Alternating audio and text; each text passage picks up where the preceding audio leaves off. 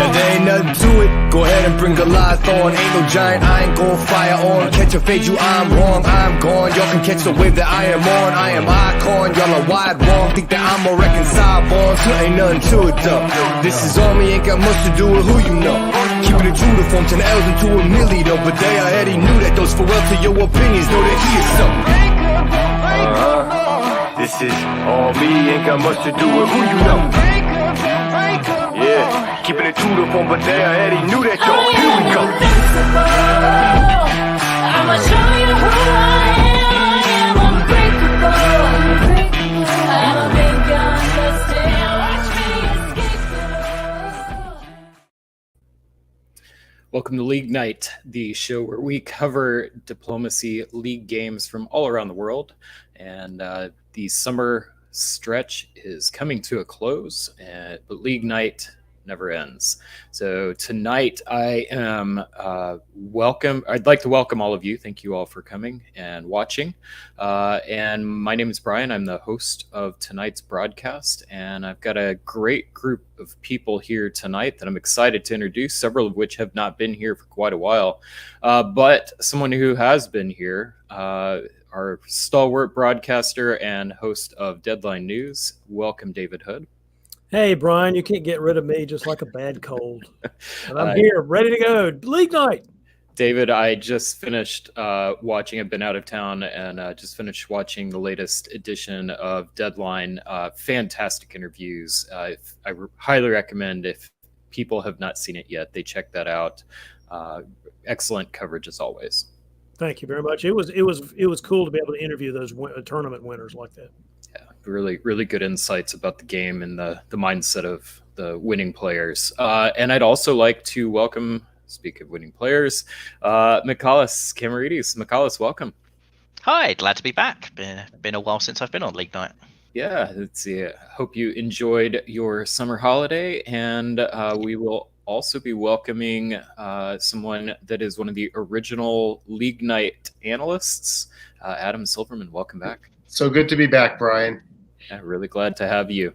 So we've got a great show tonight. I'm really excited. We've got 4 games from the Virtual Diplomacy League, and tonight's feature league is the Tour of Britain. We're going to be covering 3 games from the Tour of Britain.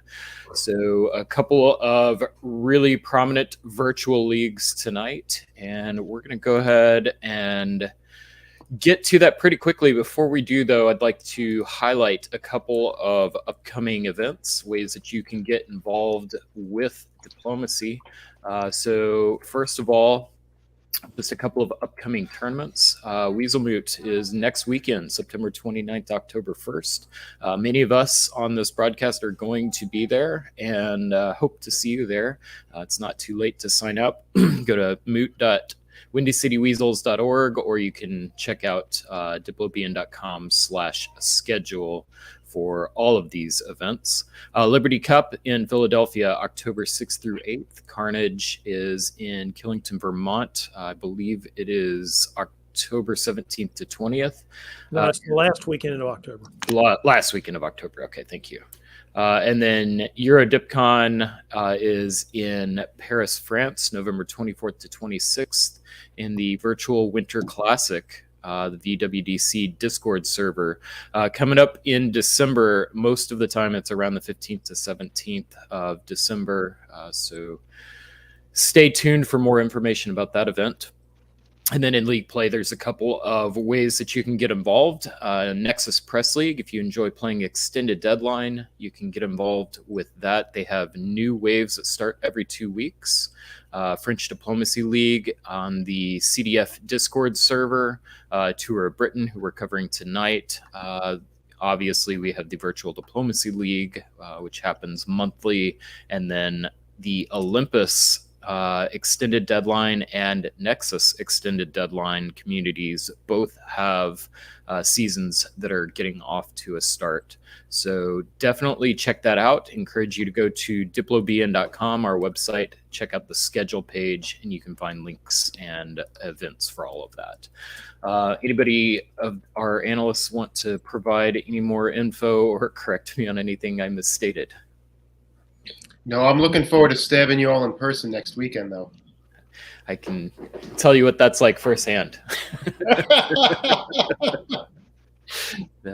All right, well, let's get right into our games. Hey, just I want to do pause before I do that. Sorry. Thank you all for watching. That's a very important thing for those of you that are joining us live. Thank you for participating in Dip Chat, one of my favorite parts of the game. And for those of you watching afterwards, we really do appreciate it. Hope that you are able to have a good mix of entertainment and education about this game. And if it's something that you are enjoying, please give the video a thumbs up. Subscribe to the channel. That helps the algorithm promote this hobby to a wider audience, helps other people find the game and learn the game and hopefully participate in the game. So first up, we're going to go to the Virtual Diplomacy League. Tonight, we've got several of our regular players, and then we've got some players that have not played as frequently. So go ahead and pull up our participants by top 10. Because I've been traveling, we're unable to record our countdown video that we had planned. So this will be coming soon. I can't promise a date yet, but Zach and I are actively trying to get that released so we can get some updated standings. But right now, these standings should be based off of our last show. Oh, I like that then. I think. But this is who we have playing tonight, according to their DBNI top 10. First is Peter McNamara, Christopher Ward, Jason Bennett, Jason Mastbaum, Christian Brown, Johnny Gillum, Liam Stokes, Rana Vesky, Yelty Kuiper, and Cody Green. So keep your eyes on those players. And here is the first game of our night. Do you have the current standings? Want to show that before we start?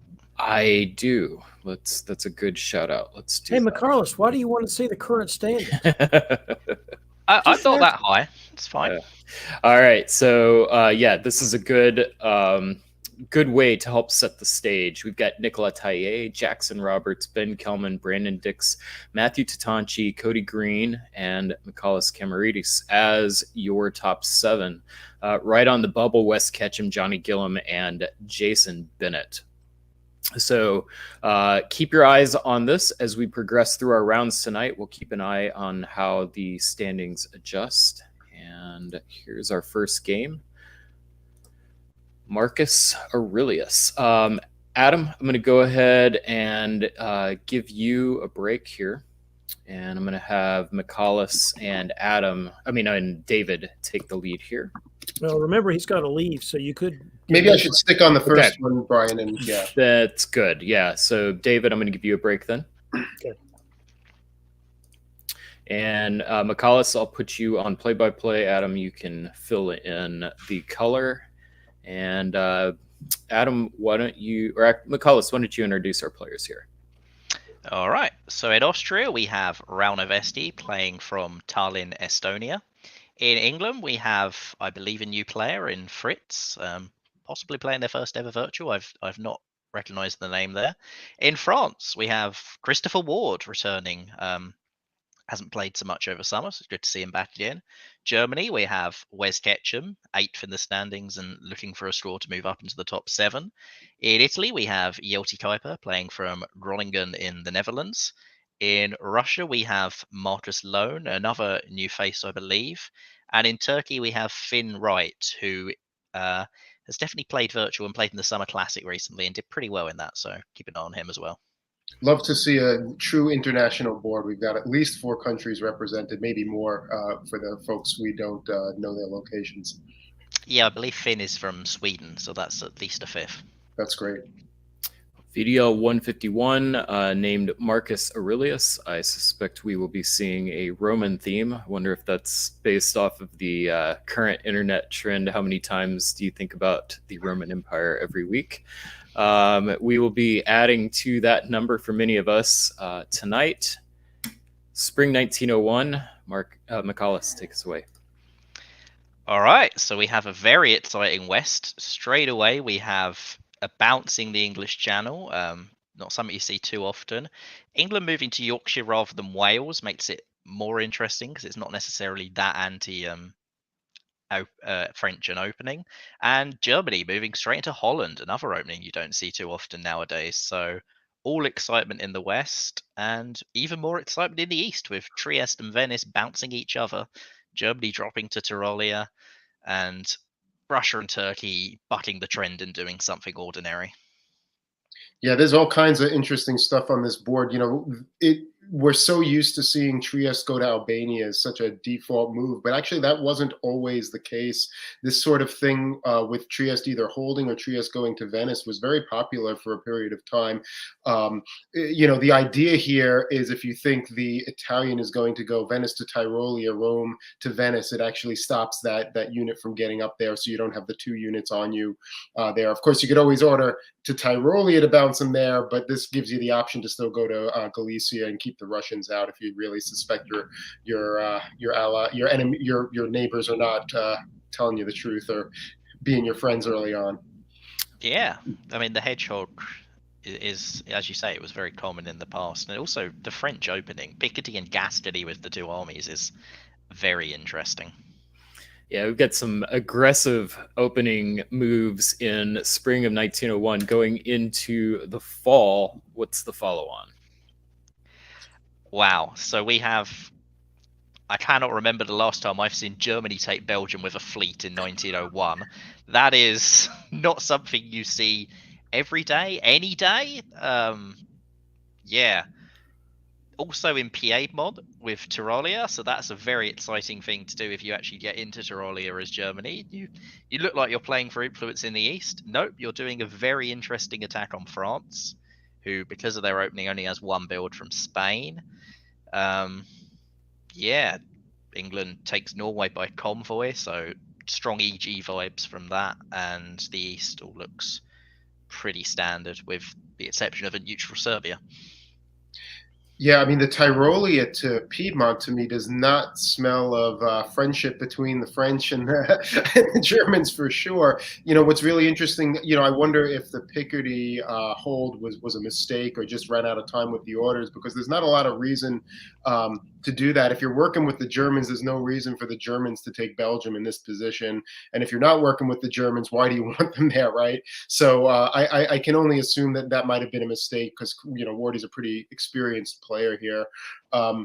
So much interesting things. The other thing that really strikes me is Ankara holds.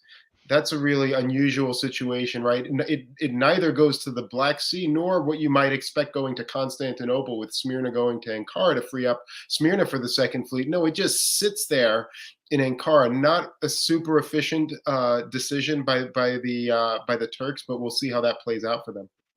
Yeah, I wonder if, given that Turkey's moved to Rum but not to Blat, there's obviously some sort of check agreement on Russia. It's like you have to support yourself to Rum, so that's why you do that move. But I wonder if there was some sort of plan for Iran and the expectation was to put the fleet into Rum. Yeah, could be. Well, the net result is we've got two builds from Germany, as one would expect, just not the normal centers. Puts down the fleet and the army. We've got the fleet from England, fleet Brest from France, fleet Naples, Italy, army Smyrna, and double armies from Russia and Moscow and St. Pete, and an army in Budapest. And the main tactical thing that I would be watching in the West is that army in Denmark. When you're playing Germany, I mean, this is a good opening position for West, but you typically don't want that army in Denmark. It's really hard to get out of there. And you can see, especially with the fleets sort of stranded out in Belgium and sitting in Kiel, it's not that easy to remove it in a very safe way. So we'll see what West ends up doing with that. Yeah, especially with the fleet in Kiel and army in Munich as a set of builds. Like, I get why you do it, it's the normal builds, but now the only real way to take Holland is with that fleet. And that's anti-England, because England doesn't want to see two German fleets sitting in Belgium and Holland and nothing against Russia. So it's quite an awkward position. And also, yeah, Turkey builds an army which is usually anti-Russian, but by the looks of it is not in this case. So we have Turkey and Russia working together to attack Serbia, Turkey trying an unsuccessful daisy chain. I have to say, after seeing Army Smyrna, I was expecting Armenia and an attack on Russia, so maybe they've got back on the same page. Maybe this was the plan all along. Italy probably also on board. It looks like it's all against Austria in the east. In the west, well, Germany's still not in Holland, but is supporting the English to English channel from North Sea, whilst also going to Helgoland and tapping Sweden. Adam? Helgoland? Yeah, I mean, all I can think of is maybe you're going to convoy Denmark to Holland, but I don't know why you're going to do that, right? And because you're basically giving Russia a chance to take Denmark, so I don't get it right here. I mean, this could be a feint on the part of the Germans that they're really going after England here, right? They're trying to get England out of position with that fleet back in the North Atlantic, up in the Irish Sea, north going to the English Channel with nothing in the North Sea in the fall if France doesn't support themselves to the Channel. So I don't know. I'm wondering if West wasn't trying to do something a little bit tricky here, and he's really, trying to work with Wardy. But man, the armies certainly don't look like it. I mean, it's very puzzling. But it's not a good way to make friends with both of your neighbors. I'm also just intrigued by what's happening with Italy and Austria. I mean, this is bad news for both of them that they're fighting from this position. There's just no excuse for that. And I hope it stops right now in the fall. I hope they're getting into a room right now and saying, who is this benefiting? And the answer is the RT. So let's see where that goes. The one thing I'd say about that is Turkey building an army. That is bad for an RT and very good for an IT. So Yep. I can see a world where Yelty thinks his partner is Finn and is trying to get that to happen, and maybe they're stringing Marcus along for now, but are going to change around later. So keep an eye on Greece this phase, I'd say. Totally. I'm going to be watching to see whether or not Wes and Christopher Ward get on the same page, turn on England here. They do not. And nothing happens on Greece. So Italy and Austria, I mean, they sort of get on the same page, but Austria is also still moving on Italy. So maybe one of them's on the same page. Maybe Rauno was trusting but verifying, as Brandon would say. But either way, Yelty has at least gone east, and Finn's decision not to build that second fleet and to not pull the first one to the Med, but RT at the same time has not paid off for him yet. Marcus is the one who's really getting all the growth from this. Everyone in the East has basically done nothing for a year, except Marcus has now got a great position. He's into Gao. All of his neighbors are fighting each other. I like being Marcus. The West, Helderland now pulls down to Holland, so they're still sort of an EG, still fighting over English Channel. I think Wardy has played this defense really well this year, given that he's been attacked by both of them to essentially be exactly where he was at the start of the year. He's made all the correct guesses. Sure, he hasn't got Portugal, but the guesses are more important. So really kudos to Wardy for that. And now to Norwegian, maybe that's the first sign of England getting a little frustrated on the attack. Yeah, I want to say that to your point about Wardy, I mean, he's got an interesting choice here about whether to take Portugal or from Mid-Atlantic. I mean, you clearly can't take it from Spain because you have to cover Marseille, but you could take it from Mid-Atlantic and just send Brest out to Mid-Atlantic here. But he chooses not to. I think this is the right choice, actually. I think you do have to play for the position right here. You don't need the build. You're holding off okay. And as we just saw, England is getting a little bit antsy. They're no longer in the North Atlantic. That's the first step towards maybe getting them to turn around. Now they're in North and Norwegian. Maybe you can convince them that there's something better that they can do with their units. Yep. So we've got a lot of games to cover, so we're going to try and go quick, but this is a fascinating position. So I do want to spend a little time on some analysis here. First of all, we had a super aggressive opening from many powers, and the result of it in fall of 1902, I think, can best be described as gridlock. There is not a lot of powers making a lot of movement here. I wanted to focus in a little bit on the West here and North Atlantic specifically. the choice to move North Atlantic to Norwegian rather than moving into Mid Atlantic. How do y'all feel about that? So obviously you can force mid-Atlantic here, but what likely happens is France retreats to Portugal. So you're essentially taking a province to give your enemy a build. So that's not ideal. And also, I wonder if this is a reaction to Russia having whatever they wanted to do. Like Russia is free in the north, and if England wants to take Russian dots, now they have a path to do it. And B, Wales has 2 fleets on North Sea in Belgium and Holland, and if you're England, that can be a bit scary. And maybe Fritz has pulled back because he didn't want to leave North Sea wide open for Wes to follow in behind him there. So yeah, I think like the Wes, as you said, he made a really aggressive opening move, and I completely get it. But I think it's an opening move that was more effective if he'd used that aggression against England, because you have those 2 fleets there. If he'd just gone to Holland in spring and put Belgium to north in autumn here, what a position that would be. An FG where Wardy is stuck on 4 centres and you're already in North Sea. Brilliant. And it's going to be really hard for him to reverse out of Piedmont due to all the absolute nonsense that's happening between Austria and Italy. Yeah, I mean, I think this gets back to, again, army placement. If you're trying to take out France, right, you still do need to be able to force Burgundy. And where are the German armies? Well, they're in Denmark again, right? We talked about that. And the other one's in Piedmont, which seems cute to come around that way. But how effective is that being? You're basically locking up one army of France's. Sure, you've kept them from getting their extra build, but, you're not going to make a lot of progress this way. Yeah, and I know he's got a build coming from Holland, but in that case, I have to wonder what the point of Burgundy was. Is there not an argument for Munich to Ruhr, build the army in Munich, and at least then you finally got 2 on Burgundy? I guess you can put the army into Kiel, but yeah, I agree with you. That would have been nicer, more momentum. Yeah, just it's an extra turn now. Yep. The army in Kiel, and how is it used? All right, so Huh. it's the army in Kiel, but it's time to attack England. All right. I mean, this did make more sense. I think you had the 2 fleets in Belgium and Holland. There was a much better attack on England than there was on Wardy.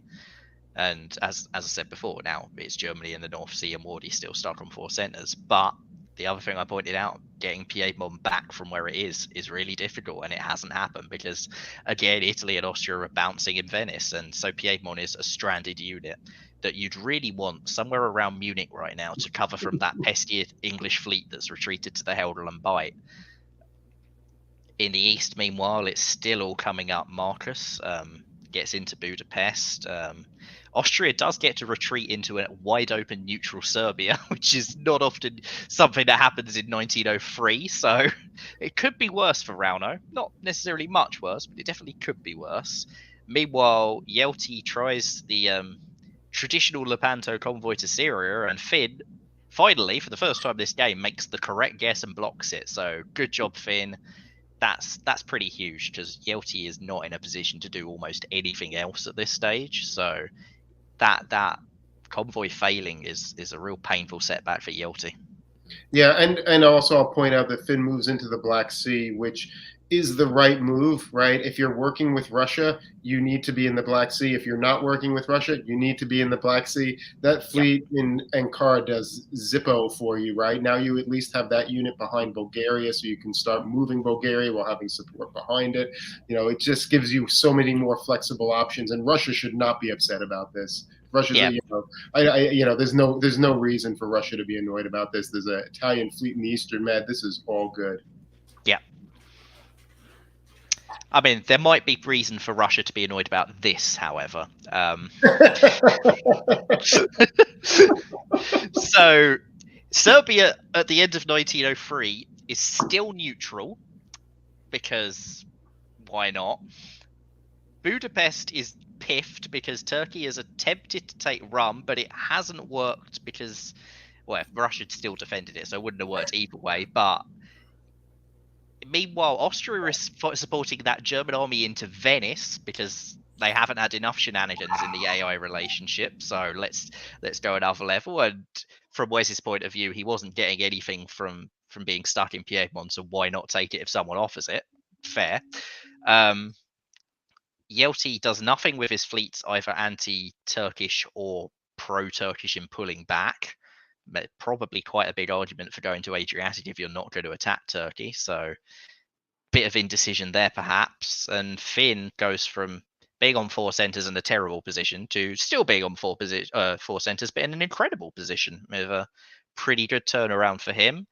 Meanwhile, in the west, Russia sides with England and piffs that pesky German army that was sitting in Denmark because they self-bounced in Kiel, which is they did cover Holland, so they did everything to cover that. And England is supporting France into the English Channel while France supports themselves to both. This is the craziest game I've seen in a long time. This is just bizarre. One thing we missed, Michaelis, is the retreat of the English into Helgoland Bight left Edinburgh completely uncovered.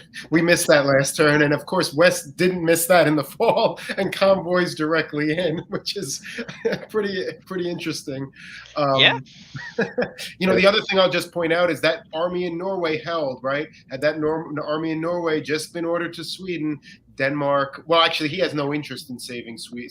Sorry, that's a German unit so he has no interest in tapping Sweden. So never mind to that. I mean, it's a really big diplomatic win for Fritz to get Russia on his side. Yeah. No, that's my bad. He needs Russia on side, so there's no reason for him to tap anything. And there was a strong argument for Marcus to just take Norway right there, and so it's a huge win to get that to go the other way, and instead for Russia to support you into Denmark. That you've got to give credit to Fritz for pulling that one off. Yeah, this is a wild game. We get armies across the board. Spring 1904. So for the second turn in a row, there is a free unstoppable convoy into an English home centre. This time it's Brest straight into London. And I gave credit to Wardy on his defence earlier. He defended for long enough to frustrate EG, and he is reaping the reward right now. Germany, it looks like, tried to convoy to Belgium, and it didn't work because England has dislodged the North Sea from Denmark. Germany is retreating to Skagerrak to annoy everybody there.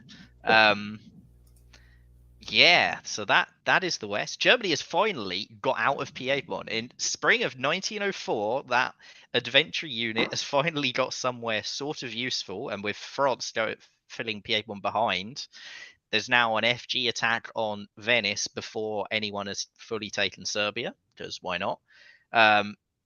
And the East, because this game isn't crazy enough. Now, Turkey stabs Austria by taking Greece and trying to convoy across the Black Sea to pull out of that attack on Russia.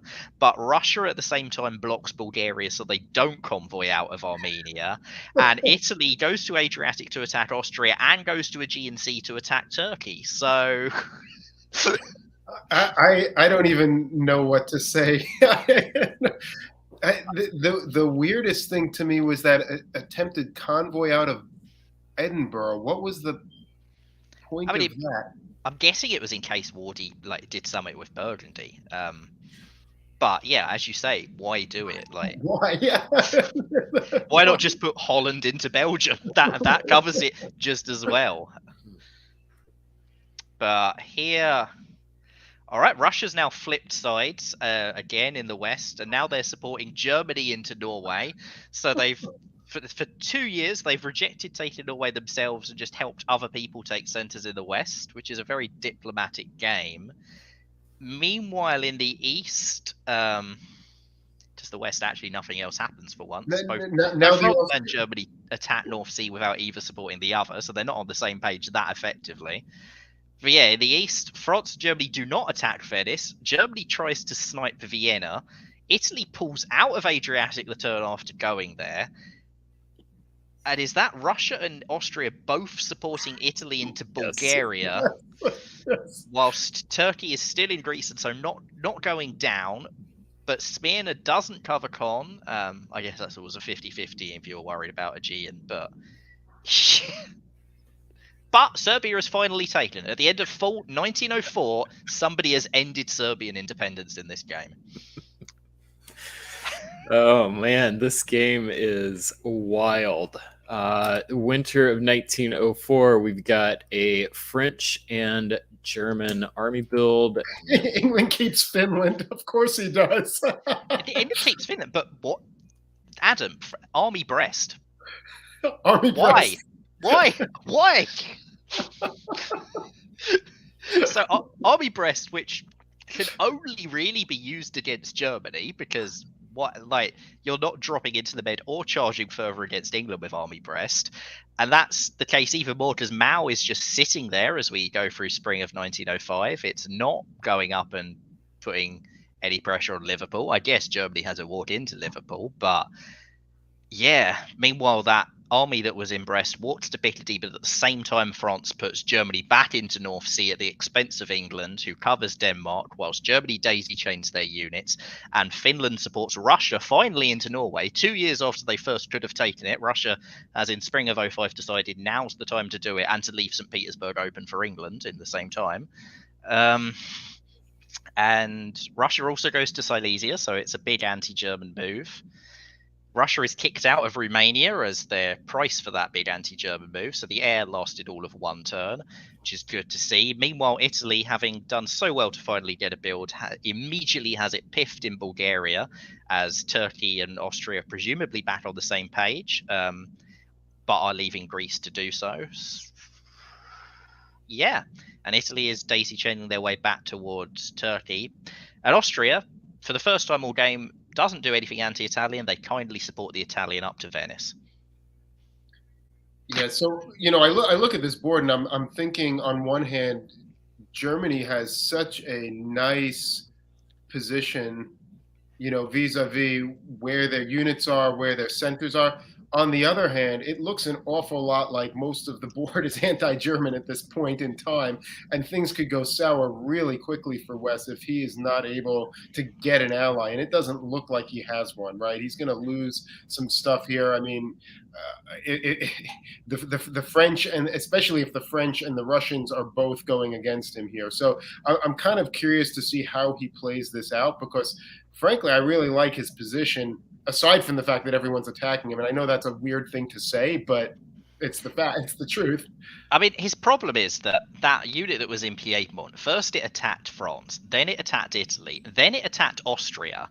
So, this is Wes in Germany, who has, by the spring of 1905, managed to piss off 3 people in the east, which is quite an achievement for Germany to do that quickly in a game. And yeah, he may reap the reward of that or not. But France does now convoy into Belgium, so the army was sort of anti-German, but at the same time he's dropping into the Med. Germany, that was Denmark that supported France into North Sea. Okay, all right, that makes more sense. So Germany just retakes Denmark and takes Liverpool, so the loss of Norway doesn't matter because Silesia has gone back to cover Warsaw after all. They didn't, and Germany correctly didn't cover Berlin or Munich, so good play there. Russia is their reward for taking Norway with English help to punish England's attackers, loses St. Petersburg to England. And the East, the AT is still together, I think, because Turkey supports Austria into their own dot in Greece to stop Italy taking that dot. Makes the correct guess on the 50-50. They don't make the correct guess around Sevastopol, although, well, actually it was guaranteeable because Ukraine tapped Rum, so they could have taken Sev from Rum and done something that way, but as Rum would have stayed Russian, so it wouldn't have helped. And Austria, having so kindly supported Italy to Venice last turn, now moves to the Adriatic as they clearly intend to build there to be anti-Italian again. I think that everything's coming up warty in this game right now. I think this is going to be a nice race between Warty and maybe Russia, though I just don't think Russia has the ability to make gains in the way that Warty does, the way that France does. So I think so far this is looking really good for France. And it's pretty good for Wes as well, yeah. As you just pulled up, Belgium probably arranged. Oh, I don't. You think so? I do. Why double bounce Belgium if you're Germany and you arrange to give it to France? Why not cover Munich from this position? But why take Belgium from London if you're France attacking Germany instead of from Picardy with the double support and still have a unit to defend London?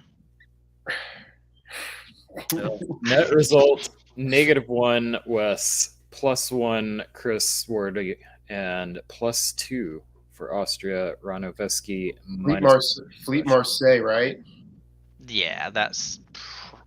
I mean, that's where you're doing if you're still with Germany. If you're not with Germany, Fleet Brest. So Yeah. I think the -1 is actually England, even though he doesn't have any dots there. That is Wes isn't actually pulling. It's England that's pulling. Oh, yes. Okay. I just can't read. Fleet Brest. Yeah. Wow. So Not arranged. probably an FG war. Oh, Okay. yeah. Oh, yeah. All right. And so Italy doesn't cover Tunis, so Wardy gets to walk into Tunis, which is delightful for Wardy. Meanwhile, nothing else really happens in the West, so Wes isn't overly bothered by that because Liverpool's pulled away from London. It hasn't gone to put a second unit on London, so if it was arranged, wasn't arranged, whatever it is, they've worked something out, but not enough out that Wes feels comfortable attacking anybody. He just wants to stay there. They do, however, coordinate to try and put France into Venice for reasons. Turkey has decided that 1 year of working with Austria was 1 year and that's it. So now it's actually time to attack Austria, who Yelty punishes for daring to attack by supporting Turkey into Greece, and Russia supports Turkey into Romania, and Turkey gets to put another army in Bull. So much as it was France and Russia perhaps at the play, what a turn this is for Finn. And if he can hold stuff this turn and doesn't lose Smyrna to the guaranteed walk-in that Italy currently has on it, could be a huge turn for Turkey. And Russia is backing Galicia and St. Petersburg, despite seemingly being friendly to Russia last year, and maybe there was an agreement to take St. Petersburg, is tapping Moscow to try and help other people take it. I mostly like what Finn is doing here. The only thing that I would probably do differently is I would be trying to give Italy a center. Italy needs to get a build here. If you want to top the board as Turkey, which I think you probably still have time to do from this position, you need to get Italy going west and holding back the French, right? And you need to get things locking up around that part of the board. The question is if Italy is so mad at Austria that they've just decided to throw. And that is very possibly the case because their relationship must be somewhere near the depths of Antarctica right now, and the way this game has gone. So I can very much see that this is just Italy. I have no plan in this game except to screw Austria as much as possible. Yeah, I like this comment too. So all right. So fall 1906. What? No, Italy is not planning to.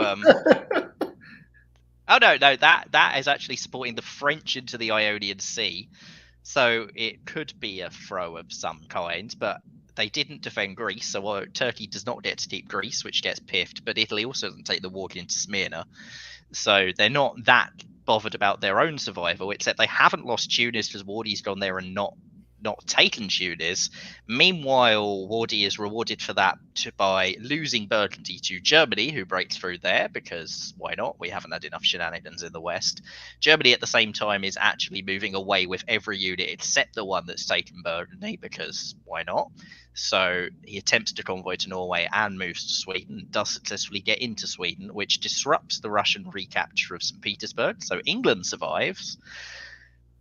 And the RT is back on, but they don't manage to take Budapest, and Black Sea is DMZ'd. So this is not a this is a timed game, right? So this game will end around 1910 or so. But this kind of Eastern shenanigans that are continuing in spite of the Western part of the board resolving stuff. This is how solos happen in diplomacy games when stuff goes completely awry and nobody's getting along and nobody's probably talking in the right ways. You know, I don't know whether France or Germany would ultimately be in the better position for it, but this is a game that if it was unlimited and they were playing as if it were unlimited, I think could very well, you know, have the potential to go into some weird stuff at the end. I mean, the counterpoint I'd say to that is that yes, the East is still unresolved in 1906, but so is the West. Like the West isn't really any more resolved than the East is. Then England's been kicked out, but Germany's in Burgundy, and yeah, they're completely entangled in each other still.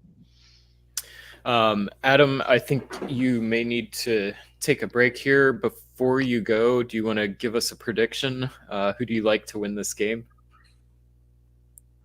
Yeah, I mean, I'm probably gonna go. I mean, it's gonna be France or Germany. I'm not quite sure who out, tactics. I think that Wes has been playing overly aggressively, and it's been working out for him. And I actually think his position right now is a little bit better. So I'm gonna go with Wes. Okay. McCallus?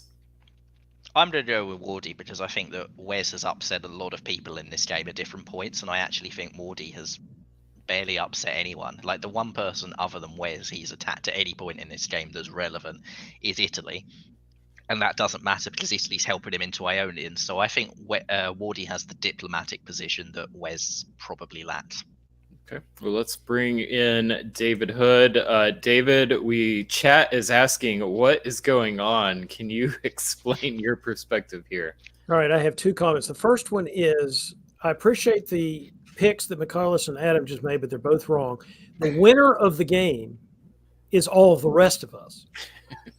I don't think anybody actually wins. All the rest of us are winning just from an entertainment point of view. But y'all,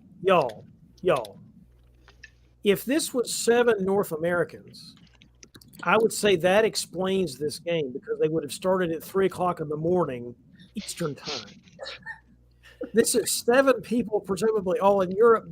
They can't blame it on starting at 3 a.m. This is completely and utterly insane. And that's what I have to say about you, Marcus Aurelius. On that note, Adam, we will see you shortly. And McCallus, I'm going to put you back on top here. Let's get to winner of 06. All right, we got fleets from Turkey.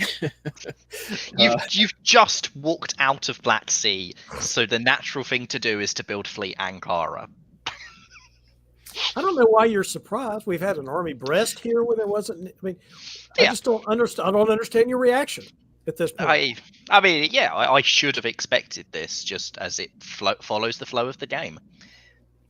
This is something we sometimes say, viewers, don't try this at home. Don't try this at home. Well, I mean, I'm gonna give a counter to that. This is an example where maybe it's not optimal from a strategy tactical kind of perspective, but this is the game that's being played. Like everyone on this board is responding to how this game is being played, and they're playing it. And I think that you don't have to go through the same kind of motions every single game. Somebody is going to figure out how to get ahead out of this situation, even though it's not typical. Do we know that these players know they're playing VDL and are not playing the French league in C Diplo? We don't actually know anything, is my point earlier. We don't actually know anything about what's going on. All right, so Wes finally moves Edinburgh in a hostile direction against France, who pulls back out of the Mediterranean whilst taking the Eastern Med, because where there's 3 French fleets on the board, the natural places for them to be are London, Mao, and the Eastern Med. That's just a rule of diplomacy that we should all support at all times.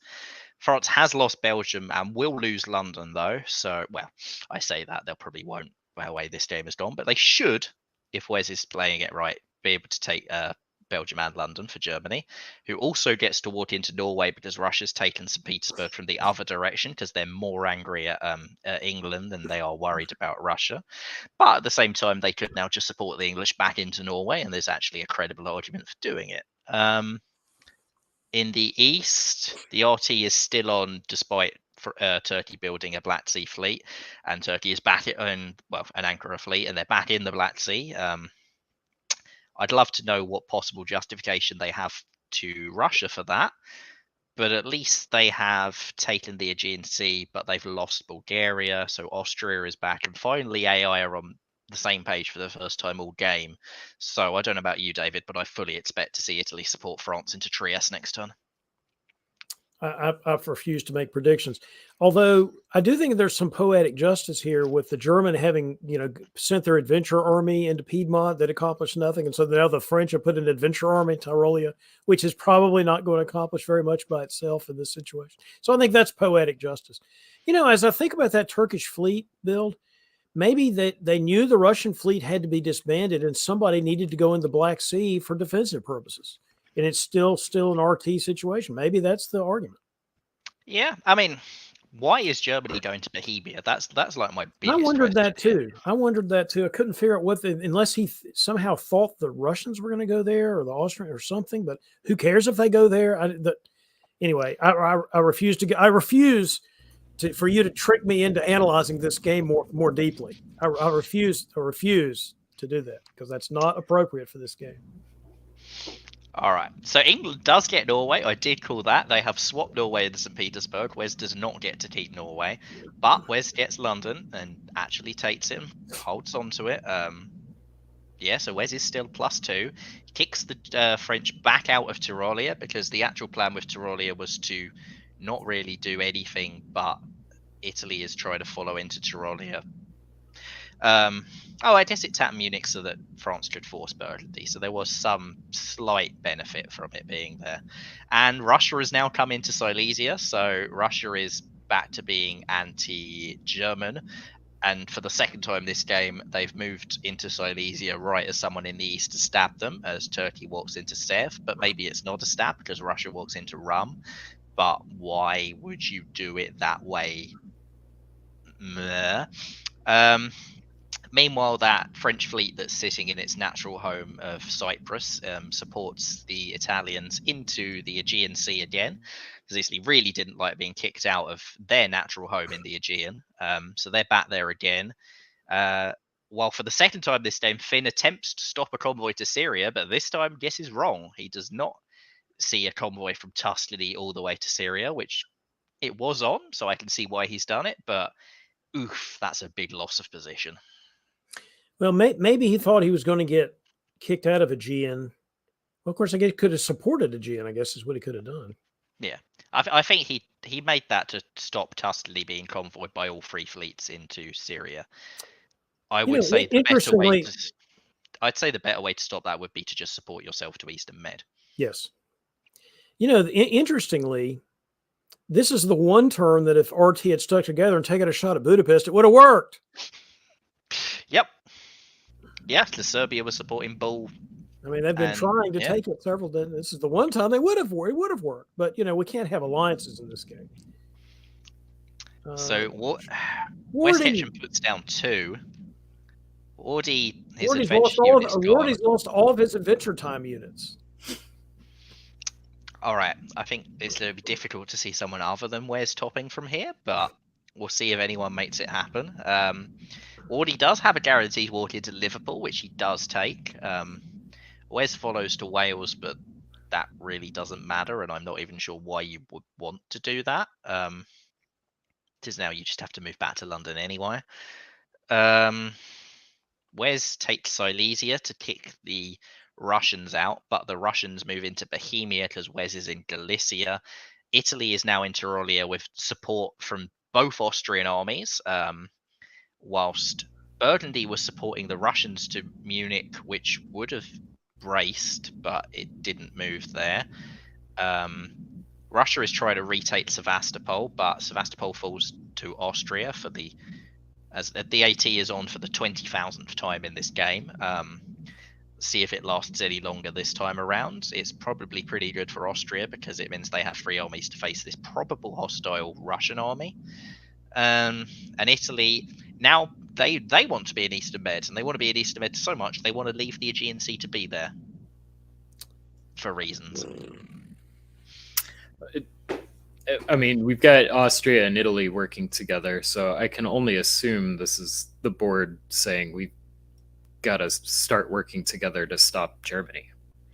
Yeah, I mean, this could be an all against Germany position. Like, obviously France tapped North Sea, so Wes didn't get to take Norway, and now there's 2 on Sweden. So Wes doesn't have everything his own way. He does have 2 on Warsaw, so we'll see what Russia does, because Bohemia is a weird way to attack Germany, but it also isn't attacking anybody else.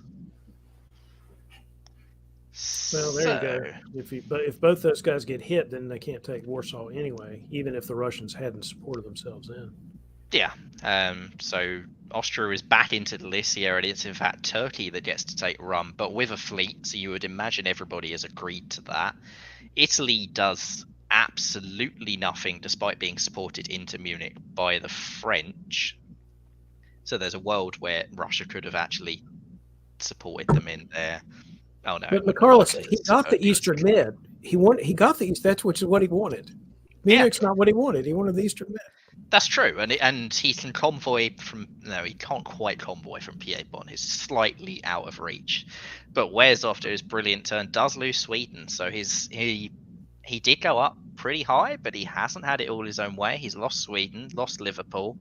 He's in Ukraine, which sounds incredible for Germany, and then you look at everything that's around it, and it actually looks like an awful place for a German army to be right now.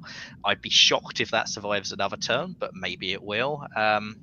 Yeah, there is time to peg Wes back, and if Wes is pegged back, it is really, really, really hard to say who would win from the rest of them, because almost anyone on this board that isn't England could credibly win on 7 centers right now. That's really true. You know, just sort of as a meta point or a macro point, when you've only got 2 fleets, it is hard for Germany to hold a position of 10 centers with 2 fleets. It's hard to imagine how you would do it, actually. Yeah, and those 2 fleets aren't even in a position to support each other. Right. It's just an army-heavy situation. And France, probably recognizing that, decides to put down another fleet, and then we get an army from Ink, spring of 09, nearing the end. So Wes did correctly pull Ukraine off the board, because it would have been piffed if he kept it. Maybe it's going to alleviate enough pressure for him to actually defend what he's got. He is abandoning London to take Denmark. France will take London because that now can't be stopped, but Wes can guarantee Sweden, so he's trading but trying to get back on page with Wardy, who's going down to Marseille but still going to Burgundy. So maybe this is FG disentangling with 2 years at most, well, maybe 3 years at absolute most left to go in this game. I'm quite surprised that Wardy would agree to disentangle now, because I can't see him getting dots from anyone other than Wes, unless Yelty lets him take Tunis, which he did do earlier, and then Wardy didn't take. So, yeah. Well, you know, we're not sure that Wardy's disengaging here. These unit moves don't necessarily mean that. No, that's true. It definitely looks like that's what Wes is trying to get happen. Like Holland to Kiel is surely nothing but a disengagement, but actually, yeah, now not only is London likely to fall, but Belgium can very easily fall because he's gone Holland to Kiel. So I'm not quite sure what Wes is doing here, to be perfectly honest. yeah, in the east, meanwhile, Austria gets to walk into Warsaw because Russia has made another attack on Turkey. Incorrectly guessed which person would stab him for the 20,000th time this game. Yeah. Meanwhile, Turkey, having built that army in Ankara, because reasons again, he pulls it down to Smyrna, but his fleet in Smyrna is into the Aegean Sea. Italy, by the looks of it, tried to support Austria into Aegean Sea and to backfill Greece. You would imagine that had to be an agreement, because why else would Austria be the one taking Aegean Sea? So this is surely Austria breaking a deal with Italy and not doing that agreement. And maybe I think that's what Trieste is too. That's yeah. It's an unwanted support, so he can move his army into Tyrolia. Yeah, I mean, it doesn't, like, he's not actually got the ability to take Venice though, unless I guess Marseille could cut Piedmont, but again, it's difficult to see why. But it was probably a late decision if you look at what Bulgaria did, or rather didn't do. It looks like those were orders that were changed very late in the phase for Austria, and something else was the initial plan. And they're punished severely for it. So, again, for the second time this game, Turkey gets to put 3 armies into the Balkans in one turn. This time it's a full turn, and so if there's a late race for the board top, you can't rule Finn out now. Russia has retaken Warsaw, so this is a dreadful turn for Rauno in Austria, who goes down 2, but really down 3 because he was sitting in another dot and incorrectly guessed how to keep said dot. Germany does take Sweden by tapping Norway. Oh, gets Norway as well because England has walked into St. Petersburg. So Wes, despite losing London, gets to build, having gone +2, but can't defend Belgium at all. And Wardy is surely coming for him again because Mao has gone to now. So even though he's +1 overall to 9, Wardy is on to 7, and it's net 8-8 when Wardy takes the guarantee on Belgium. So that's really interesting because Edinburgh, St. Petersburg, they're going to be deciders, assuming this game doesn't end right now. And yeah, the East, more shenanigans. Well, and the longer shenanigans go on, the more pro-Turkish that is in the corner position. Yeah, I mean, that was an incredible turn for Finn. Yeah. Now, the only downside for Finn is he can only build one fleet in Ankara. He can't build both of his fleets in Ankara. Okay, so this potentially could be the last turn, or could end in 1909 in this position. Most VDL games will go to 1910, and occasionally, if they're playing quick, 1911. I don't think they're playing quick in this game. Like right now, I think it's a question of can Wes hang on long enough to maintain that lead before time expires. I think we would all agree that if the game continued in this trajectory, which, I mean, who knows with this game, but if it were, I don't think Wes ends up winning this, but with there only being 1 year left, maybe. So we'll say, who do you like? McCallus, you got to pick somebody who wins this thing in the end. This is a hard pick. Wardy can definitely get to 9 because he can move to North Sea and Clyde. So Edinburgh is going to fall regardless of what Wes does. Belgium's also going to fall. Turkey with Austria, it depends a lot on those Austrian disbands. Who Austria is annoyed at most in the East is going to be really decisive for what happens to Finn's position. If those are Livonia and Ukraine, it's not that good for Finn. If they're anything other than Livonia and Ukraine, it's incredible for Finn. So you have to like the Turkish position if the Austrian disbands in their favour. If it doesn't, I think I'll pick Wardy. The Russian disbands are also important here because if they disband Finland and Moscow, for example, that's a different board than if they disband Warsaw and Galicia, for example. Yeah. Different board for West, different board for Finn. I think West has still got the best chance, even with Wardy's position, because I think he can take St. Pete. Well, we'll see in a minute what the disbands are. Wouldn't surprise me if he ends up taking St. Pete. Well, I don't know. It's hard to come back from losing Belgium and Edinburgh, though. Yeah, like even if he takes St. Pete, I think he's going behind Wardy unless he can get something in the East by Russian and Austrian disbands. Because if Austria disbands Livonia, Ukraine, and Russia disbands Warsaw and Galicia, Wes could theoretically walk into Warsaw with everybody agreeing. Yeah, that's these disbands are so important. You know, if Wardy wins this game though with his opening that he did, that's going to screw up everybody's opening statistics. I mean, if Wes wins this game with the opening he did, you can make that exact same argument. That's true. All right, so here we go. Disbands Finland, Livonia, Galicia, Albania. We've got a build in Kiel and Paris. I don't want to spend too much time on this, but you've seen your builds. Does this change your predictions? I'm sticking with Wardy. Yeah, I had said West just to give you a different answer and thought maybe he could do something. I just think Wardy's got the best shot here. Finn does have a shot, though. Yeah, absolutely. All right, spring 1910, we're playing. And this is also entirely dependent. If it goes to 1911, I actually think Finn has a better chance than Wardy does. But assuming that this is the final year, Wardy moves up to North Sea, doesn't for some reason force Belgium. He's prioritized taking North Sea, which, if this is the final year, is absolutely the wrong move. So maybe this is going to 1911, and maybe that's why he's done this, because that's, I think, the only justification you can have for not forcing Belgium right now when Well, it he can. was He can. easy. Oh, you're right. Because he I mean, didn't go to Clyde. Yeah. Okay. yeah, I mean, he's blocked the German fleets off, but it looks like he's prioritized a forward position over just taking the dots in front of him. And it looks like Wes has done the same thing. He's not just charged everything up to St. Petersburg to take it. He's pulled fleets to Helgoland and Denmark. So I actually think this might be going to 1911, because otherwise these moves don't make sense.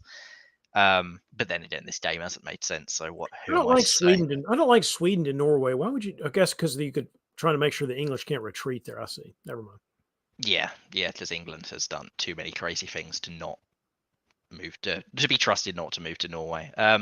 For Finn, the East hasn't gone great. He's made the incorrect guess on Serbia, loses Rum to the Austrians, but he does get to retreat to Gao and gets a forward position on Albania. And it looks like Italy is pro Finn.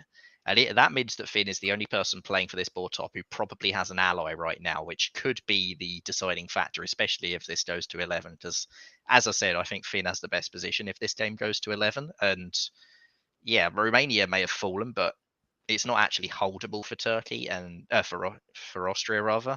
And Austria is probably losing Trieste to Italy, losing Serbia to Turkey, losing Rum back to Turkey.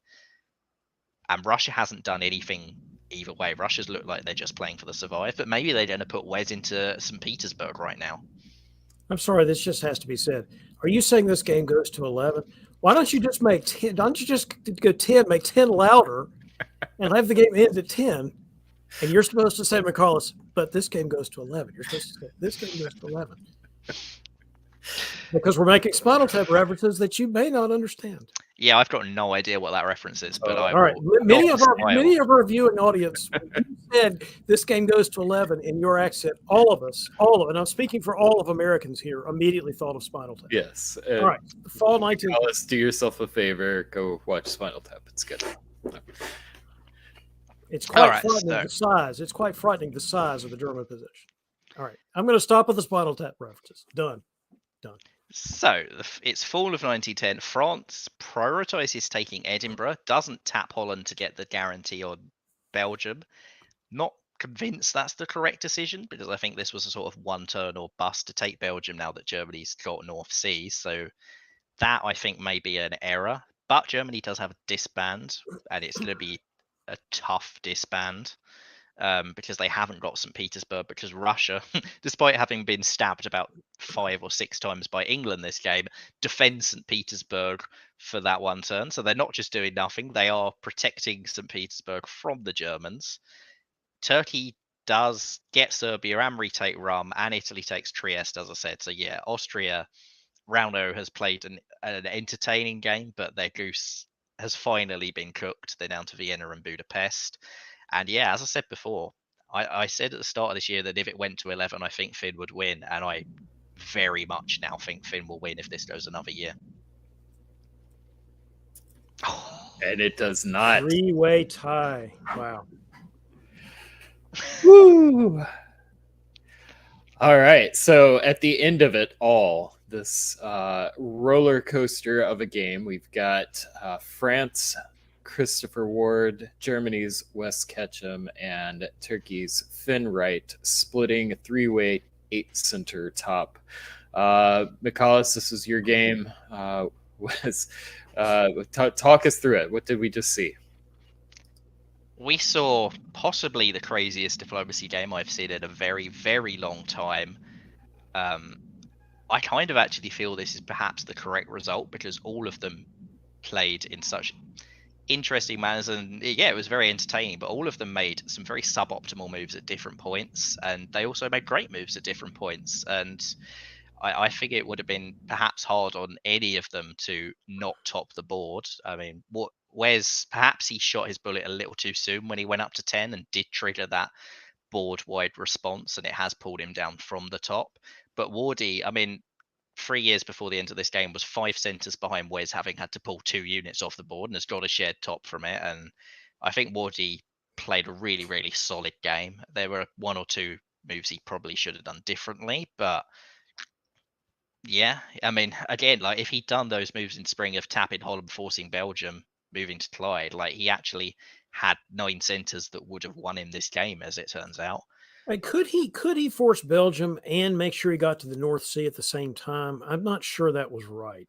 So maybe that's what He the didn't. issue He was. didn't have to. Like the only German unit next to it, I think, was But at any rate, let's not belabor the point. yeah. You're totally right that the three powers that tied was. I mean, they probably played the best of anybody in this mixed up gobbledygook game that was ended in 10, not 11. Yeah. Well, I said earlier you play the game that you like show up and you play the game that's being played, and sometimes it's the NBA and sometimes it's Harlem Globetrotters, and I think we had the Globetrotters in this one, which is very entertaining for us. So thank you to all of those players for giving us a really good start. General Savage, yes, pretty entertaining way to start our show. Let's do another one. Let's go to our players. And David, I'm going to go ahead and put you on the play-by-play for this one. I probably shouldn't be on this one, Brian. You might want to skip this one. You know what? You're right. We'll come back to this one.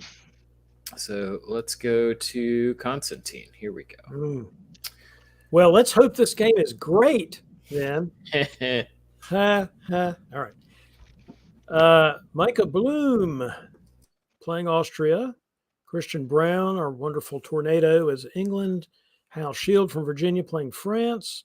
Isaac Silbert, our Australian player, playing Germany. That's great. Another one of these international boards, which looks awesome. Brandon Dix coming from California. As our Italian, Yelty Kuiper, again playing the second game here from the Netherlands. And Isaac Ukes coming from York in the UK. This is quite a lineup of players who have, some of whom have played a lot together in this league and some of whom haven't played probably together as much in this league. You know, somebody like Mikey Bloom, who's been playing a lot lately. Hal Shield hasn't been playing as much lately. You know, they're not playing right next to each other, but they don't have the same relationship maybe some of these other players do. Yeah, I'm Isaac playing from Australia. This is the only round I think that's the absolute middle of the night for the Australians. This is probably the least friendly round for Australian time zones, so this is an interesting one for him to be playing in. And also, I'd say I know that Yelty and Micah, Yelty actually recruited Micah to play this game, so they do have a pre-existing relationship, and maybe we shall see something from that in the East. Yeah, in exchange for that relationship, they have a bounce in Galicia, which doesn't really tell us anything. We have Smyrna to Armenia. That's a move we don't see as much lately as we used to back in the day. Nobody goes to Burgundy, another situation where the French have not gone to Burgundy. The Germans didn't go to Holland, though, so we're not going to see quite the inanity that we saw in the last game. But otherwise, this thing looks fairly standard. What do y'all think? Yeah, I think that was a pretty standard move almost everywhere. Italy going to Tyrolia and getting in gives some interesting questions for Germany. Yes. Yeah, big one for me is France in the English Channel. Yeah, supporting himself to Belgium, which is the right answer there, because it forces England to cover up London and vacate the North Sea. Isaac wasn't sure what was happening with the Tyrolean adventure units, so he covered Munich. They do not go to Galicia in the fall, so you might be onto something here, Carlos, with the AR relationship. They're instead prioritizing doing other things like covering Trieste. Notice the Austrians not even having to support themselves to Greece. It's interesting.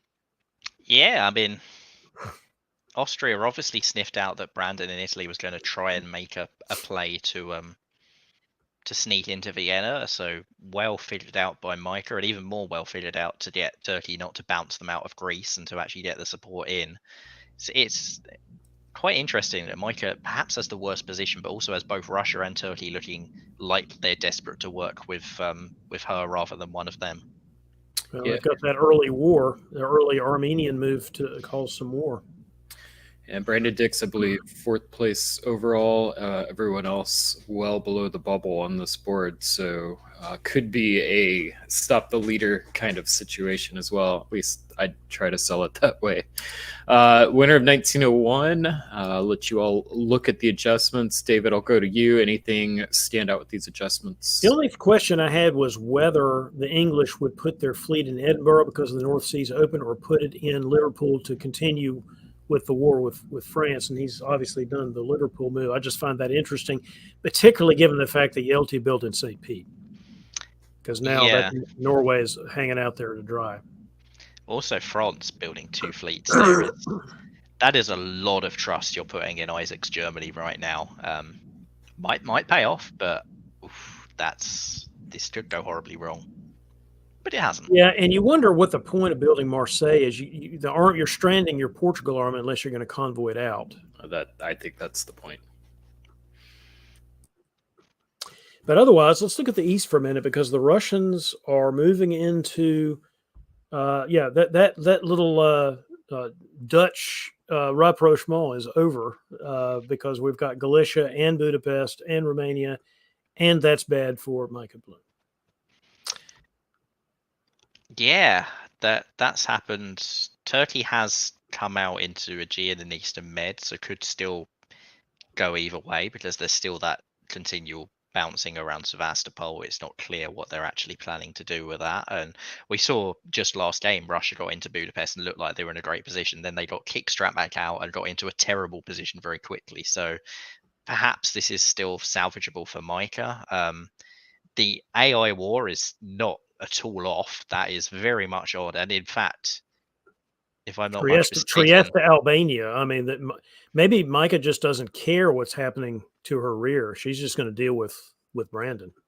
And yeah, the German moves, Silesia and Bohemia, are particularly interesting. Like, has Austria somehow upset Germany enough that they're coming to help Italy? But maybe Germany is going to attack Russia. But if you're doing that, I mean, they've moved to Baltic Sea, which suggests they're attacking Russia. But why are they not moving to Prussia and Silesia if they're attacking Russia?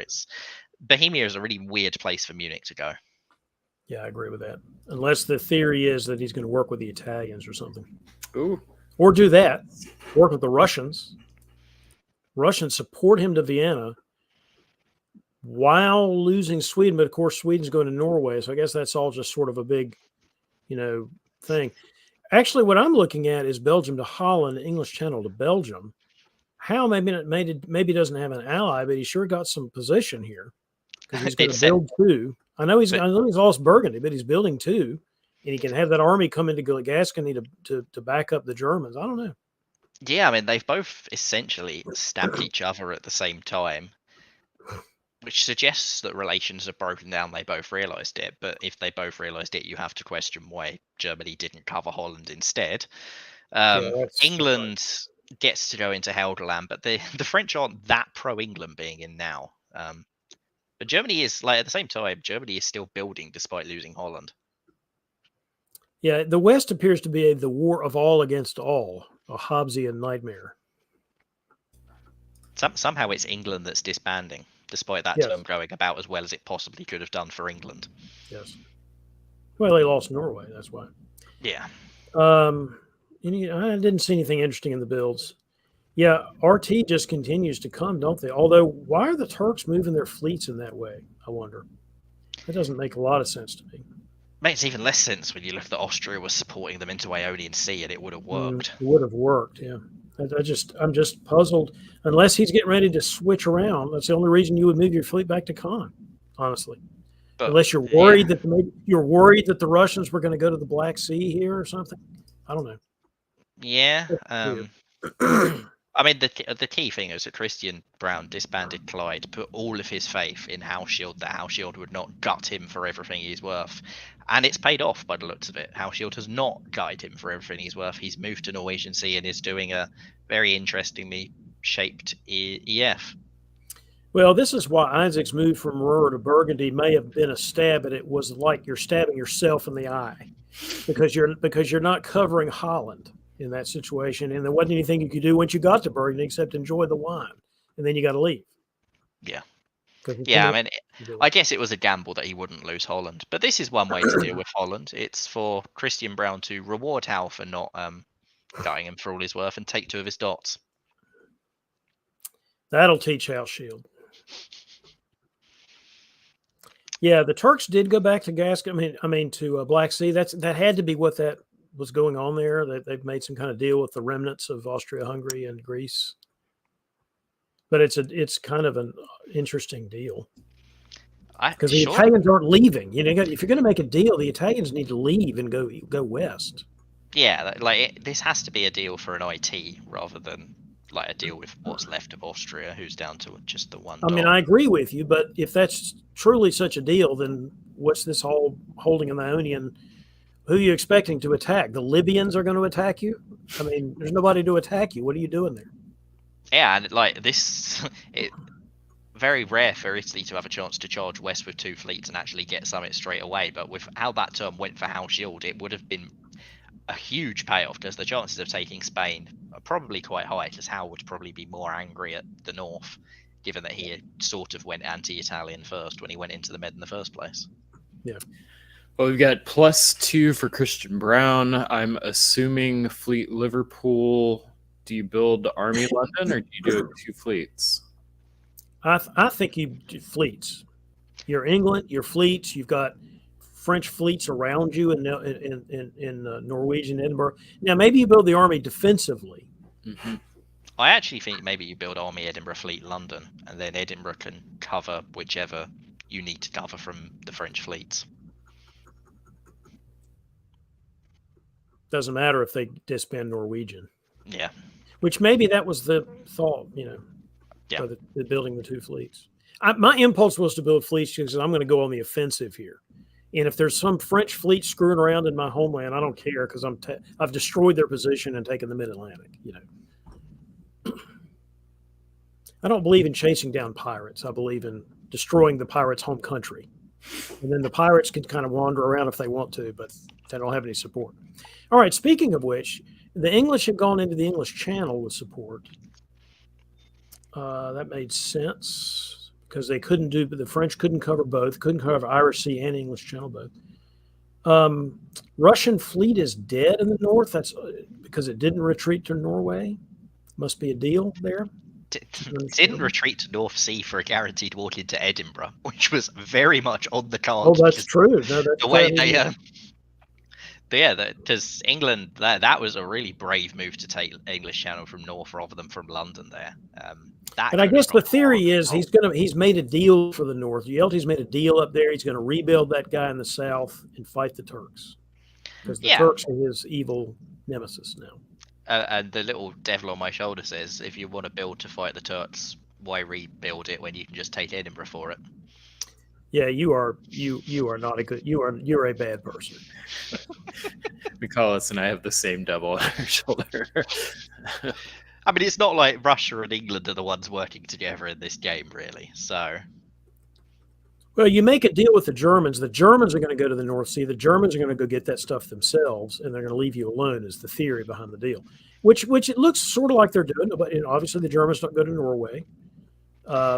They don't move out of Denmark, though. Wouldn't you move Denmark to somewhere else here, maybe like Helgoland? I guess you don't want to. Well, if you're going to go to the North Sea, it's already going to spook the English. Why not just go to Helgoland, put another guy in Holland? Yeah, I mean, this just makes me wish I was in Edinburgh as Russia even more right now if there's potential for a GR, because like a GR is quite hard to get the jump on an EF, but if EF are fighting in this way and GR aren't, this would have been an incredible position right now for Russia in Edinburgh, Germany in North Sea, for them to just absolutely destroy both England and France. So perhaps an opportunity missed there. But it's all coming up Russia in the east. Yeah, Brandon doesn't miss an opportunity to move his fleets west now. Turks have destroyed Greece. This is the the IT that you were certainly rooting for, Michalis Conrades. I mean, they need to be doing it because it's an IT that somehow Russia is actually the one who's winning the East, despite there being an IT. So, yeah, they haven't done it that efficiently yet, and finally now they seem to be. But maybe this is why Yelty didn't want Edinburgh. He doesn't want to be too scary because he is actually topping this more than 7 centres and could have treated stop the leader syndrome quite early Well, on as Russia. you go if you go to Edinburgh and all that, you don't expect to keep any of those centers. You're not going to keep them just because you've got it, and you've got a fleet that's sort of disruptive to people. This way, he's got some kind of deal. He can just focus on the Turks and hope that they leave him alone in the north till he can rebuild in St. Pete. I want to give a shout out to Yelty. I mean, I will be honest. I've been watching this game, watching the flow. I have not been paying attention to the center count, and to look up and see the Russians in like topping the board right now took me by surprise a little bit. I was not expecting that based off of how the last couple of turns had gone through. So good on Yelty. Hey, if you own that much in the Balkans, you're going to be ruling the game. So, Yeah. Yeah. All right, we'll do a quick who do you like, David. This is your game to call, so go with you first. Okay. I'm not going to pick the Russians because I think that the position is precarious. He certainly could win, but it is precarious. I'm going to pick Isaac. I'm going to pick the Germans. I think there is a way forward here by taking the Low Countries back. He's got fleet superiority. The Italians are kicking on the French back door. And so Christian's going to be tempted to keep moving down south. That would give Isaac some opportunity. So I'm going to go with Isaac. Yeah, I think it's hard to argue against that. I would have been tempted to go with that Isaac myself. But I'm going to give my vote to Brandon Dix. I think actually he's got a very decisive role in the East. There's a very credible argument that Yelty should want to Wintergreen right now. And Germany is a bit part player. There's a world where a Wintergreen gets him Vienna and gets him. If he can make the right guesses on against Hal at the same time, Brandon could pull away quite quickly as well here, I think. Spring of 1905. Well, I don't think Ionian to Adriatic is a wintergreen move, so I don't think we're looking wintergreeny. I don't think not Serbia minty. It's not a minty fresh move, but the Italians did take Spain with probably looks like maybe with Hal's agreement, in the sense that he's supporting the Mid-Atlantic, or showing that he's going to support the Mid-Atlantic, that he's going to be there to help France, even though he's going to take one of France's centers. Interesting. Yeah, I think that was actually a pretty bad turn for both of our picks. Well, the Germans are in English Channel. Yeah, That's sort of a forward position. You can still do stuff from here. Denmark can still go to the North Sea in the fall well, you're right. He didn't really move anything. Yeah, you picked him so he could secure the lowlands, and now he's out of a position to secure the lowlands. So it didn't necessarily have to happen this turn. My point was a little more of a long-term thing once Christian gets even further strung out. And he could do it now if he wanted to. I mean, it looked like RT were back on the same page. It doesn't actually appear to be the case, but Turkey got Serbia with Russia taking Trieste. But maybe that was Turkey wasn't supposed to take Serbia, and maybe that's why this has all immediately gone back into chaos. And so, actually, our picks are quite good after all. Well, Yelty's losing the army in Trieste. It's being piffed. That's a big loss as well. A long way from home. You hate your forward units, and the Germans have lost. I mean, the English have lost their army in Belgium, which went there to die, apparently. That's quite an incredible achievement for France to take Belgium there. Hal has played incredibly. That doesn't even really make sense that could have happened. That's gone horrendously wrong for EG there, and you've got to give credit to Hal for sussing that this order set would get him somewhere, so he could give Spain to Italy, get them as a loyal ally. What did the English? What did Christian just do with his fleets? Okay, so he just daisy chained him out. Yeah, it looks like they've sinned away St. Petersburg, and it looks like EG are going after Russia. So actually, even though Russia's lost Trieste, but it's not a rebuild because they lost Serbia, so they don't get to build it in St. Pete. Yeah, never mind. Yeah, good turn for Brandon and Howe. Yep, very good actually. And now there's no reason for Brandon to come to help the French because the English have moved away, basically. So Belgium convoys to London. That's fun. But the Italians are coming into the Mid Atlantic, and they're coming to stay. I'm thinking Venice to Piedmont. Yeah, but is it hostile? I guess we're getting ready to find out. There's surely an argument for Brandon to sort of use Hal as a janissary here. Yeah. Isaac Ukes is having a good turn though. Getting all Yeah, those armies in position. That's pretty good. Finally, he's only been in Armenia the whole game, so he's made his intentions clear pretty early, and he's long-term intentions, and he's continuing to make that work. yeah, it's gone pretty wrong pretty quickly for Yelty here, as it often can for Russia. It was precarious. It was precarious. Yeah, I mean he is in Vienna, but he ain't gonna keep it. Yeah. Not anymore. So this is all Kraken. Yep. I love to see it. You would. All right, London's gone though because there was no way to defend that. But Belgium stays English. Yeah, the Italians are not there to help. They're definitely not there to help. But way to go, Brandon Dix. Advantage Brandon here is taking Vienna, taking Marseille, taking Portugal. That's really quite a turn for the Italians. And then the only fly in the ointment could have been if the Turks didn't cooperate, and instead of going to Ionian, they go to the Aegean, got a strong IT situation going.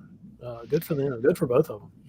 Yeah, I mean, like a lot of the time, that Portugal thing, we've seen in games in the past have skipped Portugal. They've just pushed the fleet forward, and there's arguments for it. Like it's something you have in pocket, but I'm actually of the opposite persuasion that you should take Portugal the second that you can.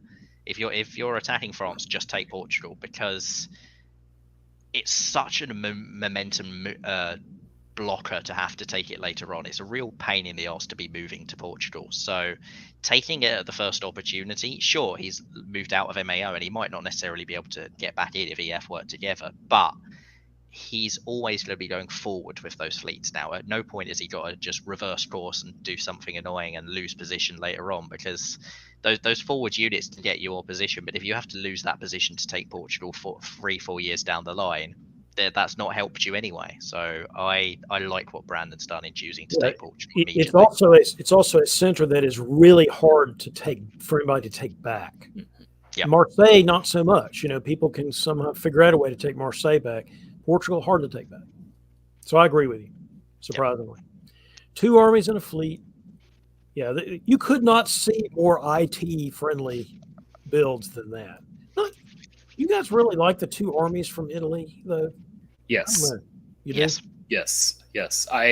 But this is the philosophy of how I play Italy. I believe that Italy should build as many fleets as necessary, but I think a successful Italy is building armies. I think the counter argument is a successful Italy can build armies. So I don't know how strong of a correlation there is there, but no, I try to do a good mix of armies, just because your centers, if you're going to win, are going to come from the Balkans. I'd also say, like, you build Fleet Rome here. Where's it going? Like, what does Fleet Rome actually do? Yeah. You've already got a fleet in Trieste that isn't really where you want it. You want that to be an army. You have, let's say 4 fleets going west. What's a 5th going to do? I just don't see a need for it. Well, I guess I'm thinking more of sort of defensively to make sure that the Turks don't get any ideas. But there are 2 fleets here. They can go to the Ionian, and they still got the fleet Trieste, so maybe you're right. Our picks certainly weren't very good in this one, because I was not expecting the IT to have this much of a dominating position after 4 turns since we made these picks. I would not have predicted this. That's just really good play on their part. Yeah, I mean, this was all caused by that breakdown in relations between Isaac's Germany and Yelty in Russia. Like, they started fighting each other instead of the sort of working relationship they had before, and Isaac stayed even and Yelty's collapsed, and the 2 people who've gained is actually IT. So yeah, it's interesting that it wasn't necessarily anything IT themselves did, it was that everybody else fought each other, and it just gave such an opportunity. And as you say, they've done brilliantly to take advantage of that opportunity here. Yeah, they've certainly made the right moves. Given that, I do wish Isaac Silbert had pulled the trigger on the Low Countries when he had the chance, because that would have maybe given him a stronger position. It's kind of hard to see him being competitive here, but I guess we'll find out. Yeah, I mean, it looks like France is still anti-English more than anything, which is even better news for Brandon. Like, maybe how his game wasn't ruined by Brandon coming to help him and then walking in behind him. His game was ruined by the EG, and so I can see why Hal would choose this course of action. And this is even more good news for Brandon Dix. Hal can't really do much though with two units, one being a Yorkshire and the other being an English Channel. There's not much he can do. Germans do not take Paris here. I don't think I really understand the point of that. It's not like, well, I guess you're trying to keep the French fleet alive. Maybe that's the theory. The But one you really- argument I can see is that if he was worried Gaston would try and slip into Burgundy, but you're not doing anything with Munich, so you could have blocked that. But maybe you just should have done I both just think you west. just go ahead and take that center. At least then you build something that you have control over instead of having that. I understand the theory behind the French fleet and how important it is, but still. I mean, is the French fleet that important? If you're trying to beat the Italians back, maybe, but I don't think Hal's going to cooperate, so I'm not sure why it's that important. Yeah, I mean, But anyway, do the 10 centers. We're burying the lead. Brandon's got 10 centers. Isaac Ukes has 10 centers. That's a really nice position at the end of 1907 for a Kraken. and they're also really good at not. Neither of them are in a position to snap the other. They've done an incredible job of disengaging in a pretty safe manner. Yes, there is 2 on Vienna. Yes, there's like Ionian and Aegean, but it's not really good snapping positions either way. Both of them are quite blockable, and both of them still have growth paths forward, because Turkey has Warsaw right now, and with the West how it's gone, I can see a world where Turkey's getting armies into St. Petersburg before the end of this game, because something comes up to Norwegian and taps Norway. That seems quite plausible to me. Yeah, I'm with you. I think Germany has twice this game held off from taking centres when they probably should have done. They should have taken the lowlands earlier. They should have taken Paris here. I mean, even if you're working with England, should you not have taken Belgium last turn because Yorkshire's a useless unit and built it as another army to defend from the IT? Yeah. Yes, I think the answer is clearly yes. Yeah, it's definitely a change in perspective, though. I don't know if the West realized like we've got the advantage of being able to look at this after the fact. We're not in the thick of it. And maybe we're asking the wrong question here and looking at the wrong question. It's not what did the West do wrong, who could have done better. It is who's going to win this game as between Italy and Turkey. Yep. Yeah. Yeah. So Johnny, love the Kraken, like the stream. So if you're enjoying this Kraken, give it a thumbs up. David, you actually just asked the exact question I was about to switch to. I do think there's a chance they may stick together with this. They could write this out. But if they don't, do you feel like one has the advantage over the other? Well, I usually think there's probably 3 years left, so there's plenty of time for the Italians to take advantage of the fact that they're always going to have a better growth channel than the Turkish one, which is more constricted. So the Italian growth should be better, but I don't know if there's some way for the Turks to get the jump on Italy. Take Vienna at the right time and then follow up on it. So I think you pretty much have to pick the Italian position here, even though there's not something they're going to immediately take. I mean, it's got some moves involved here. But they can get into Burgundy right now if they want, and they probably want to do that. So there's some moves. So I think it's probably Italy, but Turkey's definitely got a shot. I think this is going to be a shared top between them. I suspect, knowing both players, that they are both players who are open to shared tops. I've done very big shared tops with Brandon in the past. We did a 14-14 or maybe a 15-15 EF last year where we were trading dots around Constantinople and Smyrna in the final year as EF to to make it happen. And Brandon, he's already in the top 7. I can see why diplomatically he'd want the reputation of taking the shared top as well. Isaac obviously is not quite so close, and maybe has more reason to stab from a tournament perspective, but I'm not sure. I can very much see them riding this out to get as many dots as they can for each other and doing something like 13-13, 14-14.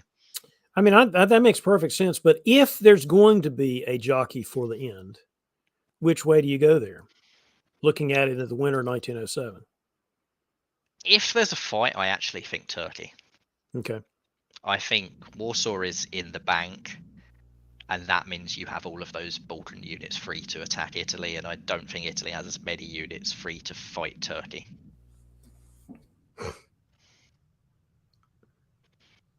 Particularly if they move away in that fashion. You know, there's an argument for putting the army in Trieste just for defensive purposes with all those Turkish armies around, and they just don't do it. Now, I understand why you're going to go to Piedmont, because that's where you want to make your growth. Notice the Germans don't bother with Paris now. They just let the Paris fall to the Italians. Gosh. I mean, I don't even know what to say about this, really. I'm not actually sure Piedmont is the right move. I feel like your growth is Munich, but why not Bohemia and Tyrolia? Vienna support? Well, to be honest, I didn't realize he was immediately getting to Paris right now, so I thought maybe they needed another army to go around the horn. But you're right. I mean, he could have just as easily gone north. Yep. I mean, he does still have 2 on Munich, but it's quite interesting. I mean, again, no movement to Bohemia from anybody. Is this about to draw? Yeah, I think we're set. Iranian to Ionian means, I can't really move away like I was going to, because you could probably take advantage of this. Why don't we stop the game here? Yeah. I mean, there was no reason to send Ionian where it would never get anywhere good before the end of the game. So why do it? Exactly. They're still playing. Well, that's fine. You might be playing to see if you can get another 2 centers for each. I mean, one for each. Of course, I don't know what else Turkey's going to get unless they're going to just go ahead and take Vienna somehow. I mean, they don't set up to do that. They don't go to Bohemia. It would have to be Vienna, and then possibly exchanged with, like, hey, as Italy grows, then backfill in Vienna or something. Wait a minute. Why are you moving to Livonia without support? I mean, why is England going to Sweden? What is this in the West? England's moved away from Italy with almost all of their fleets, but they've gone into Sweden, and presumably Germany knew about it because they've supported England to Norway instead of to St. Petersburg. There's something here we don't know what's happening, because it doesn't. If you're going to go to Livonia, go to freaking Livonia. You got to support. So none of this makes sense. Can they throw enough dots to Christian to join them in a draw? No. The 11-11, 11-1 is if Isaac threw everything, England with St. Pete, everything except Munich. They're not doing that because they're moving out. But why would anybody want to do that except for Christian Brown? Well, yeah, but why are they doing this either? Maybe somebody's voting down the draw. Somebody's just in there, so they're just sort of screwing around, waiting for the end of the game. Yeah, maybe they thought it was Yelty. That was why they had to go and kill Russia, I guess. I mean, I liked that set of moves from Isaac. He skipped very much over it, but I think you should go back and marvel at that. That may be the longest daisy chain in diplomacy history. Which I think is the whole point. That's what I mean. Yeah. He's just kind of screwing around because he doesn't have anything else to do. Somebody was vetoing the draw. Of course, Yelty moved out of St. Pete. Well, it's going to get taken anyway. Yeah. I mean, the flip side is maybe one of them is playing to take this until the very final year and then stab if they're doing private vetoes right now. Maybe. They are not. So spring 1910 game ends in a 11-11 shared top between Isaac Jukes and Brandon Dix. David, your game, right result? Oh yeah, yes. I mean, clearly they dominated this game from the midpoint forward. So I'm fine with the shared top, and I wasn't against going for the shared top. I just thought if there was going to be a debate, let's have the debate on which one could do better. But I have no argument here with as you say, Brandon already being in the top 7. It's a lot of diplomatic mileage here. Yeah, and like they both played incredible games. Yes, it was the relationship between Germany and Russia breaking down that gave them the ability to do this, but boy, did they seize that opportunity. And we've just watched a game where people didn't seize opportunities. There were lots of opportunities and nobody quite managed to seize it. Isaac and Brandon seized the opportunity, and they could not have seized it any harder. They did an incredible job on maximizing that position, getting as far as they possibly could, and it was absolutely beautiful to see. I love to see an IT, as everyone knows, and thank you guys. That's exceptional. More people should be watching this as a learning tool, because yeah, that's how to play diplomacy. They did it well. All right, McCullis, you've been on stream for a bit. We're going to give you a break, and welcome back to the stream, Adam Silverman. Adam, welcome. And we are going to transition now over to the Tour of Britain, our feature league. Here we go.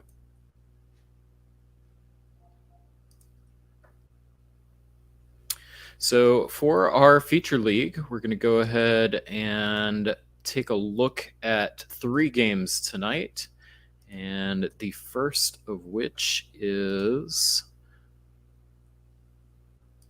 there we go, get the button right. Round 3. This game, I believe, was played in May. So we're going to have one game from May, one from June, and then the most recent one from September. So we're going to see Christian Brown again, Michalis Kamaridis, Jason Bennett, Derek Myers, Katie Gray, Tim Crosby, and Rano Vesky. So I've seen a couple of these players in the Virtual Diplomacy League also participating in this one. Adam, I'm going to have you take the lead on this one. You'll call out the play-by-play, and David will do some color.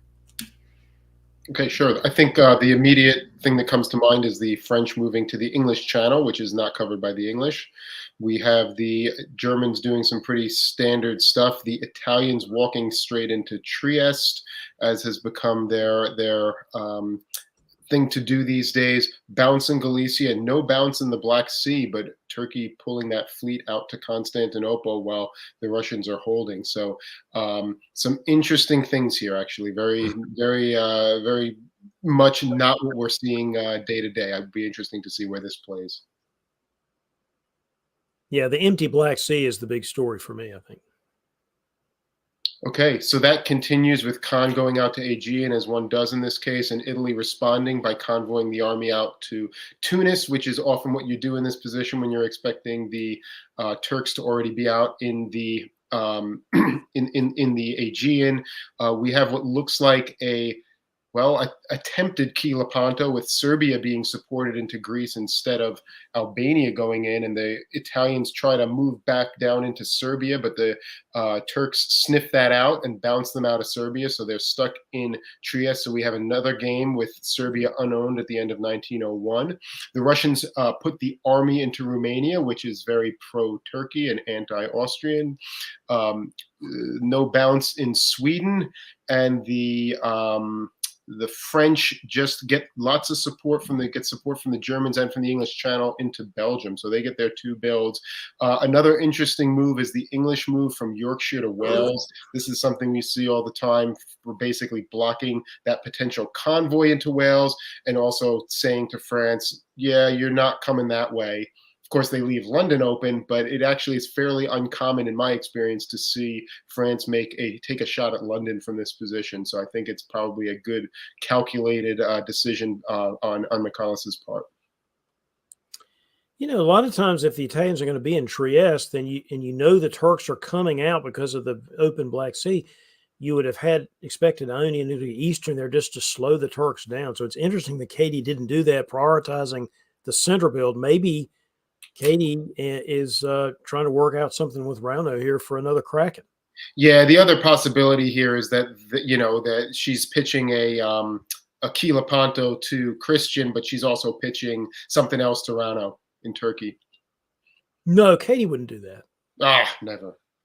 Yeah, I mean, the fact that she's putting an army in Venice certainly is not the most friendly to the to Austria-Hungary. Normally, again, if you're going to make the most friendly moves possible to the Austrians, you would be putting down 2 fleets. That's typically what Austria wants to see in this position if they're giving you or loaning you, quote unquote, Trieste, right? So that's not how this played out. Turkey does put a fleet in Smyrna, though, so having 2 fleets out on the Med is not particularly looking like it's going to be setting up for an IT. Yeah, the other two big stories here, the French for the second game tonight in a row have built two fleets and assuming the Germans are just not going to go into Burgundy and look at that beautiful St. Pete North Coast Russian fleet. Hello, Mikarlis Camarides. Yeah, that's not a good start for McCarlos, but we'll see if he is able to diplomat his way out of it. Yeah, Tim Crosby, champion from the previous season. St. Michaelis, you are not taking this from me. We'll see. Kind of looks like he might. He's certainly going to take Norway from him. Yeah, well, he didn't hold Norway, but the French really didn't do very much here. They supported themselves in the English Channel and kind of slid that other fleet down to Spain, which actually suggests, this is really not very aggressive play by Jason. Isn't necessarily a bad choice on his part, but he could have done something, made moves that were much more aggressive by potentially putting the army in Portugal, because now he has to take it with that fleet from Marseille. Could have got out to mid-Atlantic, up to Irish Sea, but he elects to really just play it safe, support himself into Belgium, see what else is happening on the board. Meanwhile, the Germans go up to Helgoland Blight, which is clearly anti-English. The Russians kick them out of Norway, as we've mentioned. The moves in Austria are kind of interesting. This is very much not a pro AI type of set of moves. It looks like Katie has gotten support to convoy into Greece, moved into Budapest while getting kicked out of Trieste. The question, though, really is, with Turkey having two fleets out on the Med, how stable is this going to be? So that's what I'll be watching. Or maybe Turkey pulls one of those fleets back now that the Russians are in the Black Sea and probably going to be in Ankara in the fall. Yeah, they're going to convoy to Ankara, I would think, maybe. Yeah, well, maybe not, because maybe the Turks, well, no, they can support it from Galicia. Anyway, what Katie's hoping for is that this is a wintergreen and that both A and T, or both the ketchup and the mustard, are going down. Yeah, I mean, if Katie set this up, this is just beautiful diplomacy. If she was able to convince Turkey to help her into Greece in the same turn as convincing the Russians to move down that way, that's just a beautiful, it's a beautiful setup for her. It's great for Tim as well, of course, who does, as you predicted, David, convoy into Ankara. Otherwise, it looks like, oh, wow, the Turks do manage to retake Greece. No, why did they? Oh, I see, because the Ionian did not cut Aegean. Okay, so Ionian goes up to Adriatic instead of helping protect Greece. So Greece is gone, but she will hold on in Budapest. In the west, it looks like the North Sea is taken by the Germans. They destroy the North Sea. They destroy Skagerrak, so Mikarlis will get a rebuild, and the French will build from Portugal. So nice position for the FG against E. Really nice for Tim, honestly. I mean, I think Tim has really set himself up very well. He's got presumably friends in Germany and in Italy and maybe Austria as well. So I think it's a pretty good Russian setup here. He would like it a lot better if the Turks were not freaking building. The Turks building. Are they building in spite of? Oh, because they took two. Yeah. Yeah, so I didn't pull up the standings. We'll take a look at those after this game, if y'all can help remind me if I get ahead of myself. But Michaelis pointed out for this game, Tim and Jason are placed high in the standings beforehand. So let's keep that in mind. Looking good for Tim Crosby right now, though. Yeah, I'm curious to see. Builds to army. This is kind of what I would expect in this position. Put another army in the north, put another army in the south. Makes total sense. Really fascinating that Jason elects to build yet another fleet as France. Going to play with four fleets and two armies. That's really quite trusting of the Germans. But then again, here we have the German with an army holed up in Denmark, two armies on the continent. It's a reasonable risk to be taking. Yeah, I don't think an army would have even been a legitimate build there. What are you going to do with it unless you're going to fight Germany somehow? You would either wave or you'd go ahead and build the fleet. Makes sense. Well, I think the idea is so you can convoy Belgium up into England and you can follow up into Belgium with one of the armies probably. I mean, you don't need it, but it's something you could do. All right, so Jason goes ahead and repositions his fleets. It looks like, I'm trying to see what Michaelis is doing. It looks like he's supporting the Russians. into the North Sea, but the Russians instead drop into Baltic, which is kind of interesting. Um, and let's see what else. Tim is continuing to make his presence known in Turkey. They bounce in Constantinople. Serbia comes back, and the Italians and the Austrians continue to fight. This is pretty much a losing war for Christian, but he's continuing to he's making good moves here, moving into Serbia. You're gonna have to kick him out again, or still be at a couple centers. So it really looks like an Italy who is working with, probably at this point can legitimately say they're working with both Russia and Turkey, which is a nice place to be in, whereas Russia is probably having the upper hand over there. Yeah, this is Tim. Galicia to Silesia was a pretty important move. It was time to pivot and realize the Germans were coming, and so that was a nice move, because you're tempted to leave it in Galicia and do things in the Balkans, but you really needed to do this to slow down the Germans coming. And if the Germans hadn't moved both units back, you'd have a supported attack on Berlin. Yeah, now you've got some really interesting tactics up north, I guess, with where guesses on all sides. So I'm interested to see how Derek and Tim decide to play that in Scandinavia. And Tim goes safe with Norway, just supporting it to hold, and then takes a pot shot at Kiel and a pot shot at Munich. This is always one of those cases where had Tim sniffed this out, he could have done something like supporting one of those units to Berlin and moving in on the other. But of course, that was just as much of a guess as anything else. Derek manages to hold out on their home centers. Tim is going to be down one from Sweden, but +1. Oh gosh, +2. Rauno's moved away from his unit so that Tim could take his centers.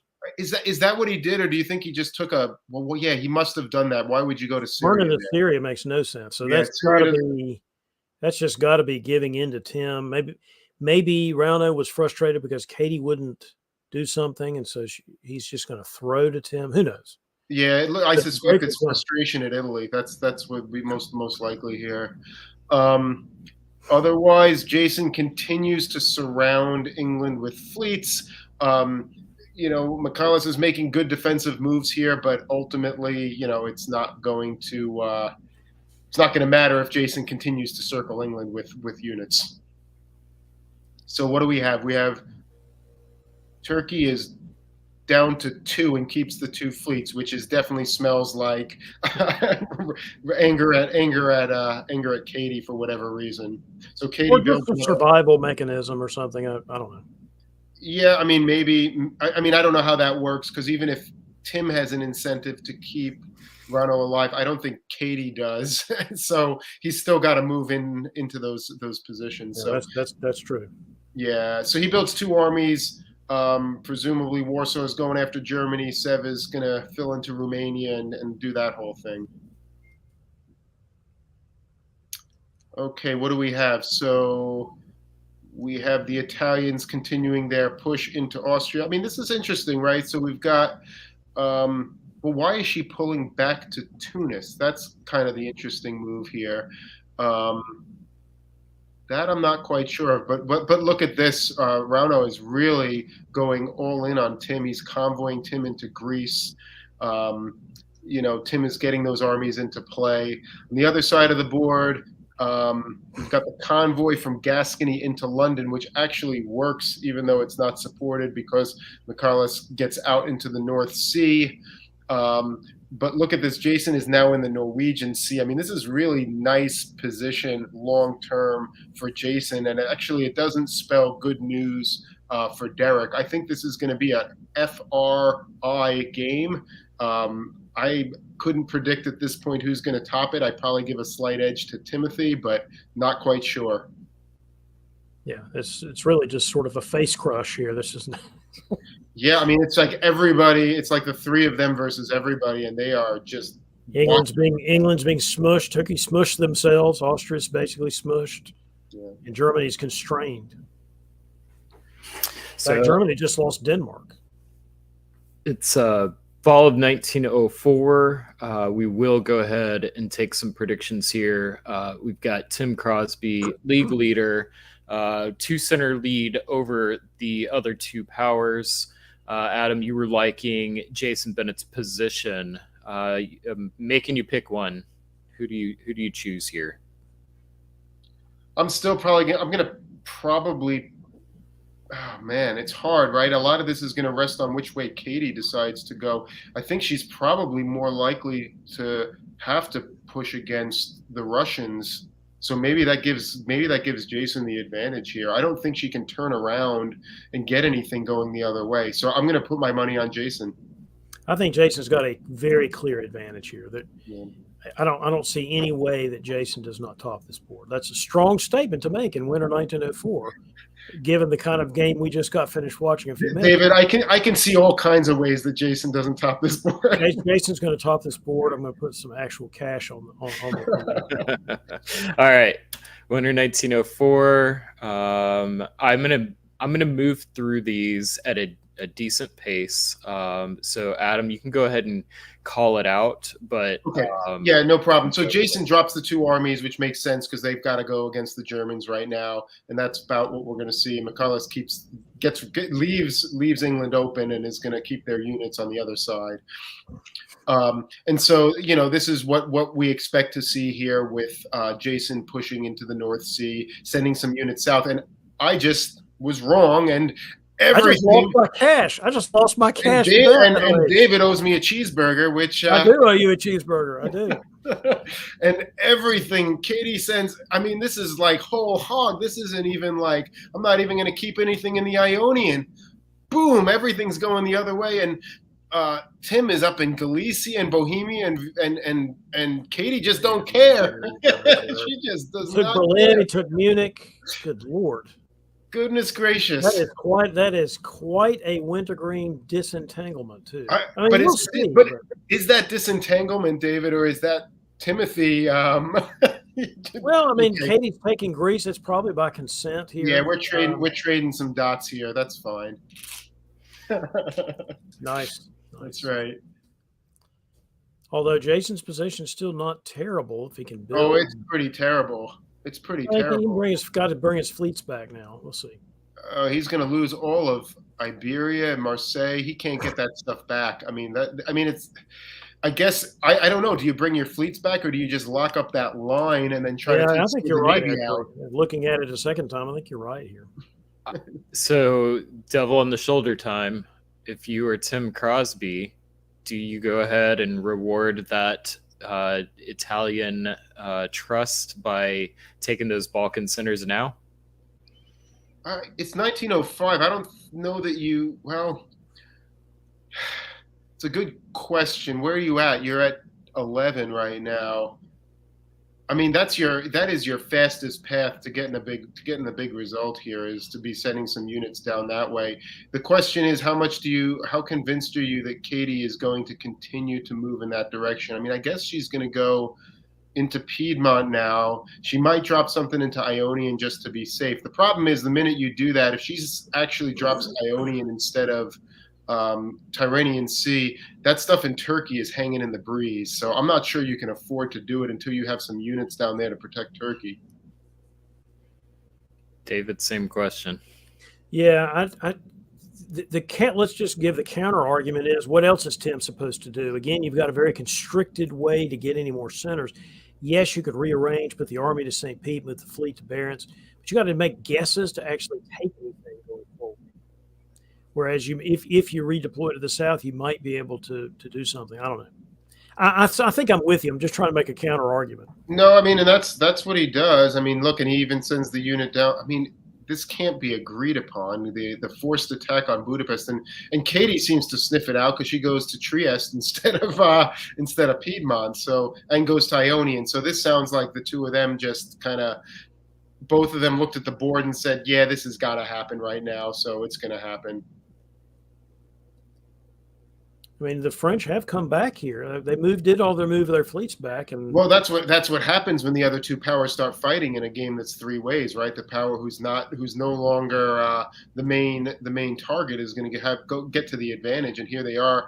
They lost all of Iberia, but they're back in the Mid-Atlantic. I mean, they're going to have to pull a few units, which is not going to be helpful to their cause. Maybe just one, but well, they can pull one of those fleets now that they've taken the Mid-Atlantic and kick the Italians down. Yeah, but where are the gains at this point, right? I think that Italy basically has that stuff locked up. That's probably right. Let's keep going though, because this is more of a tactical exercise now. Yeah, and Katie puts 2 more armies down, right? I mean, this is great for Katie. And she's now ahead. She's now up 12-11. Yeah. And let's see. It looks like she is back in the Ionian, if I'm understanding what just happened. Yes. But she elected to not support Marseille from Spain. I see, because it was cut. I see. It's cut by Mid-Atlantic. So she lost Marseille, but she's back in the Ionian. Yeah, I'll take that. I'll take that trade. Totally. Yeah, of course, totally. And she's just taken Constantinople. I mean, this is a nice position for Katie, actually.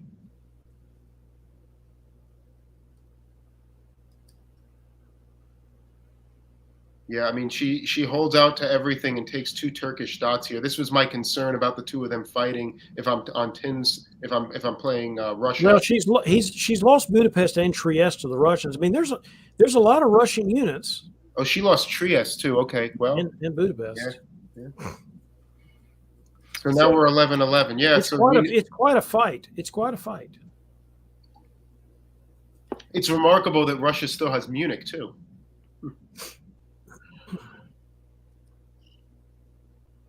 Yeah. Yeah, you know, nobody tried to clean up the rest of the mess with England and Germany. They just kind of left them there. Yeah, that's very. Yeah, that's saying that. Five open for shenanigans. Kill. Nobody taking it. So. Yeah, and Sweden keeps supporting Norway, and everybody's supporting Kiev. So well, it's fun. We got all those guys alive up there, and nobody has neither one of them own a home center. Yeah, I mean, this is just a tactical game right now, and I think Katie makes a good choice here by supporting herself back out to Spain, goes out to Lyon. But of course, losing Piedmont to the French this is potentially devastating, having France in behind the back. Yeah, it's hard to fight 2 powers. I mean, they're not fighting each other. They can't really fight each other unless they want to screw around with Burgundy and all that. And if both those powers are fighting Katie, that's tough. So, I mean, we just saw a complete rebalance of for Russia. They were kind of, and Italy, it was east-west. Now it's north-south. I guess in this kind of situation, is there a point where you're just like, hey, 3 of us, let's just find a way to end this where Well, it depends, Brian. Right? What are we playing for here? Are we playing to get as high a score as we can in this game, or are we playing to sing Kumbaya at the end of the game? Right. So, if we're playing to get the highest score we possibly can, then we're going to take chances and we're going to let it play out. If we're afraid, honestly, and I think this is the way a lot of people play, and I think. Having been in this position myself many times, I look at the board and say, I don't have the confidence to say that I'm going to top this board. And I would rather work for a shared draw that everyone can go for. But that's not what's going to get me the best result necessarily if I just do that every time I'm in this position. But sure, I mean, that's something you're going to see all the time. But if somebody in this position is looking at it and saying, you know what, screw it, I'm just going to do the best I can and go for a result, and we're just going to play some old school diplomacy, then I don't know where it goes, right? The French I was going to say, they can afford now to redirect a fleet into the North Sea. Now you can start doing some cleanup of Scandinavia between Russia and France. Well, look at this. The Russians put them in Kiel, which is kind of fascinating, right? Yeah. As a counterweight to the Italians is the theory. But now you got, I mean, at this point, if you're Jason, you're like, well, I want my piece of the action. I've got stuff in the north. I can potentially take out Scandinavia if I can get another unit up there. That gives me. At least divide it. They could at least divide Scandinavia between them somehow. Yeah, and keep in mind, I'll take a quick look at our standings right now. So. Looks like we've got Bradley Grace, Jason Bennett, Tim Crosby. And then Katie Gray at 6, Derek. So this game has some, or the results of this will definitely have some impact on these standings.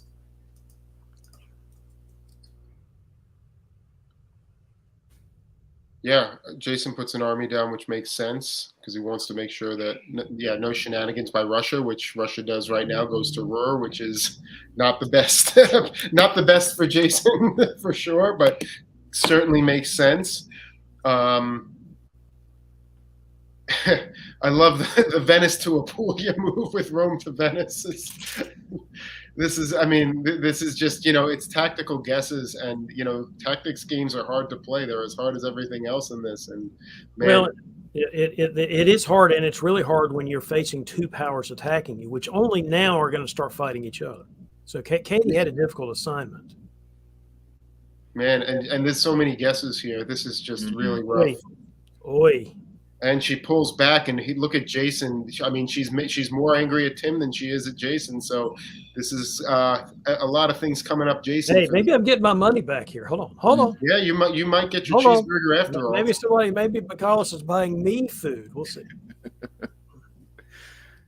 But Tim is now at 13. Jason is at 11. Tim Crosby, that Well, guy. I think. Well, look at what just happened too, right? Look at what Katie pulled.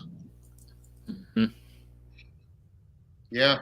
I think it's advantage Jason. Oh, it's definitely advantage Jason. I mean, the question now becomes, what can Jason take from this position? He can take Spain, obviously. The question is, he can probably hold Rome for right now. He can.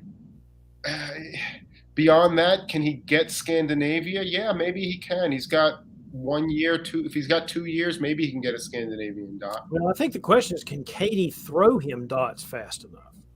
Well, is Katie going to want to throw dots, though? I mean, I don't know that Katie's necessarily going to throw dots. It's one thing to say, I'll help you, right? It's another to walk out of your own dots and give them. I'm not sure that that's... Or support him to Naples, for example. Right. Oh, he failed to support Katie to Naples, which is kind of interesting, which I don't really understand. Maybe you wait till the fall to do that, but I'm kind of surprised that he wouldn't support her here. Ooh, Katie's in the Black Sea. She likes that idea. Wow. Yeah. Oh, so now Katie supports Jason into Naples, so that's why. And follows out into Venice. Yeah, I mean, I think this is... Denmark takes Kiel with support of the French. So McCarless. Yeah, this looks really good for Jason. You win after all, David. Yep. Winner of 1910, Jason Bennett, 14 center France, board top over Tim. Put that cash back in my wallet. Thank you very much. Thank you very much. So I was listening to the interview with Jamal that you had on Deadline, David, and he talked about games breaking in 3 different ways. They can break strategically, they can break tactically, they can break diplomatically. And this game was absolutely a tactical balance. Like the balance between those 3 powers was so tight that when this game did finally break, it was absolutely diplomatic in this case. And I think what McCallus said here about going to Apulia instead of Piedmont, I mean, that was making a pretty strong statement about where he had the opportunity to break that balance, and that choice is what kind of became the fulcrum that the rest of this spun around. It was fascinating to watch. Shout out to our buddy Camarites, though, for having 3 centers at the end with 2 units and none in their home country. Yeah, it's really interesting how tactics plays to diplomacy and diplomacy plays to tactics, right? I mean, a guess right here or a guess wrong there can totally change the nature of the diplomacy that you're going to have with somebody at the next turn.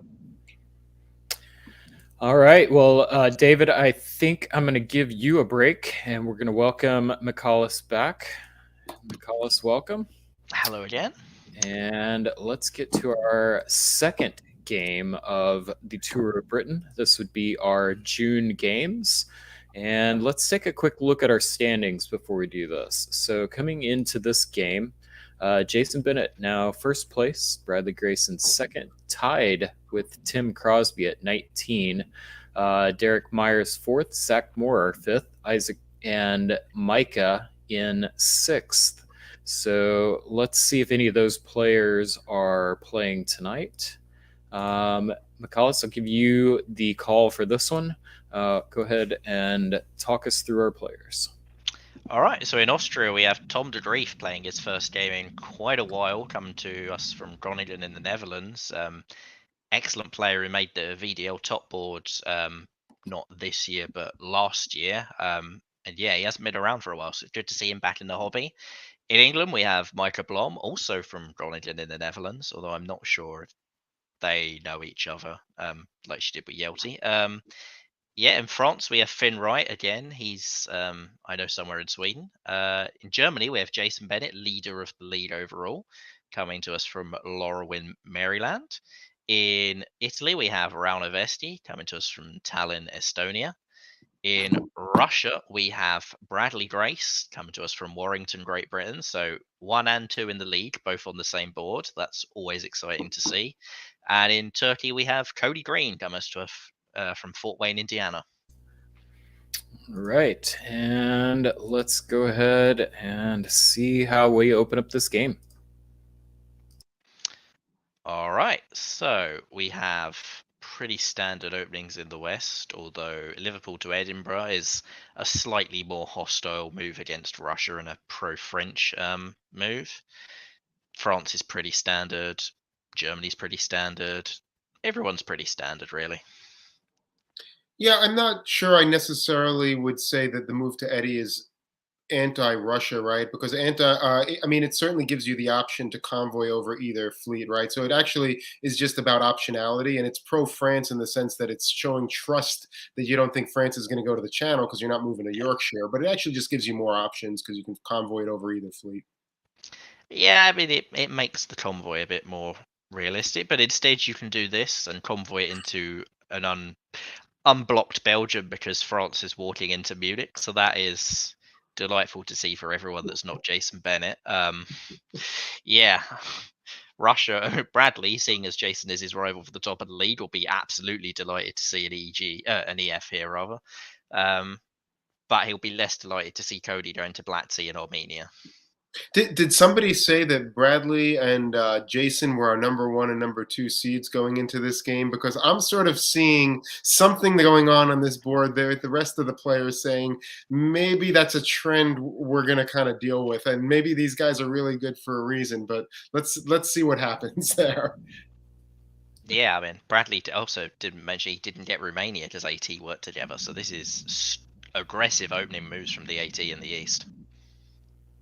France is +3. But 2 fleets, right? When you're going after, if you're actually going after Germany, you don't usually build 2 fleets there. Yeah, and maybe that spooked England, but also England built London. Didn't have the faith in France either, so England now comes into the Channel. France doesn't look like they were going anti-England. It looks like they were intending to jump straight into the Med and attack Rauno, but they might have to cancel that plan now. Munich is dislodged and forward retreats to Silesia. So crazy players are on with, I hate to say it, but if this could suddenly turn into a Western triple right now, with France putting 3 fleets into the Med and already being over the line, there is a potential argument that they could all charge into Bradley and Rauno at this second. And yeah, in the East, Cody is convoying across to Rum, so the attack on Bradley is over. Tom is moving to Tyrolia, presumably to attack Italy. So yeah, interesting moves all around in the East too, diplomatically there. Yeah, I mean, presumably something diplomatic led to this set of moves by Austria, but this is not something you really want to see. It really just gives way too much power to the RT here. Italy and Austria fighting like this right now is pretty much bad news for both of them, I would say. I mean, Tom does have Venice guaranteed, and yeah. But tactically, but strategically in the long term, this is not good for Tom. Yeah, I mean, He does seem to still have Turkey on board, though. Looks like Turkey tried to support him to Gao. They are still working together despite convoying out of Armenia. Cody is presumably going to put another fleet down and come into the Med.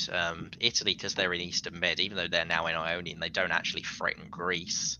And things have gone from bad to worse for Rauno because France has 2 fleets there that are coming to help, but which Oh, are of course. Yeah, I mean, yeah, why not? yeah, exactly. Yeah, Rauno, the clock is now ticking on when Rauno exits this game, and France, yeah, they've managed to get England to pull back, and the attack is over. It's now back to being an EF. England takes Holland with a fleet, which is not ideal, but still a tough turn for Jason Bennett, who is staying on 4 centres despite taking Munich back. France does have a disband. And here's the downside of convoying into Tunis is you get that army stuck there, which is not doing a lot of good, right? I mean, it's just kind of sitting there, and you have to spend a whole turn using 2 units to get it back.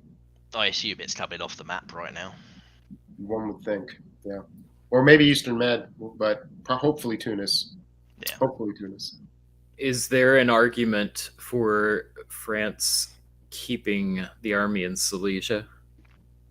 No. It's the fun thing to do. No. If you're doing that, Brest is the one that's coming off, so you're putting a hell of a lot of trust in England.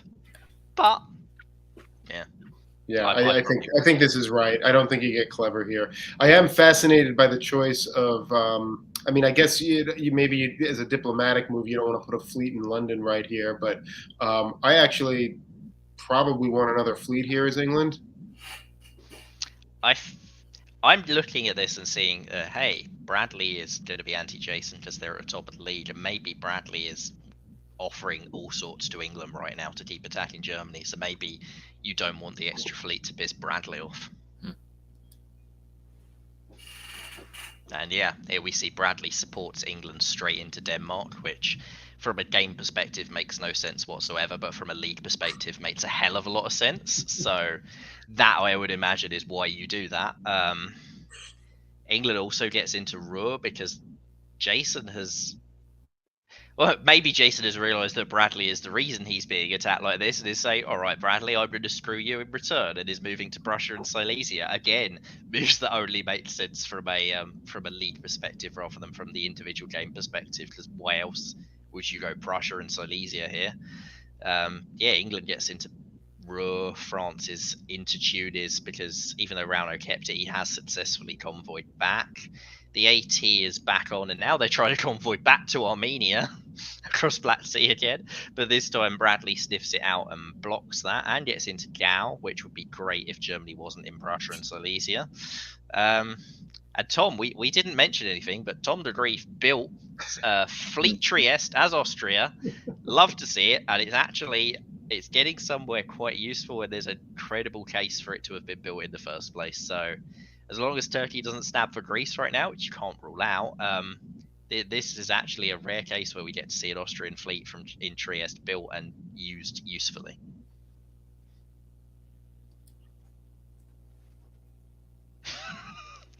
As long as Turkey doesn't stab for Greece. So, Turkey stabs for Greece. Italy retakes Venice, but loses Rome, but also loses Naples to France working with Austria by the looks of it. Fair play to Finn if he can get that deal going. He also gets Munich. EF are just absolutely dominating this board right now as the convoy into Denmark for the second turn in a row. Again, Bradley supporting it because he just wants all the units coming that way. What a devastating year for the EF. This is rough. This is looking like, an EFT kind of, it's pushing towards that. But on the other hand, does Turkey really have the units to hold France back if France is going to keep pushing those fleets, right? And this position is really rough for Turkey. And I would be struggling right here if I'm Cody. I need another army, but I also need another fleet. I mean, what am I going to build here? This is really hard. Yeah, I mean, this is. I certainly don't need an army in Ankara. That's not what I need, though. Well, it's now into Armenia to attack Russia. But Yeah, but I don't want to be fighting Russia here, right? I want to be. That's the last thing I want to be doing. Austria's pulled Albania, so maybe there's some agreement between them, and they're not actually fighting. Maybe Greece was agreed somehow. I don't understand why, but maybe it was. Either way, yeah, like this is a monster position for an EF. They've got 6 years still, or 7 years in this game still to play. Gosh, I don't want to be fighting. I don't want to be fighting Russia here if I'm Turkey. My goodness. I was watching the moves and not the years. I was like, okay, this is good 1906 position. It's like a winner of 1903. This is incredible pace. We've seen some slowly developing gains, but man, this one has moved along. And France built another southern fleet because, of course, they do. Yeah, I mean EF would. I say EF are going to push this for all they're worth, but Kiel to Munich instead of to Berlin is an interesting move. I have to say that if I'm in EF right now, I'm not stabbing. I see no reason whatsoever to stab when you can just push all the way across the line right now. This is how solos happen if you get across the line early on in a game of this magnitude, with the complete chaos happening in the east. So it is curious though to see France now in Burgundy and Picardy, though, isn't it? I mean, it certainly does not look like we're setting up to stab because we didn't see, West. Well, the fleets are all still in the south, but it is kind of curious. I mean, that might just be not thinking or England not requesting, particular units stay back to Gascony or something like that. Yeah, I mean, France didn't try to move to Munich, so maybe it is an agreement and they're moving through it, which is a hell of a lot of coordination if that's what's going on. I mean, if we see Munich to Bohemia right now, that would be something. That would be pretty amazing. Like I said, I think that both of them should be doing that. You get across the stalemate line, 1904 in an EF. This is how solos happen. Absolutely. Oh, there it is. Absolutely. But yeah. France, okay, they're swapping Munich and Belgium. Okay, that makes a lot of sense. Yeah. Yep. Well done to the EF. Yeah, they're into Piedmont. They're trying to take Galicia, so Russia is on board pushing them forward. So this is an EF with a Janissary the other side of the board because AT have been attacking Russia, and this has to be a stab by Turkey for Serbia. Like that, I cannot read that as anything other than that. And Jesus, do you not want to be stabbing Austria right now when EF are across the board? Like, this is the sort of game that if I'm in this game right now, I'm either going 17-17 or solo. My goodness gracious! And Aegean pulls back to Smyrna for some unknown reason. That was the question I was trying to figure out. Oh my gosh! You're absolutely right, Michaelis. This is going to be. We're going to keep pushing. I mean, this is a solo by 1910 position type of game. Yeah, I mean, this is a solo by 1908 position kind of game. Wow. Yeah, and they're doing all the right things here. I mean, kudos to Finn and Micah. I mean, this is like supporting France into Galicia, going down to Tyrolia. This is just beautiful. I see Bradley has finally now reacted. I know that the scoring system, like board tops, Bradley's probably not too worried about them, but them soloing, he probably is worried about, and maybe he has finally reacted to how well EF are doing because of that, because it doesn't look like he's janissarying for them any longer. He's actually moving to defend from them to some degree.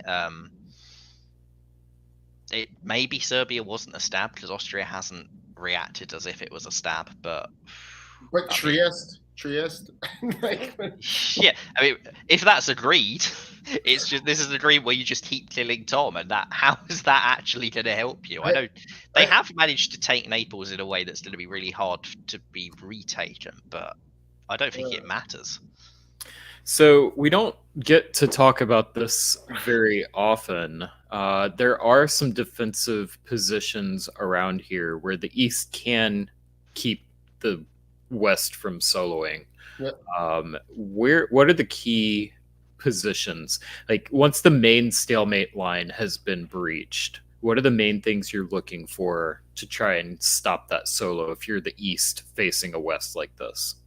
Well, So the problem is that the fullback stalemate line is already breached in the med yeah. because Ionian has already fallen and it can get into Adriatic, and so Apulia has guesses. So there's no, you now have to cast aside all of the Italian dots. Like, if this game goes on forever, sooner or later France will outguess and take them. The fullback after that it's really dodgy. Yeah, like, their priority right now has to be to get Gal, keep the EF out of Gal, because Gal is the position that can tap all the supports and break through in the Balkans. Yeah, you need to not have to have two supports on Vienna. You've got to push that unit out of Galicia, which again they're short an army behind it is part of the problem, right? They're one army short back there. There is not really, as McCullough said, there is not really a holdback position here, but you can make some good guesses and potentially hold out for a while and hope that something changes before this keeps coming. But they're going to lose Venice here, I think. So, and when Venice is gone, I mean, there's all kinds of stuff that can blow out from this position. It's not great.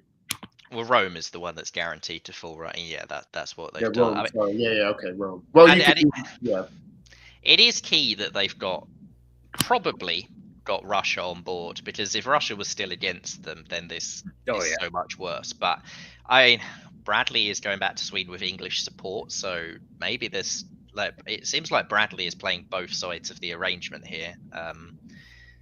But yeah, the important thing is they've taken Galicia, and in a time limited game, that's huge for their defenses. It's much worse for Micah than it is for Finn, though, because there's still not actually a stalemate line against Finn, just against Micah. Yep. There's the army for Turkey, and there's France taken. I mean, they are continuing to do the right things. I am very impressed. Neither is tempted to do any stabbing. He's pulling back from Belgium to Picardy, which is, again, I think I probably would have preferred to say go to Burgundy here in case you need to feed armies through the middle, but I think it's fine. They're really playing the right way to push through the stalemate line and try to get a big result between the two of them. I love it. And Bradley's back on side, because Bradley is again supporting France into Galicia. So again, that flips the equation massively. And you've got to give credit, like, they've made the absolute right move on Apulia there to piff that Austrian army that's there. That's never coming back. And yeah, Albania's a tough place. That unit can be piffed, but actually it can't, without risking Ionian, like it going back to Ionian. That's 4 on 4. Well, I guess, like, actually Trieste is there as well, but Trieste is probably getting cut. So some serious guesses. Trieste isn't cut, but they don't manage to piff Albania, and that's what a difference that would have made if they'd managed to piff Albania this year. They haven't done it, but they couldn't have. Everything, it would have been 4 on 4. It would have been a standoff, right? Yes. Yeah, that was the best they could manage. Yeah, so again, they're just the correct moves by EF. For two players that are new to us. And that fleet in Adriatic's going to probably disappear right now, which is a big issue. I mean, you actually have to pull Budapest, like, if you're AT here. But if you're Tom, do you do that? Yeah, I mean, the Budapest is a similar problem, though, right? Because you've still got to fill it in to be able to hold Galicia. So if you pull it, then Turkey goes into Budapest, and you pull in another one the next year, right? You're sort of playing the slow death game. I mean, you're sort of doing that anyway. Although they finally get a guess correct on Tyrolia, but in return lose Vienna. Can they retake it? No, they didn't get into Galicia, so I don't think they can retake it. They did get into Bohemia, though, so I think actually maybe they can. Yeah, if they're in Bohemia, they might be able to. Yeah. I mean, the problem is, it's actually, like, it's good to piff armies. Like, that is the way to just slow down more than anything, is to piff units. And every unit you piff that is having to be rebuilt well away from the front is a huge shift in the game. So it's good that they've done that. But of the two, that's not actually the one you want to piff. You want to be piffing English units, because they're way further away. Like, for France, their units are already there to fill up again. That's not actually a problem. an English army pith is a lot more of a problem for them to replace around there.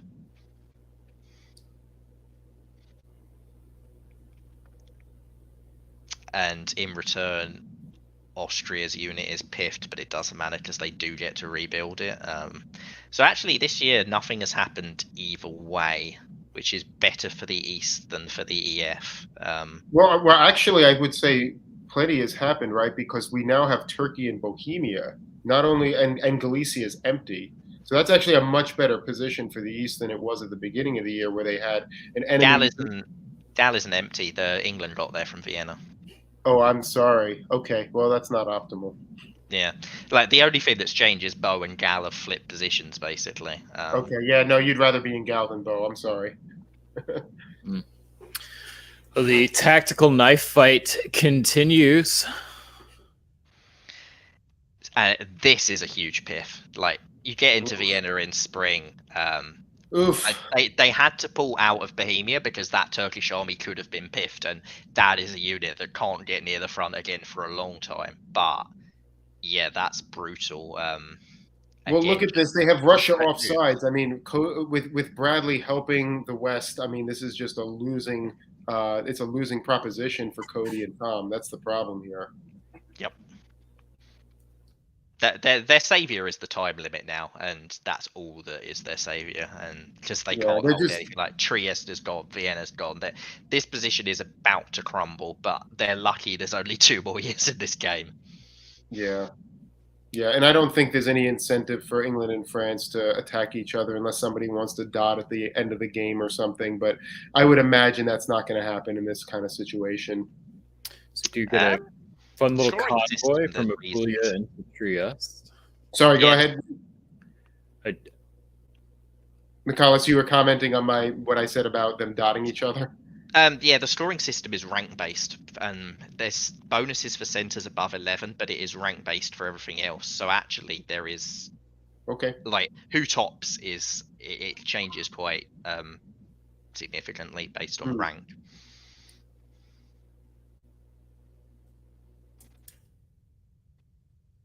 Well, they're certainly not moving like they're going to go against each other. But of course, if they're expecting the end of the game, is it 1910 that the game ends? Yeah. Okay. So they still got time, but man. So it looks like this is actually quite a clever play by the East to keep Tom's unit around and not have to fall back too much. So they pull back to let Tom retreat to Rum, but you retreat into Bud behind. So that's quite clever. I mean, the convoy to Albania is pretty big. Serbia now has to be defended, which is never ideal because that's essentially tying Bulgaria up, which means that Rum is going to start coming under threat. There's enough time in this game to force Ukraine next turn and then for the position to collapse still. But so there's still more guesses to be made. But yeah, this could be, by the end of 1910, pushed all the way back to Turkey's 4 dots and Greece, maybe. You have to assume that England's going to try to top this board if somebody wants to top, right? Because they can take Sweden. Here they are taking some other stuff. They can take Sweden. They potentially can even get into St. Petersburg if that's something they want to do. They can also take Belgium if France walks out and gives it to them. Well, there's that, right? I think England is going to top this board. Actually, it's a trade for Venice, isn't it? Yeah. Hold on, though. They're trading, right? It's a trade for Venice, and France is also taking Budapest, right? So, yes, that is true. So actually, they're level again. But I mean, the piff of the English army in Albania was big.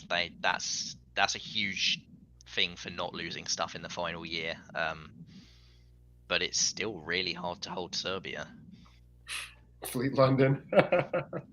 Why not? Yeah, why not? It had to in case France built something else. Here we go. France goes into Ruhr. So now the shenanigans seemingly beginning. Well, what are they going to get from Ruhr? I mean, Munich. Oh well, Munich is held. Belgium. They have 3 on Belgium now. Yeah, Belgium can't be held. That's the that's the diff. Well, actually, Munich can cut support, so it can. So there's a guess. And England can take Sweden, right? So Yeah, England. Well, again, Right. that's guesses with Bradley because Bradley can tap Norway But and Norway goes in with support, and Helgeland covers Denmark. North covers Norway. yeah, but I if North's guess, covering Norway, you can't defend Belgium, so you can either yeah, take Sweden guaranteed or defend Belgium. yeah. Sweden's better because you're more Sweden's better likely to because you can't do that. guarantee Belgium anyway. Yeah, yeah. East-wise, they're back into Trieste, but that doesn't matter in the slightest because that ain't staying there. If EF are really fighting though, then Vienna is probably going French. So this is probably advantage France. Well, maybe though, because if they go for Warsaw, Vienna, then they're losing Budapest probably, right? Or they could lose Budapest. Who knows and Warsaw also is guaranteed for England if they want it. Yeah. So this all goes France's way, I think. Yeah, it looks like it goes all up for France. Yep, they take Vienna, they hold Trieste. England guesses wrong with respect to Sweden. They lose Belgium, so this is France. Yep. Nice job, Finn. Yeah. Nice job, Micah too. Yeah. Can't critique England's play in this game. They made good choices pretty much the whole way. Just lost on some tactics at the very end, but great game. And kudos to the Eastern powers for fighting the good fight in what was a total mess, total crap show for a lot of this game. So really interesting. Yeah, and Finn, because he actually got some bonus points as well because he got over 11 centres. So yeah, extra boat prizes for him in that final year from getting all of the correct guesses because he didn't need all of the correct guesses to top the board, but he got all of the bonus points that he could have possibly got. So well done, Finn. All right. Well, thank you both. Adam, I'm going to give you a break and we'll bring David back on. David, welcome back. Hey, that was a game that we haven't seen tonight so far, of the Alliance going from beginning to end like that. Yeah, that was really, really fun. Once again, showing all of the different variety of ways this game can be played. Really enjoyed that one. Let's take a look at our next one.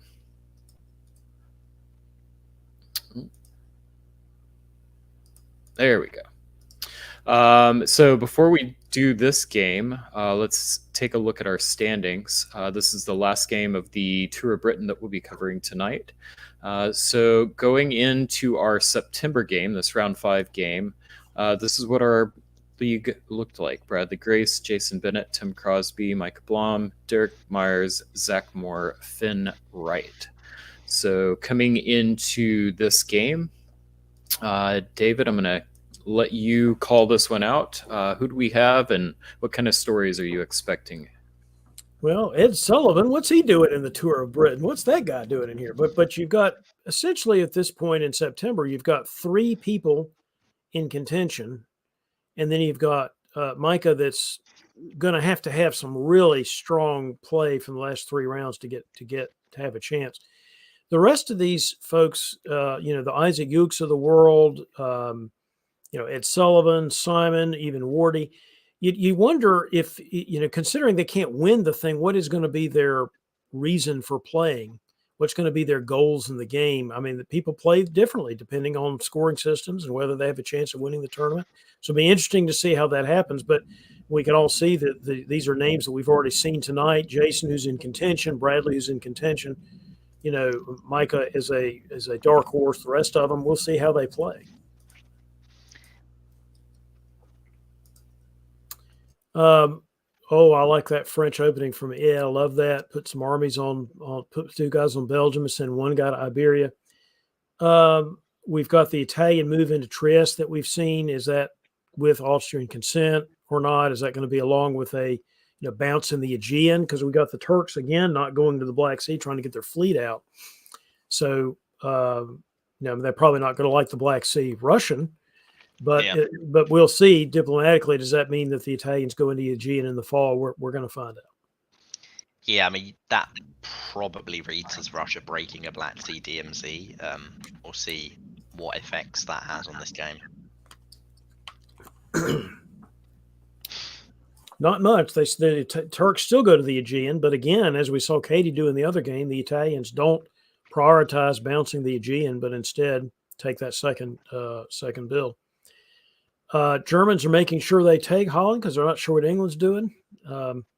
Could be another FG situation. The Germans will let the Russians into Sweden, so we'll have to see in 1902 what we're looking at. But we could be looking again at an FG situation. Yeah. Whoop, or not. With the 2 army builds from Germany, Bradley has put his marker down on I am not fighting England because I can't do it with 1 fleet. So that's an interesting choice. Yeah, we've said this before, and maybe this is a response to Russia having gone to Silesia, but this is rarely good for Germany. It very rarely works out to only have 1 fleet, because even though you're saying to England, yeah, great, you can work with me, I'm all on board with you, part of an EG is usually taking Sweden quite quickly, and that's now really difficult. So, I mean, you can put Kiel up to Denmark and Denmark to Baltic and all sorts of horrible moves that you really don't want to have to make. Yeah. My response to Silesia would be to say, Silesia, Schmachisia, who cares? I'm going to build 1 army and build a fleet and go to Baltic. I mean, we should also have mentioned Jason Bennett building an army rather than a fleet with his 1 build, because that's usually pro-Italian, but the moves don't suggest pro-Italian, so maybe it's pro-AT. Or maybe just trying to be defensive. Thought the army would be more defensive if he's being jumped on. Yeah. But he's not being jumped on because the Russians don't go to Armenia. Nope.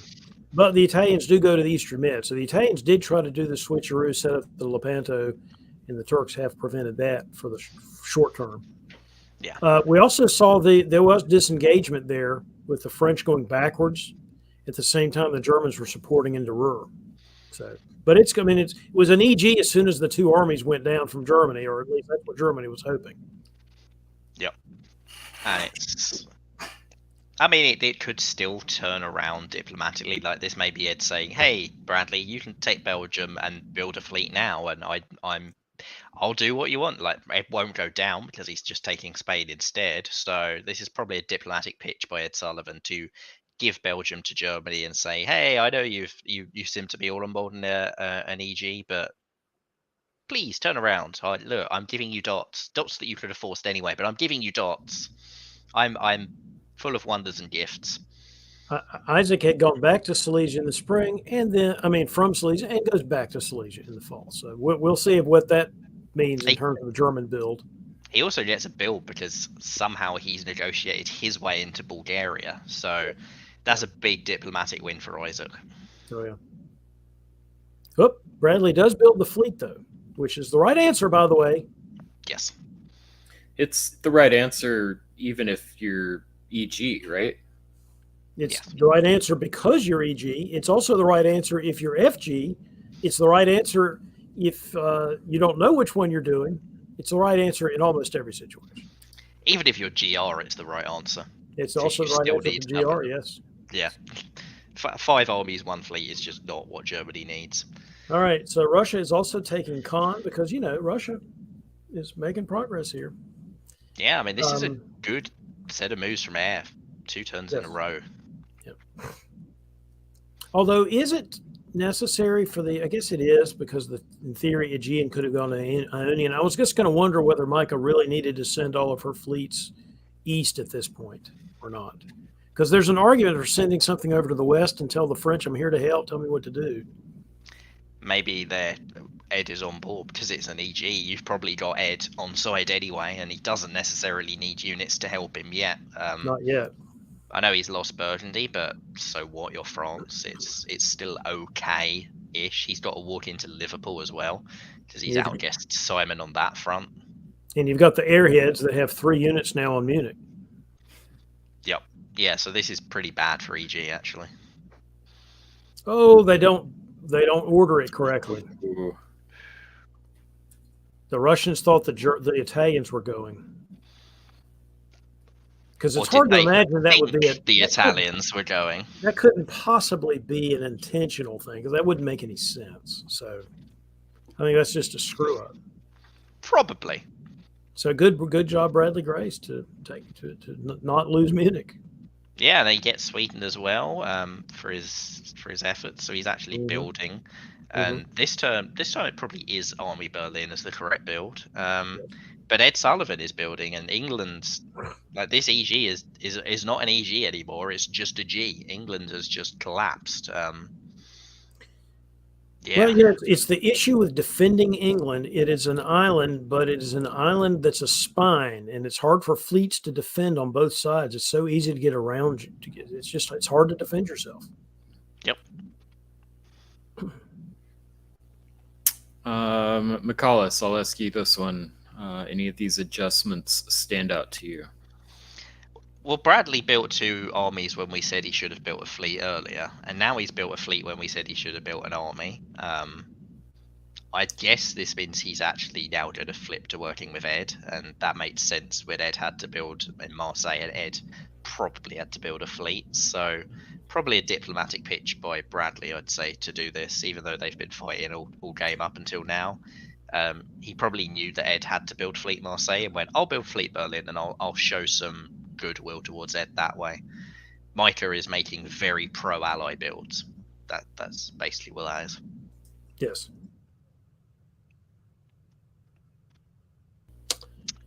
Christopher Ward is not making very pro-ally moves. Christopher Ward is making very wardy moves. That's what he's doing. He's going to make his own deal. The problem with the Fleet Berlin is, yes, you get it out of the Baltic, but it could have been it's easily blocked. That's why you and I were thinking army, because then you can make immediate gain against the Russians. You can support yourself to Silesia or whatever. But this is just a sort of a slowdown for the Germans. English, of course, go into the North Sea because that is their lifeblood. But they don't go, for example, to Clyde or something to keep the French honest. It's interesting. Yeah, and Ed doesn't go like all aboard an FG either. He Right. seems to not have the trust still. He's still moving north. So maybe that's going to change now that Italy's gone to Piedmont. But yeah, it's still not like a particularly convincing position from Ed. I also noticed that Wardy has put Jason Bennett into Constantinople at the expense of piffing a Russian army. So as stabs go, this is quite effective from Wardy. And he sort of has an ally. It's just that it's a 1 cent to Turkey. Well, this may just be a result of the screw up and not taking Munich. So Wardy was basically had gotten the shaft he got the air shaft. So he decided he was going to do something else instead of just be the very, very junior partner in the air. Well, he's guaranteed +3 if he wants it, because Rum goes to Sev unopposed, Galf goes to Rum, and he holds in Trieste. So, yeah, quite a good turn if he does that. Or he could do that. I think this is actually better, though. I agree. He needs an ally. Yeah, it was 1 cent to Turkey is not the ally that you need, and what he's done from it is also convinced Russia to walk out of Ankara, which is, I think, a bad mistake by Isaac. Like, why would you give up the center like that? I understand the Black Sea is important, but still. Yeah, they've outmaneuvered him, snookered him, whatever they've done. They have. Maybe he thought that Italy was on his side. I don't know, but yeah. Also lost St. Pete, look, because he convoyed from Finland down to Livonia instead of just going to St. Pete like you should do there. Oh, yeah. That is ugly. That is ugly. But Ed is, despite the Italian being in Piedmont, Ed couldn't care less. He doesn't even cover Marseille because he's taking Belgium from Bradley. Oof. Bradley has not had the advantage diplomatically in this game. Like, those early army builds clearly torpedoed his relationship with Ed to a pretty hench degree. Because not only is Ed taking Belgium from Bradley, but England also tried to stab Bradley and take Belgium himself. So this is somehow, against all odds, an EF attacking Germany whilst in this sort of position. I don't really think it's an separately. Yeah, just EF separately attacking Germany. It's an E versus G and an F versus G and an F versus E and an F hoping that I ain't adverse to him. And what that really does is say, AI, roll this game. potentially. If everybody in the West is fighting each other, this is how AIs get monster results. Boy, look at this. Marseille, Piedmont moves. Because This Marseille, is wow, yeah. This is that's a also, nice guess from Michael Bloom. Nice guess. yeah, and the convoy into Smyrna, which worked and guaranteed Ankara. This is all coming up AI. Yeah, Warsaw, Moscow are probably Moscow is guaranteed to fall right now. Warsaw will probably fall quite quickly afterwards.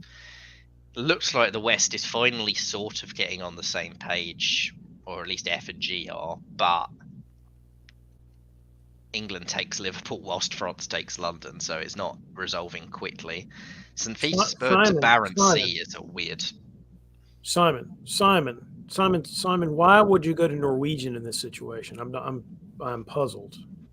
I think the play is convoy to St. Petersburg, because that's the only thing those fleets can do from what they've just moved. But Okay, maybe okay. I see that is now a legal move, but I'm not sure why you would do such a thing. Well, I'm guessing he assumed Germany wasn't going to walk in behind him. Maybe that was his pitch. Maybe he tried to Western triple. He said, "Look at this AI. It's running away with the game. We need to Western triple." And Bradley says, and my three fleets can really help against the East. So I am really with you. I've got all kinds of firepower to help you. Wait, my guns don't go that far inland. Poor Simon. All right. Does take Liverpool back, but, that's not much. Oh, that's not what I'm. Burgundy, road to Burgundy. Why? What is this? So they're not on the same page, even though it does manage to get Marseille back by correctly making all the tactical moves. Italy gets a forward retreat to Gascony and doesn't care. They're also building from Ankara, so goodbye, Jason. Unless that's some kind of theory that it's needed for defense. Because why is Picardy going to Paris instead of Burgundy here? You know what I mean? So that it almost looks like it's some kind of arrangement they've made. I mean, it is needed for defense. It's needed for defense around Munich, because that's going to be under threat pretty quickly. I don't know. That's an interesting. Because Yeah. I guess there was going to be a retreat to Gascony, so that's why he thought France is going to Paris, so Germany needed to go to Burgundy there, so they could corner the Italian army, something like that. There's some kind of theory like that, some kind of theory of the universe. I mean, yeah, I guess this is all still looking very good for AI for me, and like the West, even if they are coordinating to stop AI, they don't seem to be doing it effectively and most efficiently. And if you're inefficiently blocking an AI, you might as well not be blocking an AI, because they can do whatever they want on this board. David, how do you feel about the fleet in Rome build here? I like it.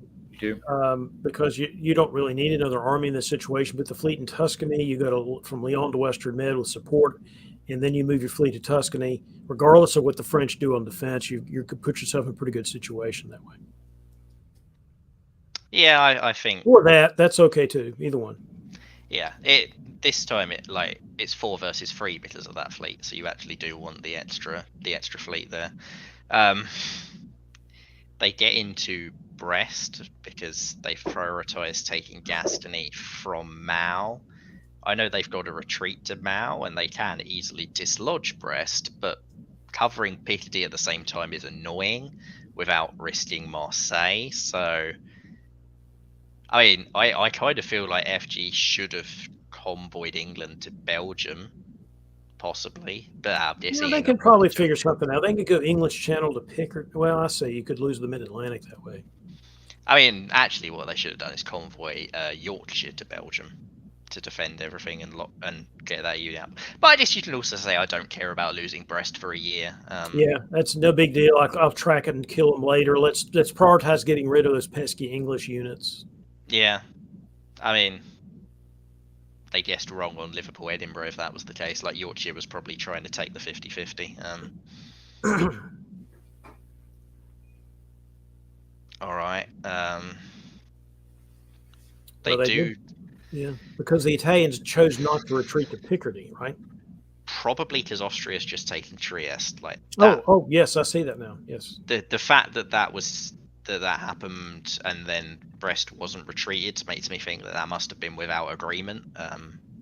although nothing else looks particularly anti-Italian. Like Right. they didn't move to Tyrolia. Tyrolia. Yeah. So who knows? Maybe Italy just decided that they needed an army in Venice to keep Austria honest, even if that was agreed upon, which would make sense. Yeah, because you go to Picardy and then what? I mean, you're surrounded by enemy units. Yeah. Well, it actually cutting Burgundy for a turn gets you Marseille next year, or gives you a chance at Marseille. Gives you a chance. Yeah, I do agree with Tyler here. I think a shout out to Bradley for coming back. I was not sure this was the trajectory they were moving on. Well, it's instructive that we criticize opening builds and opening moves and all that, but the game is young in 1901 and 1902. So those things matter, but they're not determinative. It's very key. Oh, it's not actually, because they've pulled it off the board. But I was going to say the fact that they have an English fleet in now that's hostile to FG could have been really key for forcing Mid-Atlantic and helping Italy out. But actually, it's kept Liverpool. So I guess he's prioritizing keeping a center. How dare he prioritize that? Whoa, I was there you not go. expecting that. All right, so this is probably the first early draw of the night that we've had. Michalis, I'll go to you. Would you have taken this if you were either Bradley or Christopher Ward?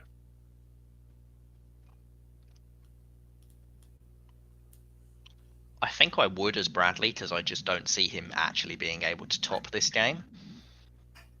I think it's really difficult for him to maneuver his way into a top from here.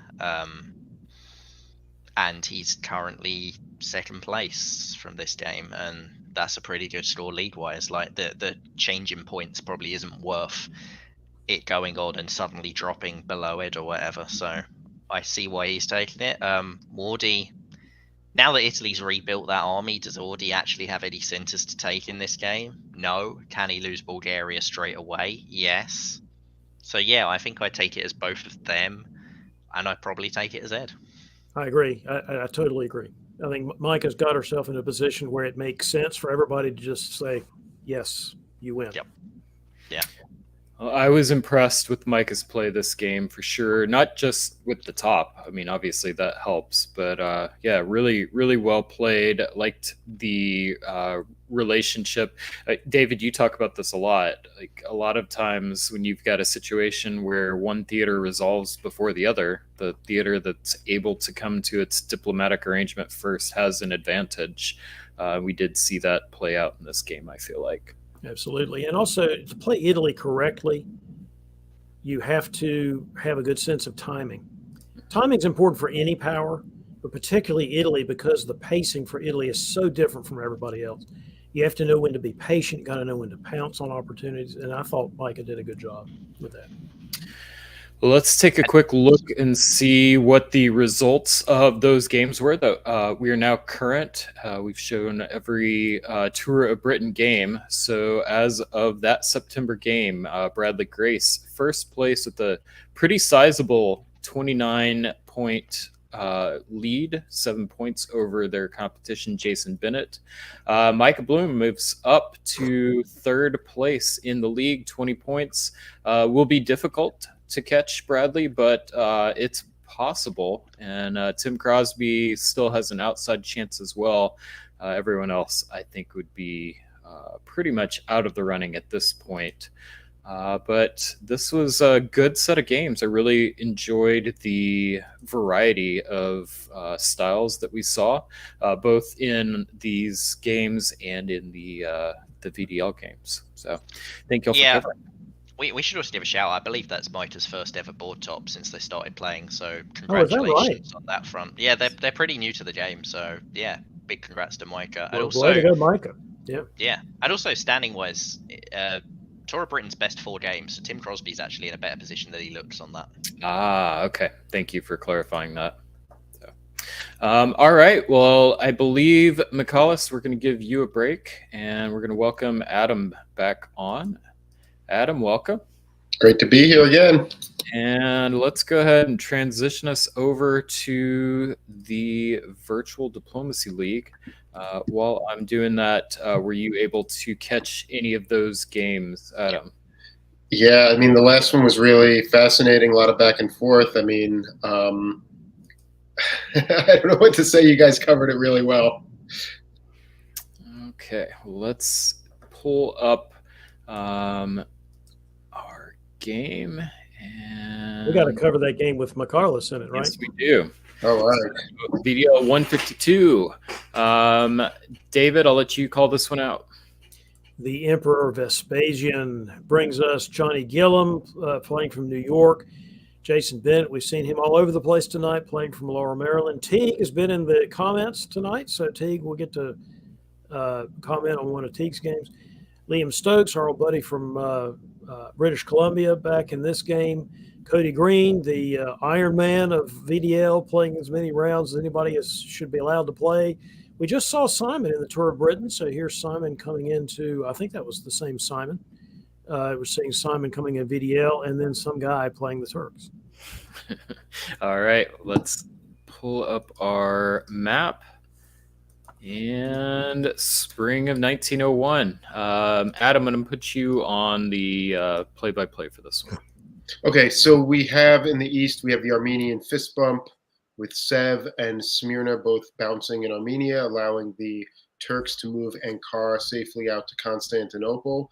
We again have the Italians marching straight into Trieste, this time following up with Rome, which is generally less friendly to the Austrians than simply walking in there and going down to Apulia. So we'll have to see how that plays out diplomatically.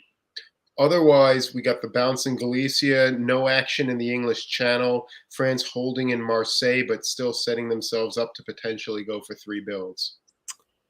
You know, we have seen a lot of empty Burgundies in this episode of League Night. I mean, if we saw somebody went into Burgundy in one of the Tour of Britain games, but I think in most of these VDL games, we're seeing a lot of empty Burgundy. That's a surprising thing.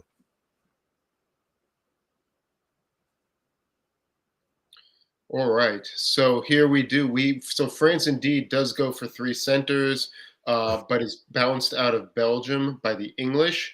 The Germans play it safe by supporting themselves into Holland. No bounce in Sweden, so the Russians walk in there. I think the fascinating thing on this board is, number one, the Russians putting their fleet into Romania. That's usually indicative of good relations with the Austrians, and that's also supported by the fact that they did not go to Galicia, nor did the Austrians in this turn. Instead, they simply tried to walk back to Trieste to prevent any shenanigans by the Italians, but the Italians, rather than staying in Trieste or moving to Budapest, instead move out of that center into Tyrolia. So it'll be interesting to see what is exactly going on with the AI relations. It looks like the Italians might be thinking that they need to have an ally with the RT apparent on the board, though. Is it an RT?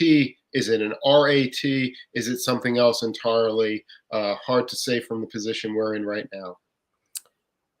I think good advice in diplomacy is if you're going to make a bold move in spring 1901, follow through.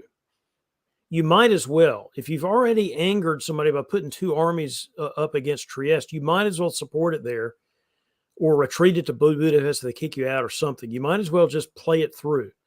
You can always change tack later, but you don't want to do an attack to anger everybody and then don't even get any benefit out of it. I think that's a mistake. I think one of the really hard things about Italy that I think a lot of people who are, and again, I don't think Cody isn't an experienced player, so I think he probably has a plan here. But I think a lot of inexperienced players, I know I had this in my first probably 10 games playing Italy, is you suffer from this, okay, I'm going to go in this direction, but something changes, and now I'm going to go in the other direction, but now I need to go back in the first direction. And you spend so much time going back and forth that you never really get anywhere. It's not unique to Italy, but I have particularly seen this as an issue with Italy.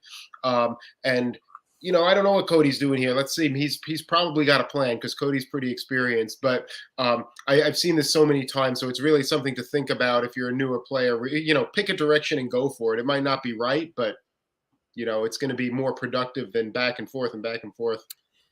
Just a quick promo here that in the issue of Diplomacy World that's coming out next weekend, I've got an article in there about people responding to an earlier episode of DBN's Deadline. Brian Pravel is in there talking about playing Italy and talking about when he joined the hobby, Italy was in sort of the sad sack, and he tried to figure out how to make Italy better. And Brian's one of the guys that popularized, or at least spread the word about the Austrians loaning Trieste to the Italians. So just an example of how it is true that Italy is a conundrum for those of us that learn the game and try to learn the game. It's just such a difficult power to get any traction. But one thing that you don't want to do is this and then pull out. I just think that's a mistake. We'll see if Cody gets away with it. The real question here is whether McCarless can deal with an AR alliance that may be threatening him or not. But certainly we're pretty pro AR moves here in the fall. Yeah, and I'm going to also take a little bit of our time to talk about this, David, because you said something I think is very important. I have a concept that one of the elements, one of the resources of this game is trust. And over the course of a game, and really in a league setting, over the course of a league, you can develop and build that trust. But when you do choose to make a move against someone, you're spending that resource. That trust resource is going away. So if you make a move like this, and like to your point, Adam, you don't have a plan of how you're going to use that trust credit, then that's a wasted resource. So I really feel like I'm going to be watching to see in this game whether or not that decision to leave early will pay off. Is this perhaps an investment in trust, or is this trying to pay back something that's already been lost, which is really difficult because it's not one-to-one. If you once you spend that trust, you break that trust, you're in the negative, and it takes a lot to rebuild that. Plus, if you're going to attack Johnny Gilliam, you should just try to kill him. All right, so Adam, I'll go to you. Any of these adjustments stand out to you?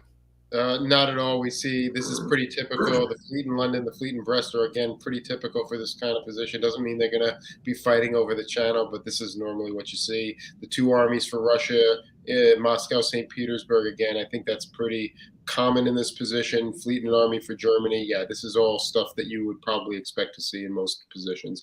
And again, the English and the French do work things out. The French look like they're moving, if not towards the Med in that general vicinity. They obviously still have a lot of flexibility being on the south coast of Spain in the mid-Atlantic, but it's not immediately aggressive against anybody. The English are going north here. The Germans, I mean, this is really interesting. This looks very Western Tripoli and potentially Eastern Tripoli, potentially AT. It's really hard to read. The attack on the Russian fleet, to me, looks like it's probably arranged to piff the fleet, but I think this is a rat versus a Western triple with Cody in the middle, but let's see how it goes. Yeah, that certainly was my read of it.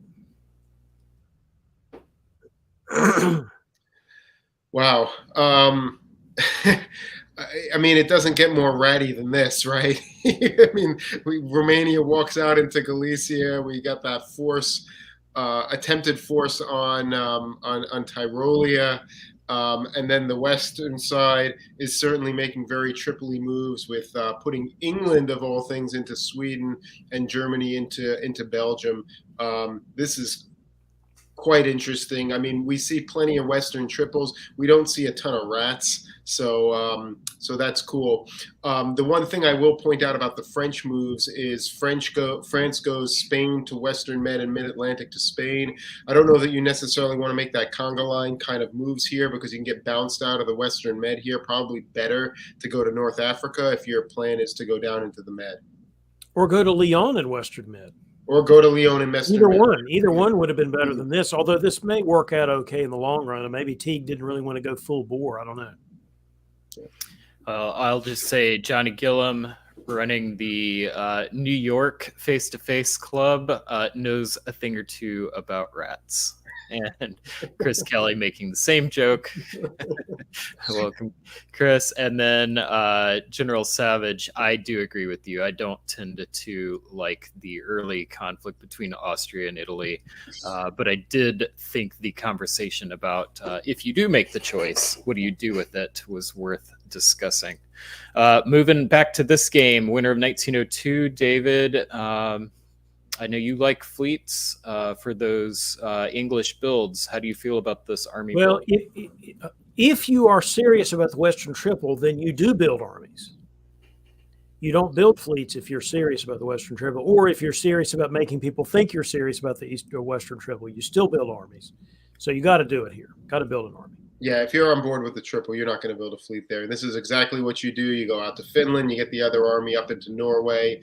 You know, if you're Germany, I don't know why you're going to Burgundy other than an arranged bounce there, presumably. I think it's arranged. Yeah. But I mean, this is all very Tripoli play. Tunis marching out to Tyrrhenian Sea. I don't know what to say about that. I guess he's trying to cover it from the Turks, and it just didn't work out for Cody. Or he's abandoning his dots to let the Turks walk into Naples. I'm not sure I quite understand the move from Naples to Apulia. I think he was trying to bounce a convoy to Apulia, and I think he misguessed it. Yeah, maybe. I think McCarless. Yeah. No, you're absolutely right. This is just unfortunate guessing. These are good moves on Cody's part. You're absolutely right. Though guessing both that there's going to be a convoy to Apulia and that there's going to be a move to Tyrrhenian Sea maybe isn't the best. But I guess you're covering both of those possibilities in this case. So it's really hard to critique that. Though I think what the really interesting thing is the rat was pretty short-lived, and it looks a lot like an AT. With Johnny moving into Romania and Ukraine, that is not a rat. That is definitely not very ratty. And I can't say that I'm surprised. You know, Johnny has played this game a few times in his life, and you know, you continue a rat for a few turns, and usually it's Austria that's getting stymied, and Austria the one that's getting hit from behind. So this makes perfect sense that he's doing this. It's a nice move. They're pretty much guaranteed to take 2 off Russia from this position and be in the driver's seat. Maybe Cody was just giving Tunis to France too. There's a possibility of that happening, but we'll see. All right, so moving right along, we have the English moving Norwegian to North Atlantic, which again could be a very Tripoli move with the idea of getting that fleet around south to help out with France, or it could be getting that fleet around south to help out with France, right? These are all realistic things, but the north to Denmark, again, maybe there's nothing else to do with that since Sweden is holding. But ultimately, what you're really accomplishing is piffing that unit, or not piffing, but dislodging that unit in St. Petersburg, which is successful. Russia's pulling everything south. We've got builds for both Turkey and Austria from 7 Rum. We've got progress against Italy with the Turks moving into the Adriatic Sea. Yeah, I mean, this is a nice AT. Austria is putting themselves a little bit on the front lines for what I would necessarily be comfortable with here, with Greece going out into Ionian instead of Aegean. But that's kind of the sacrifices you have to play if you're going to play an AT alliance. It's always going to have a little bit of this kind of unstableness. Yes, I completely agree. All right, AT, Dave, your turn. AT builds from the Turks. Well, do you want to see a fleet in Ankara here? You want to. The theory is with AT, you pretty much have to have a fleet in the Black Sea so that you can convoy armies up into Russia, because it's a faster set of moves. I think if you're going to have an AT that's actually going to operate correctly, I think you have to have a fleet in the Black Sea, because otherwise Turkey doesn't have enough power enough tempo to help. Yeah, and so we're starting to see some of the issues you run into with the Western Triple if you're not willing to do kind of aggressive stuff like putting French armies through Munich or that sort of thing, because really France is not accomplishing a whole lot here, right? I'm not sure why they're going back to the Western Med instead of sitting in Tunis or trying for the Ionian here or following up into the Tyrrhenian Sea. That seems like maybe it's some kind of diplomatic thing, or actually maybe it's because they're not trusting the English from this position, more likely. But Hey, the Turks said, "I'll support you to Rome if you leave Tunis." Oh, okay, that sounds like a good deal. Yeah, I mean, that's a possibility. I think the other possibility is they're just saying, like, I don't really trust Jason up in the North Atlantic Ocean, so I'm going to pull something down. I'm pulling into Mao, and I just want to be able to protect myself. So I think that's my read on it. But maybe I'm overthinking. Meanwhile, the AT continues to push themselves. England and the Germany are definitely putting themselves in nice position. I'm just a little bit worried about France not having a lot of place to go here. Well, I would be more worried about France if England had actually pulled the trigger on this thing, but instead he goes back to Norwegian and bounces himself in the English Channel. It's fine to Western Triple. All right, I can't stand Western Triples. Everybody knows that. You've got a lot of units here doing absolutely freaking nothing while the AT gobbles up centers. That can't be the right answer. Yeah, I mean, England's got too many fleets for a Western Triple. England really needs one or maybe two fewer fleets here. I mean, it's perfectly fine to have those fleets if you're going to stab somebody with them. Well, here you go. So Teague has made a deal with the AT is what he's done. Yeah, I mean, and this kind of makes sense, right? I mean, if you're France, you really are pretty well stymied here, unless you're going to go after Germany. But Germany's got plenty of armies in the middle. There's not a ton you can do there. I think this probably makes some sense for them to do this. What else do we got? I'm not sure why McCulloch is moving his fleet into Armenia. I guess that's a alliance play with Johnny, but to your point of needing the fleet in the Black Sea to convoy armies up, it's not really helping the case. Well, he's not going to get any builds this turn, so he doesn't need to be in the Black Sea this turn. So that's the theory. But you need somebody there once you start building armies to convoy. Yeah, I mean, this feels like a kind of, all right, let's get our builds turn, but not progress the board very much, right? Because they're not doing much. The bouncing Greece there's not any reason for them to be doing that. I mean, Ionian could go to Tunis or Tyrrhenian Sea here. They could be advancing fleets out, but they're making a conscious decision not to do that because they want to get the adjustments and see where the board's going. And they don't want to spook Teague. They want him to keep going north against England. So they're trying to slow play it so that he goes and gets embroiled in an imbroglio in the north. Personally, I think I like this for all three powers. I think this makes a lot of sense for Turkey, Austria, and France. I think it makes a little more sense for the AT than for France, but I feel like France needs to make a move if they're going to be a serious contender to top this board, and I don't see how it happens fighting the AT. Yeah, I mean, I think the challenge the AT have now, though, is, where do you go except into each other that without pushing through the Med? Right? I mean, Turkey doesn't have a lot to do, and maybe Turkey's content not doing a whole lot from this position. I mean, they're going to do it. They're just not going to do it right yet. Yeah. Don't be so impatient, Adam Sullivan.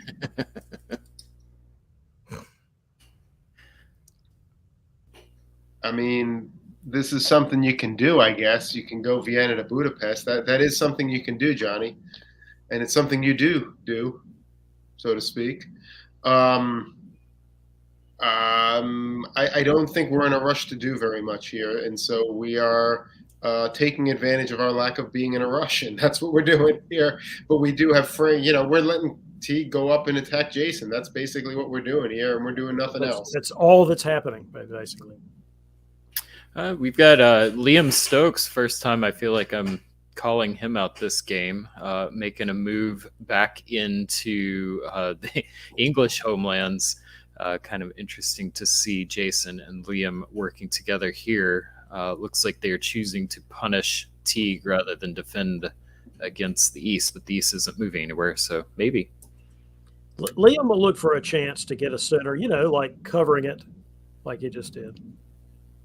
Going to the North Sea, going to the North Sea, convoying to Sweden. There was no way to go, Liam Stokes.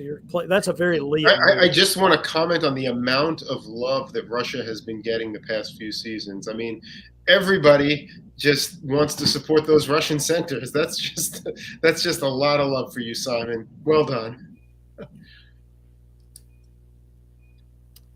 Yeah, I mean, and this is coming up, Liam, right? So you said, okay, we don't want Jason to top this board, and Jason's in no risk of topping this board, but now you got Liam to contend with. Of course, Liam's going to be sitting there with Austrian units all around him, so his chances of expanding a great deal are probably pretty small. The question is, what does Teague decide to do here? Does Teague decide to swing back south, or does Teague decide to push against Liam? Yes. And Liam may be hoping that, the AT gets stymied enough to where McCulloch plows into Johnny, and then that gives Liam some flexibility. So we'll see. Yeah, I mean, I think there's a risk here for Teague to go after Liam, honestly. I think he's got to probably at least send something back down south to at least lock things up. If he sends stuff after Liam, then he's basically giving, quite a few dots again. Well, I don't know. Maybe he sees that, losing Berlin and Munich to the Austrians is okay, as long as you can take the rest of England and Scandinavia. And set up his line. I mean, he knows he can't really hold Rome and Tunis anyway. That's right. Even if he tried to send some help down there, wouldn't get there in time. So he's got to hope that this thing holds out long enough for him to get centers in the north. I think I would probably try to take over stuff in the north if I could. Yeah, I think you probably have to from this position. You're too far. It takes too long to get to the south. I think you're right, David. Yeah, you've got that momentum factor we talked about earlier.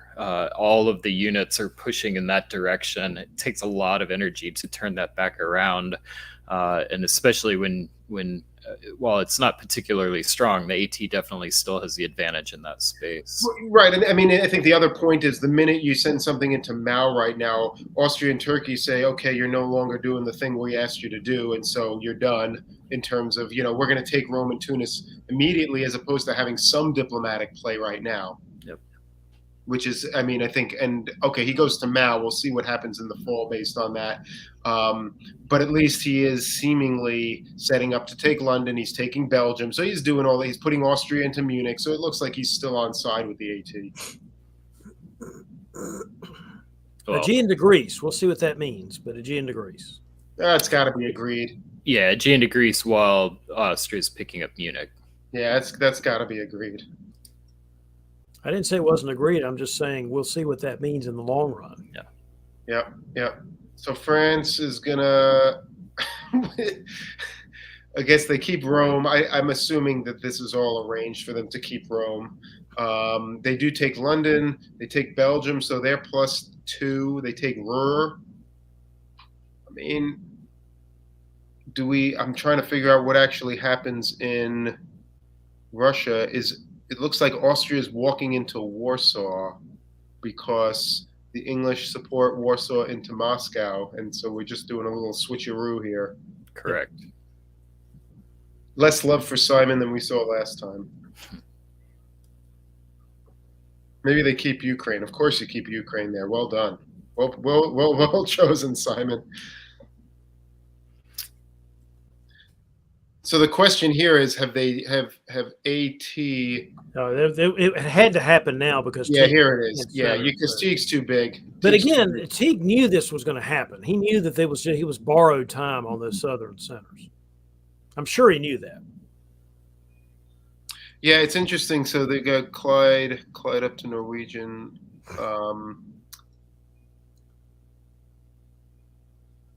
Yeah, I mean, they are sort of still working together in Germany in a manner of speaking. But again, this is just, now we're just playing tactics, right? So Teague is going to lose Tunis and Rome. They're going to probably get maybe one dot up north, maybe Edinburgh or Norway or something. So, yeah.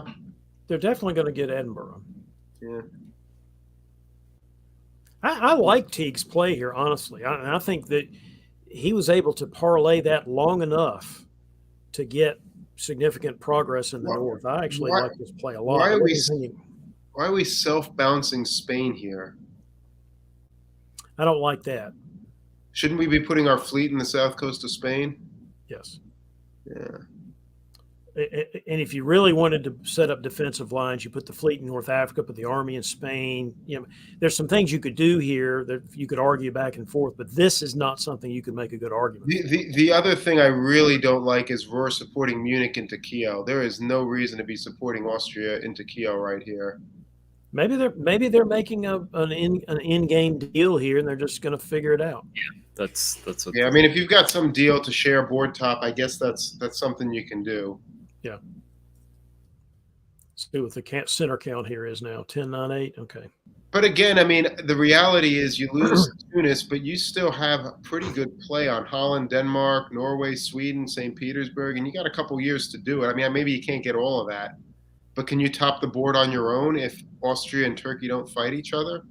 I don't know. Maybe not, but I still think he's put himself in a pretty good position given the situation he was in.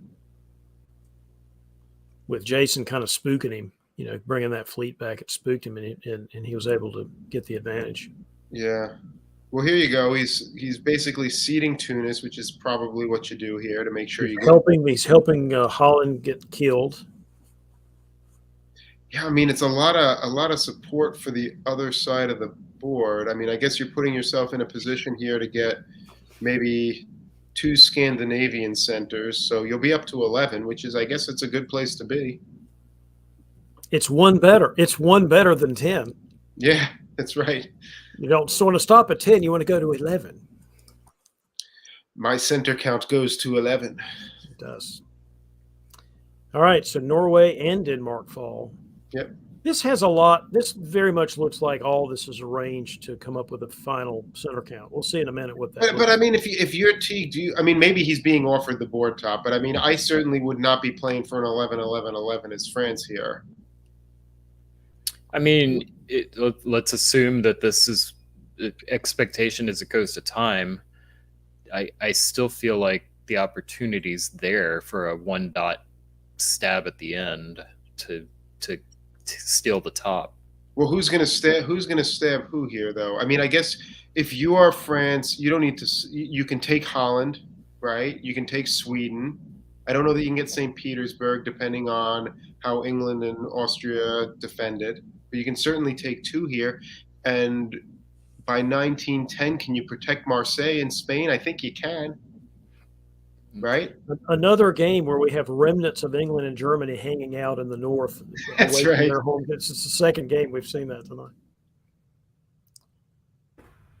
All right, so yeah, I'm not a fan of the wave. This is going to be an 11-11-11-1. Not a fan of the wave there for France. Why not at least put an army in Marseille to? He's got a deal. He's got a deal with these characters, with Johnny and McCallus. Johnny is a dirty rat. There's no question about that. But this is just what's going to happen. It's going to be one of these 11-11-11-1 things. And it's surprising that I just vomited a little bit in my How throat. could it happen without Ed Sullivan or Saren Kwok on this board? But it did. I told you, I just vomited a little bit in the back of my throat.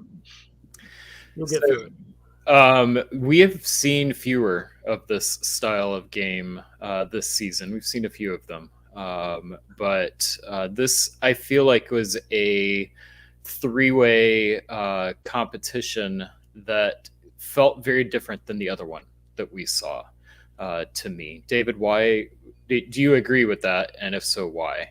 Well, it's very different in the sense that I'm not sure it was really a competition for the last 3 game years or so, at least. Could have been before that, but certainly the last 3 game years, it was an arranged ending, which, by the way, maybe those of us that like to play a little more, play the game in front of me and not worry about the fact that this is a league might not like the 11-11-11-1 thing, but arranged endings have been a thing as long as the hobby's existed. Some people think they're fun to do. Eddie Bressan's really a big fan of doing something like that. So there are people that do it. They get to make the decision how to play their own game. The issue for wanting to commentate or watch a game like that is if it's a foregone conclusion, it's not as much fun to watch. That other game we saw really was more of a 3-way competition, not sure how it's going to turn out kind of game. In this one, you could tell from at least 2 game years ago that was not likely to be how this was going to end. Hey, I love it. I think, the game is called diplomacy, right? And if you can convince the power on the other side of the board who can take a dominating position to not do that, power to you. That's great. This is diplomacy. This is not moving pieces around. So great job by McCallus and Johnny for convincing Teague to kind of play a little bit more conservatively. Good job to Teague for, I guess, not putting yourself in a position where you're going to get creamed, because they did not play as aggressively as they could have, right? So, I mean, I think it's a good job on all sides. Well, It maybe isn't the exciting outcome that I would have liked to see, but on the other hand, like, it's a success of diplomacy on everybody's part, or at least the three of theirs part. when McCallus gets back on the screen, if I leave at that point, would you guys ask him what he did with his sense of initiative and gumption? Wait, there he is. I thought you had some, actual killer instinct here, and then you played like, a Care Bear. I was not expecting that from the McCallus Comrie Delano, but whatever. Sometimes you think about leads and you think about who you're playing with, and Teague had given up his chance to do a top. Why would I punish that?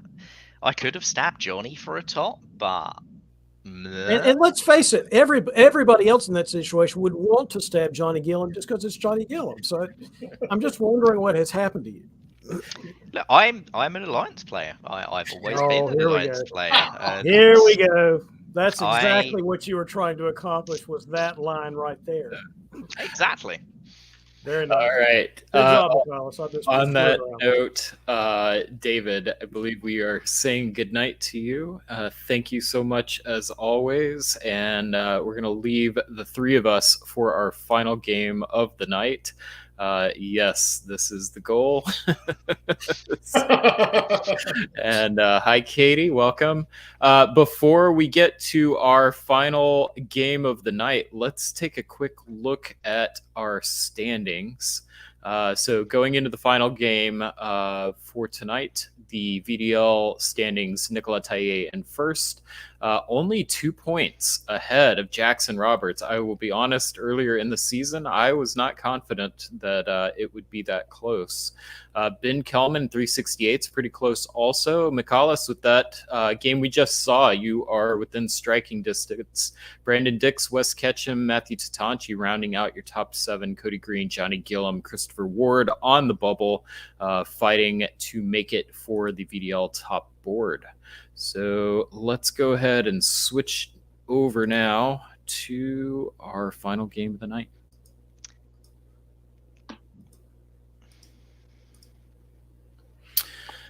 All right, McCallus, I'm going to give you the call on this one. Adam, you'll do color and talk us through our players. All right. So in Austria, we have Hannibal TK, who I believe I've seen play a couple games before. They're not completely new to the scene.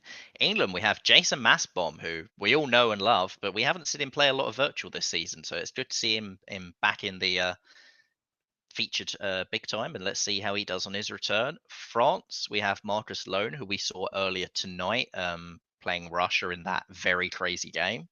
Germany, we have Peter McNamara, who will probably not make moves quite as crazy as was in that game earlier. Italy, we have Christian Brown, who probably will. Russia, we have King of Prussia from Maine in the USA. Looks like it is their first game. And Turkey, we have Cody Green back for more from Fort Wayne, Indiana. All right, and Cody Green in 6th place, it looks like. Peter McNamara, for those maybe one of you who don't know, won our very first DBN Invitational. Definitely one of the best diplomacy players in the world. And we got a lot of good players on this map, or on this game. Looking forward to seeing him play. Let's do this.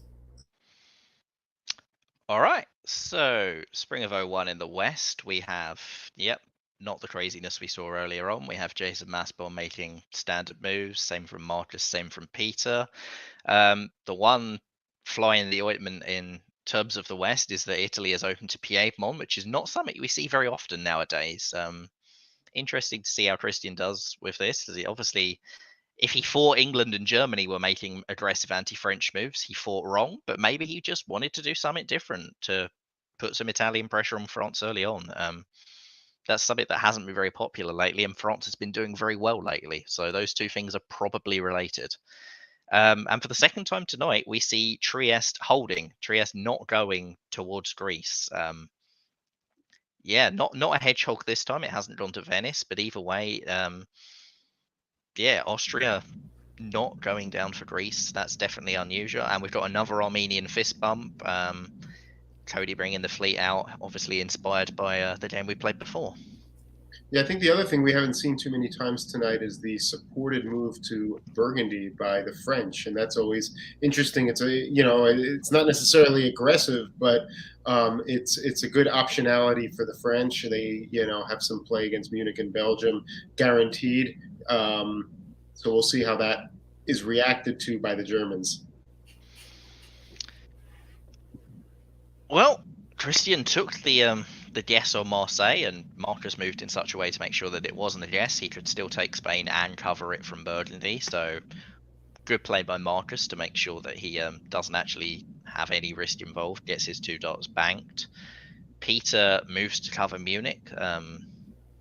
Not ideal for him, but not the end of the world. Pretty standard Western moves other than that. An English army is in Belgium. Whether it goes there to die or not remains to be seen. But the east is where the interesting stuff is happening. We have Turkey going straight into Serbia in 1901. It's been a very long time since I've seen Turkish Serbia in 01. Serbia itself had gone down to Greece with Italian support, but Italy is walking into Trieste behind. But didn't take Tunis, so they're probably working with them, and it was agreed, but it's an agreement where Austria doesn't build. And Russia, you would imagine, wants to RT from this position, because RT should want to RT from this position, but is putting a fleet in Romania, which is awkward for an RT. So yeah, this is a really interesting position with a lot of fleets in places you don't actually want them to be, with Bull and Rum being occupied by fleets at the end of 01. Yeah, this suggests to me that Cody knew exactly what was going to happen this turn, because you don't normally order Khan to Bull South Coast from this position unless you're expecting it to actually go through, right?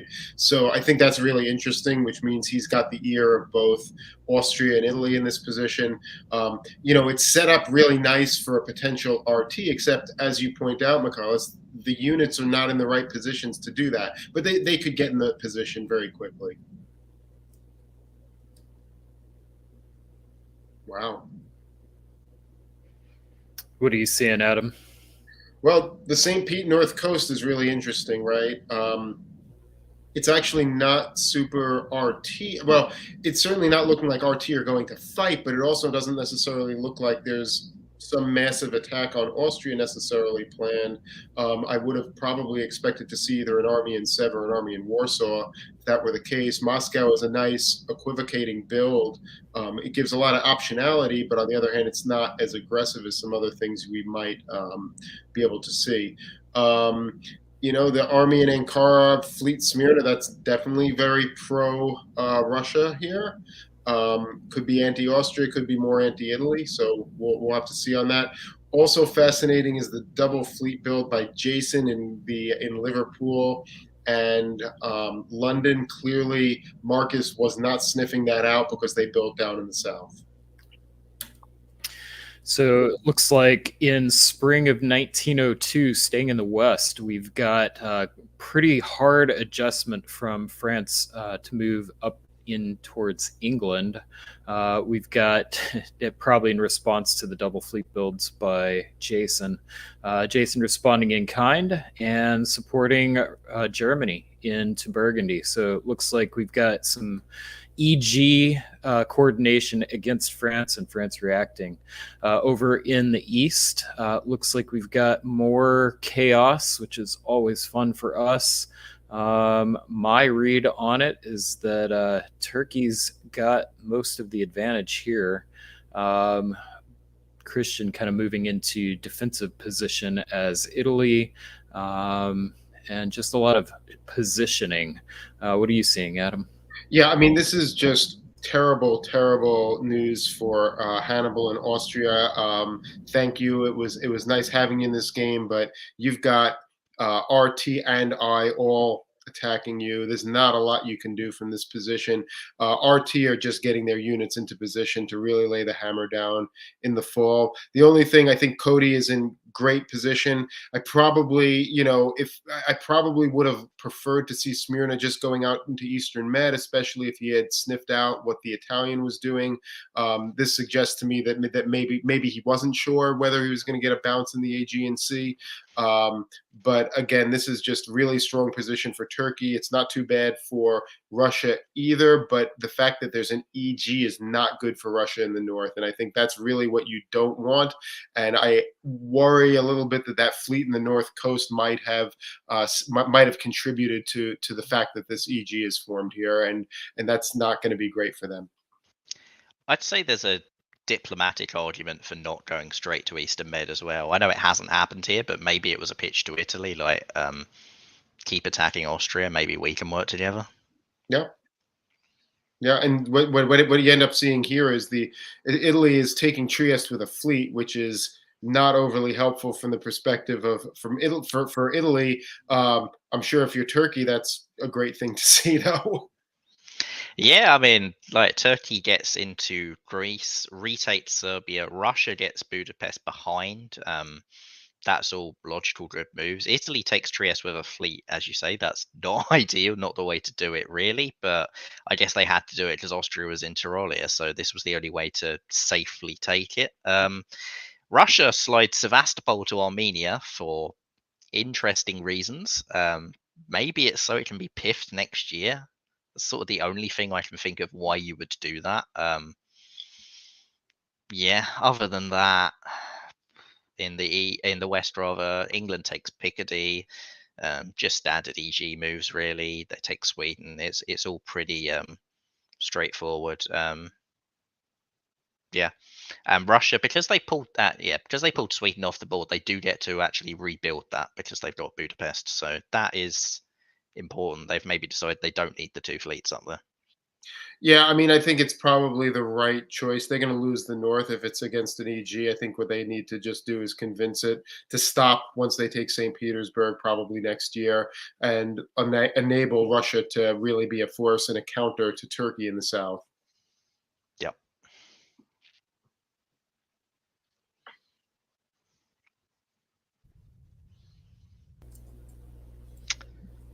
Okay, so builds wise, we have Army Ankara.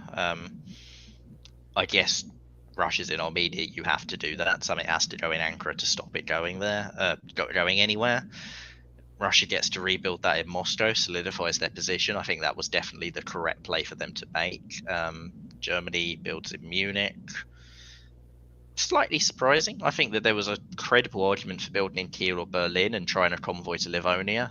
That's not really on the table now. So Munich, I guess, is going to go south. But I kind of feel like you want Italy doing well if you're Germany at this stage of the game. So I'm a little surprised on that. Maybe the thinking, yeah, I think this is what I was wondering, is if the thinking is that Munich's going to help you against France, and that's kind of, I think, what the idea here was. Of course, with three armies in France, this is pretty hard to really crack the nut there.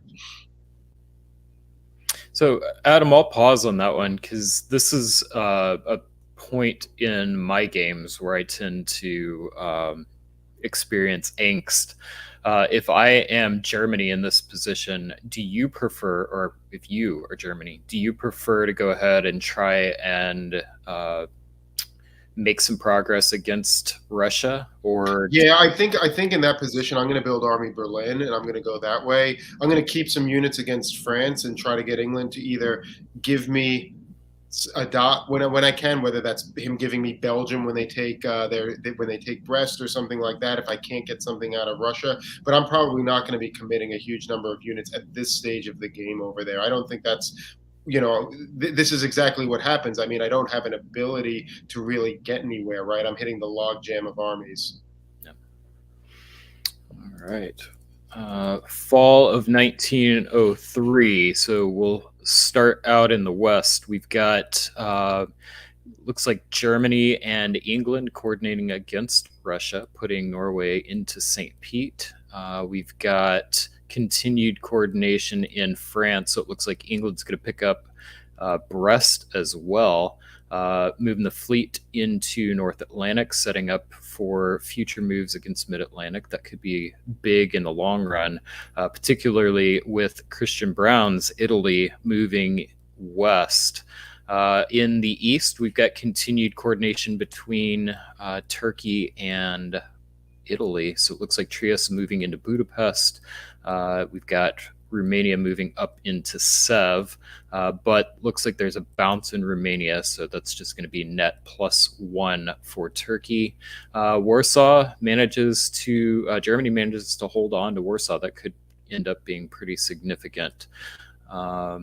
Yeah.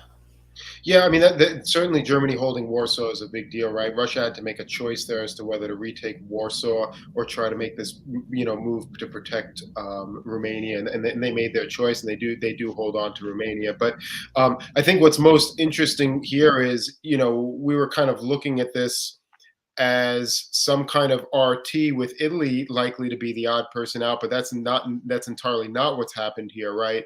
And it's hard to say whether this was the plan all along, right? We're not privy to the negotiations, but I think Cody and Christian do a really nice job here of getting their units in position to both make aggressive moves against the Russians and put themselves in positions to kind of be out of each other's way, where Italy's doing something useful in having kind of, a fairly sizable force against the French at this point, which ultimately would hold back the EG if that's a continued alliance on the other side of the board, and Turkey really starting to push their armies north.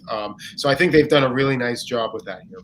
That in combination with the progress that Germany and England have made against Russia as well. I hope that Cody and Christian did that in coordination. If not, it was fortuitous for both of them, I think. I mean, it certainly looks like it, right? You have a hold in AG, and he doesn't even cover. I mean, I guess he doesn't need to cover Greece, but he doesn't go to Ionia, and I think there's no messing around here. And if it wasn't in coordination last turn, I would think they would go into the room together this term and say, great, we are on the same page. Let's keep doing what we're doing. We've got a strong EG on the other side of the board. We need a strong IT on our side of the board. Let's not screw around. Let's just do what we need to do, and we can probably get the jump on them and push them back. Yeah, and it may also have been a reaction to Russia's incorrect guess over Warsaw and Spring losing Warsaw. It may have been that both of them in the East then looked to that and went, well, Russia's dead, so I need to get my share. Totally. All right. Well, we've got, if that's the case, a potential race between Cody Green and Christian Brown's Kraken and Jason Massbaum and Peter McNamara in the West.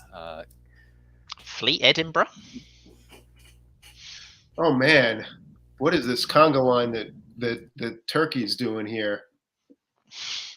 Turkey's decided they don't need an IT, so Turkey moves Serbia into Trieste and just goes everything into Christian Brown. Turkey's decided, I'm out of the box and I'm not stopping. I'm just taking everything. Meanwhile, Christian gets Marseille, and so isn't actually likely. No, he probably loses Budapest, so he probably is going to get a disband. Unless, I mean, Vienna can tap Trieste, so there's guesses. He may have to disband, he may not.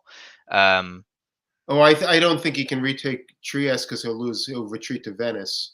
Yeah, but he's got Marseille, so it depends whether he loses a second one on the disband front. Yeah, England, I'm getting this is set up for a convoy to St. Petersburg.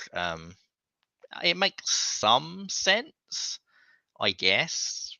You had nothing better to do with those English builds, probably, but I don't really see an army in St. Petersburg as being a transformative position for anyone right now. I'm not that enamored by the idea. England does get into mid-Atlantic Ocean, and that's not insignificant, especially if Italy now has to pull back and fight Turkey.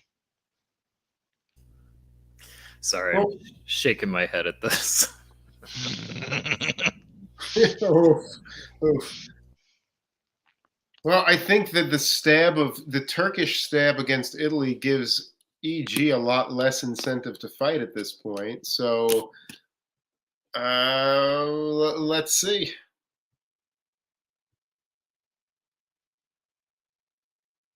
Yeah, so they got the convoy up to St. Petersburg. Yeah, I mean, Germany's going into Galicia because why not? I mean, Turkey is going to be building three this turn, I think, right? It's not a bad choice by Cody to do this, maybe. I mean, I don't know that he can replace the Italian fleets fast enough, I think is the problem. And if Christian is vindictive and decides to just kind of throw everything back at him, which is what one would normally do from this position, um, it's going to be hard playing. But let's see. Maybe he can get England and Germany fighting. I mean, I think that's really what you're going for here, right? I mean, and Cody should be pushing really hard and saying to England, probably to England, like, hey, Jason, like, why are you and I not racing for this? Why are we going to make this, some kind of fun thing on your side of the board where it's probably Peter topping the board? You go after Peter, right? And you know that Peter's going to, Peter's going to get the advantage ultimately if you do that. So you go after Peter. I go after Christian. You and I leave each other alone. You get you get everything in France. That's fine. And let's just see how big we can both get. I think that's a really strong push. I think that's a really strong pitch to Jason in this position. I don't know if Jason goes for it, but it's a great pitch. Yeah, it's your witches kind of working together kind of pitch. I mean, you've got two DBNI champions that you can either race or you can try and flip one against the other. And I think that's the pitch that makes the most sense. And I think the pitch is to Jason here, right? I mean, I think it's absolutely to Jason. And if I'm Jason, I'm really thinking about it, I think, right? Because why do I want to have to deal? I know that Italy's going to be turning around. I know that I can get those dots easily in Spain and Marseille. So maybe I do want to be starting to make those moves. Of course, I'm not building here, which isn't great for me, and Germany is. But let's see. Let's see what he puts down. Two fleets. Yeah, of course. Yeah, except I think Peter has decided that it's actually Jason he doesn't need, and Jason looks like he's carried on playing the alliance play. Although Gascony back to Brest with agreement is a bit weird. But yeah, Peter stabs. Do you think that maybe Peter was expecting a self bounce in Brest, and he wrote that support to get the army out of the way? That's kind of what I'm reading here, but maybe not. Nothing was bouncing. Maybe he expected Leah. Yeah, though they were supposed to both bounce there, but no, I'm saying like an English Channel and Gascony self bouncing in Brest. Yeah. Well, yeah, maybe that's what Peter expected to happen for sure. Yeah, I mean, this is beginning to look very racy just between Germany and Turkey at this stage. Which one of Peter or Cody can grab the dots fastest? What were those Norwegian and Barents Sea fleets doing? I'm seeing a lot of checkered red lines, and I don't understand why. Okay, they were just supporting each other to move to each other. Sure. All right, fair enough. They were doing nothing. Yeah. Peter's got the jump on Jason. Now it's a question of what he can take beyond Belgium, because it's not actually that easy to take more still. Yeah, that's kind of where I was thinking. I've got like Peter McNamara is one of the best diplomacy players to ever play the game. So definitely would tend to give him an advantage in the race, except that it's not the easiest position for him to do this. Well, I mean, Jason's got to make some choices here, right? Like, how is he going to cover the North Sea? Are you going to cover that? What are you going to ultimately pull here? Is it going to be Western Med? If you pull Western Med, what does that do?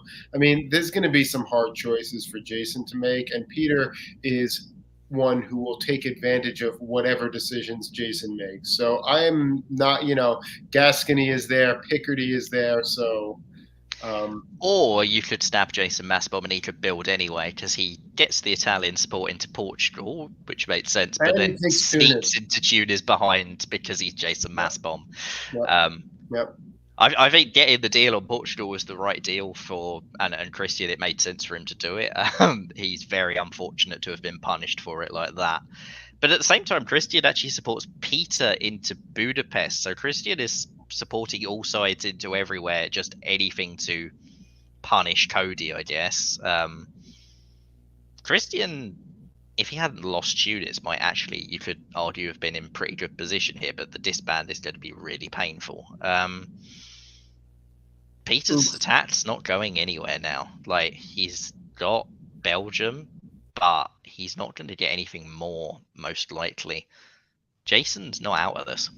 The loss of Budapest really sucks, because having to rebuild that unit all the way back in Turkey is really just super problematic for Cody. I hope that he builds in Khan, or if he's going to build an army, he puts it in Khan and not in Ankara, because that Armenian fleet is probably going away, and if it isn't, you can cover it anyway.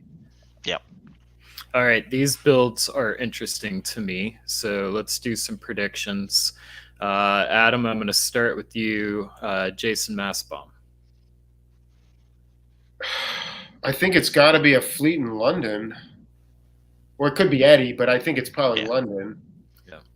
And Michaelis, Peter. I mean, you need another fleet to push any sort of attack on Jason. Yep. Arguably, you need 2 more fleets to actually push an attack on Jason successfully, but are you trusting Christian Brown not to walk into Munich if that's what you do? I'm certainly not. So it has to be Army Munich and a fleet in Kiel for me. Yep. But I think strategically it is vastly better if you can get away with putting 2 fleets down here.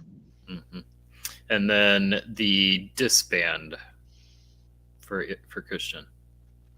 Spain. If he wants to punish Turkey, he's going to pull Spain. Yeah. But does he? Because England's just sniped Tunis, is he going to do that, or is he going to? Who knows whether that was agreed upon or not, right? Or even discussed. Oh, he pulls Adriatic. I was to say Adriatic's the way. Adriatic's okay. Yeah, and I like the Turkish build off Army Khan. I think that's correct. Yep.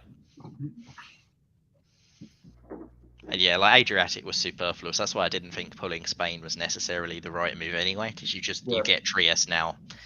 Yeah. Peter couldn't hold Budapest. That just was a fact. Does lose Warsaw, but is probably going to go and take St. Petersburg. But actually, you really, really don't want Russia to build. So maybe you have to retake Warsaw, because Russia building is actually really, really bad for Peter's chances in the east. Does go down to Gascony, which I quite like, because the problems that England and Italy are having with each other, you want to have something with the opportunity to possibly walk into Marseille, possibly still take Brest. So I don't mind that as a position. Gets his fleet up. Jason gets his fleet down. Pretty logical moves all around for those guys. Yeah, I mean, all of that made sense. Do you think Peter, made a little bit of a mistake by doing this as a conga line rather than doing Belgium down to Burgundy instead of following up into Picardy? I mean, let the English Channel go to Picardy. Who cares? I guess the argument is that you couldn't let Brest go to Picardy and have threat on Belgium. Yeah. Okay. So Peter does take Warsaw back. He had to prioritize that, but he gets to take St. Petersburg as well. So that's nice for him. Yeah, Moscow gets to rebuild, so the PIF doesn't matter, but it's still, Peter's now got those eastern positions relatively well locked unless Cody comes north. In the Med, there's all sorts of shenanigans happening because Jason is supporting Cody forwards against Italy. And if you're Jason, why not? You probably want to make sure Peter doesn't top this board. Do you care if Cody tops this board? Probably not. So, yeah, why not? Why not help push Cody forwards further? Cody is actually in a pretty good position there. He does have a No, he doesn't have a disband. He's gained Budapest and lost Trieste. So, yeah, pretty good turn for Cody, really. And that's basically it.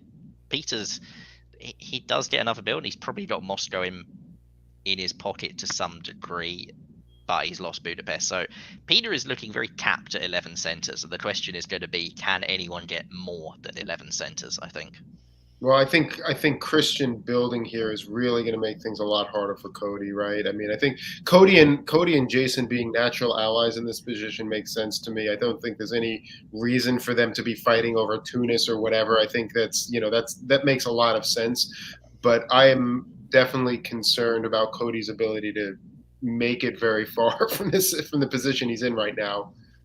I mean, Ionian goes up to Adriatic, Greece to Ionian, and there's Yep. definitely room to take like Vienna and Trieste, and Yeah, I guess you can that's pop 11 centers. Romania can go up to Ukraine or Galicia from here. So there's stuff you can do. Yeah. Yeah.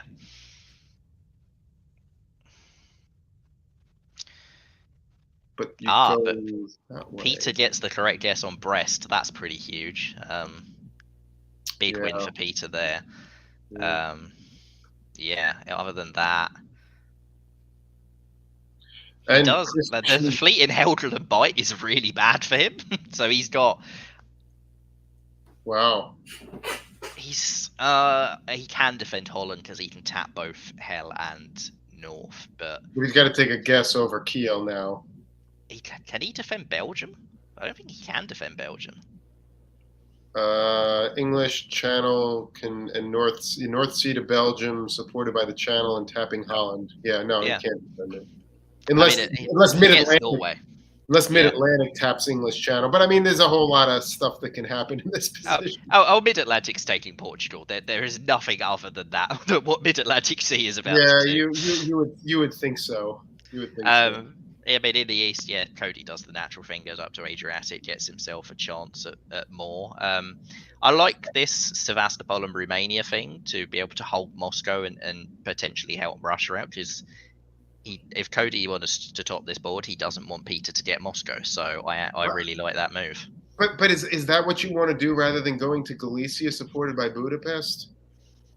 Yeah, maybe he thought that Italy would support Germany, or Germany would support themselves in, or whatever. Maybe he just didn't think Gao was going to happen. Hmm. I think that makes a fair amount of sense. So Jason actually takes Denmark, because that couldn't be defended either, and keeps Norway somehow, because Russia, despite having a potential to be supported in Moscow, decided to tap St. Petersburg anyway. You love to see it if you're not Peter McNamara. Cody gets Trieste because it was guaranteed now he was in Adriatic, and gets Tunis because Jason Massbom has outlived his use to Cody Green. Why not just take it now?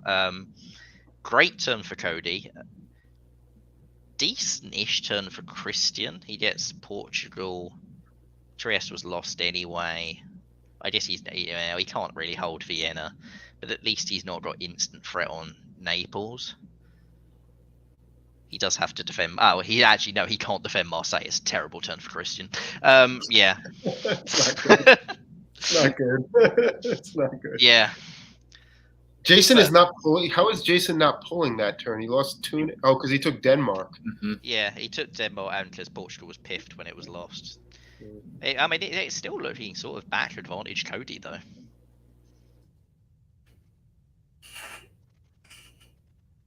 Oh, this isn't necessarily how to take advantage as Cody.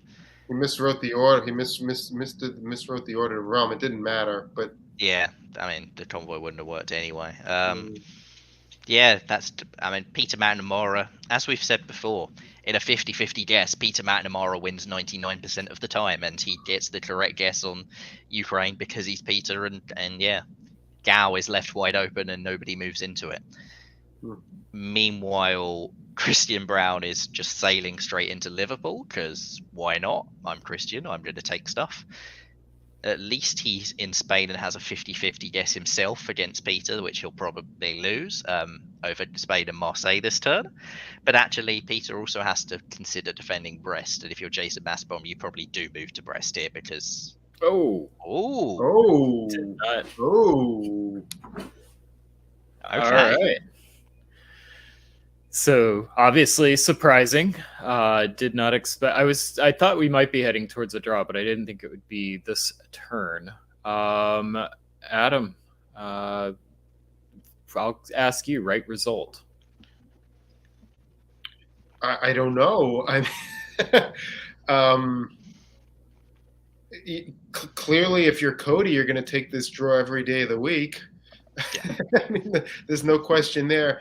I mean, Peter must be looking at this board and saying, "I've just got too much stuff bearing down on me, and I can't, and I can't do it." I mean, and certainly Jason and Christian have no reason to continue playing. So it's really whether Peter believes that he can top this board.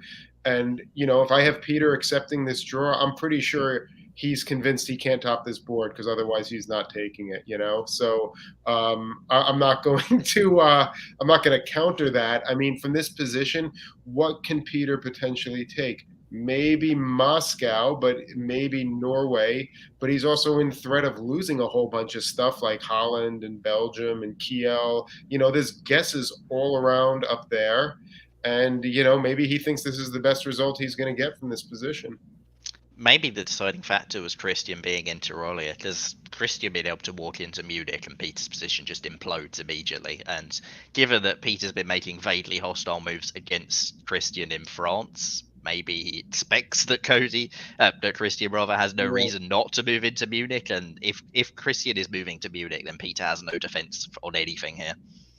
Yeah, I mean, prior to the move to Gascony, I was going to say that there might not be a lot of incentive. I mean, Christian has not shown a lot of initiative towards moving north. But yeah, maybe now that Peter's in Gascony and has sort of shown some aggression down there, maybe Christian's at least thinking about it. Yeah, and now, I mean, Christian, his position in the east is blown, and sooner or later he's going to lose Vienna. So if you're Christian, and this is Christian, we've already seen he's just walking into any dot he can against Jason. So why not also walk into any dot you can against Peter? If you're just trying to keep as many centers on the board as possible, you probably are sooner or later going to go to Munich. I mean, you got to give your hats off to Cody for this game. I mean, I think he played the timing really well in his moves throughout the game. He made a lot of really good decisions in terms of which direction to go, who to work with, who to trust, who not to trust. So I really give a lot of credit to him. I think Peter played his always solid game. I would have liked to see Jason be a little bit more aggressive there and get the upper hand on Peter rather than it being the other way around and seeing that race that I was calling for between Jason and Cody. It didn't play out that way, but we still got a race between Cody and Peter, and it was very exciting. Yeah, for sure. Cody Green going head to head with two DBN Invitational champions and coming out on top. Love to see it. Well done, and thanks to all of our players for a very entertaining game. Let's take a quick look now at our standings. Go ahead and pull those up. And here we go. So after all of the games complete tonight, Nicola, Jackson, Ben, McCallus, Cody Green, Brandon Dix, Wes Ketchum, Matthew Tatanchi, Johnny Gillum, and Christopher Ward on the bubble now. So a little bit of movement in our standings, the lower parts. For the most part, the top stayed on top. We're starting to get towards the back half of the season, or the end of the season, I should say. We've got October, November, and December, so 3 months left to play. There is still time for some of these players to make some moves, but it is coming down to the wire. Every point is beginning to matter at this point. Well, that's just huge for Cody, right? Pushing himself up. I think he was in like 8th or 9th place before that, and now coming in like 4th or 5th. I mean, I think that's huge for him. Obviously, that may not be enough without some more results to make it to the big dance, but he's really putting himself in a good position. A lot of people on the bubble who are great players, and I know they're hungry for it. So looking forward to the next couple months to see how it all plays out. Absolutely. Yeah, and Cody playing as many games as he has, it makes, because of the average score of rest factor, it makes it really hard for him to improve his overall score. But big games like this are how you do it, and he's got a big chunk of score that he wouldn't have got if that had been flipped the other way around and Peter had topped by a center ahead of Cody. This game would have meant nothing to Cody. It would have been 11 centers that got him essentially nothing. So just coming out on top was huge for him, and yeah, that's a big score for him. All right. Well, I would like to thank everybody for watching tonight. As always, if you enjoyed the show, if you'll give it a thumbs up, subscribe to the channel, post in the comments, share with your friends. Anything you can do to help boost the signal, help more people find the game, help more people learn about diplomacy. I learned, once again, almost every single show, I find new things to learn about this game. We saw lots of different styles of play, and I always enjoy listening to our analysts and those in chat. I learn from each of you. So, David, thank you, of course. And McCallus, Adam, great being on air with both of you again. Had a great time tonight. Thank you. Cheers. It was great to be back. Adam, since you have been off air for the while, or the longest, I will allow you to close out the show. Wow. Well, thanks everybody. Thanks our viewers for joining us. Thanks everybody in the chat. Love the comments. We follow them. Even if we don't comment on them, it really keeps it entertaining for all of us. Thank you to the players. There were some really wild games tonight. Some stuff I have not seen the likes of in a really long time. Just amazing. Some great play around the games. Just a lot of fun. So it is really just a pleasure and a privilege to be able to do this. So thank you. Stay well, stab well, and see you all soon.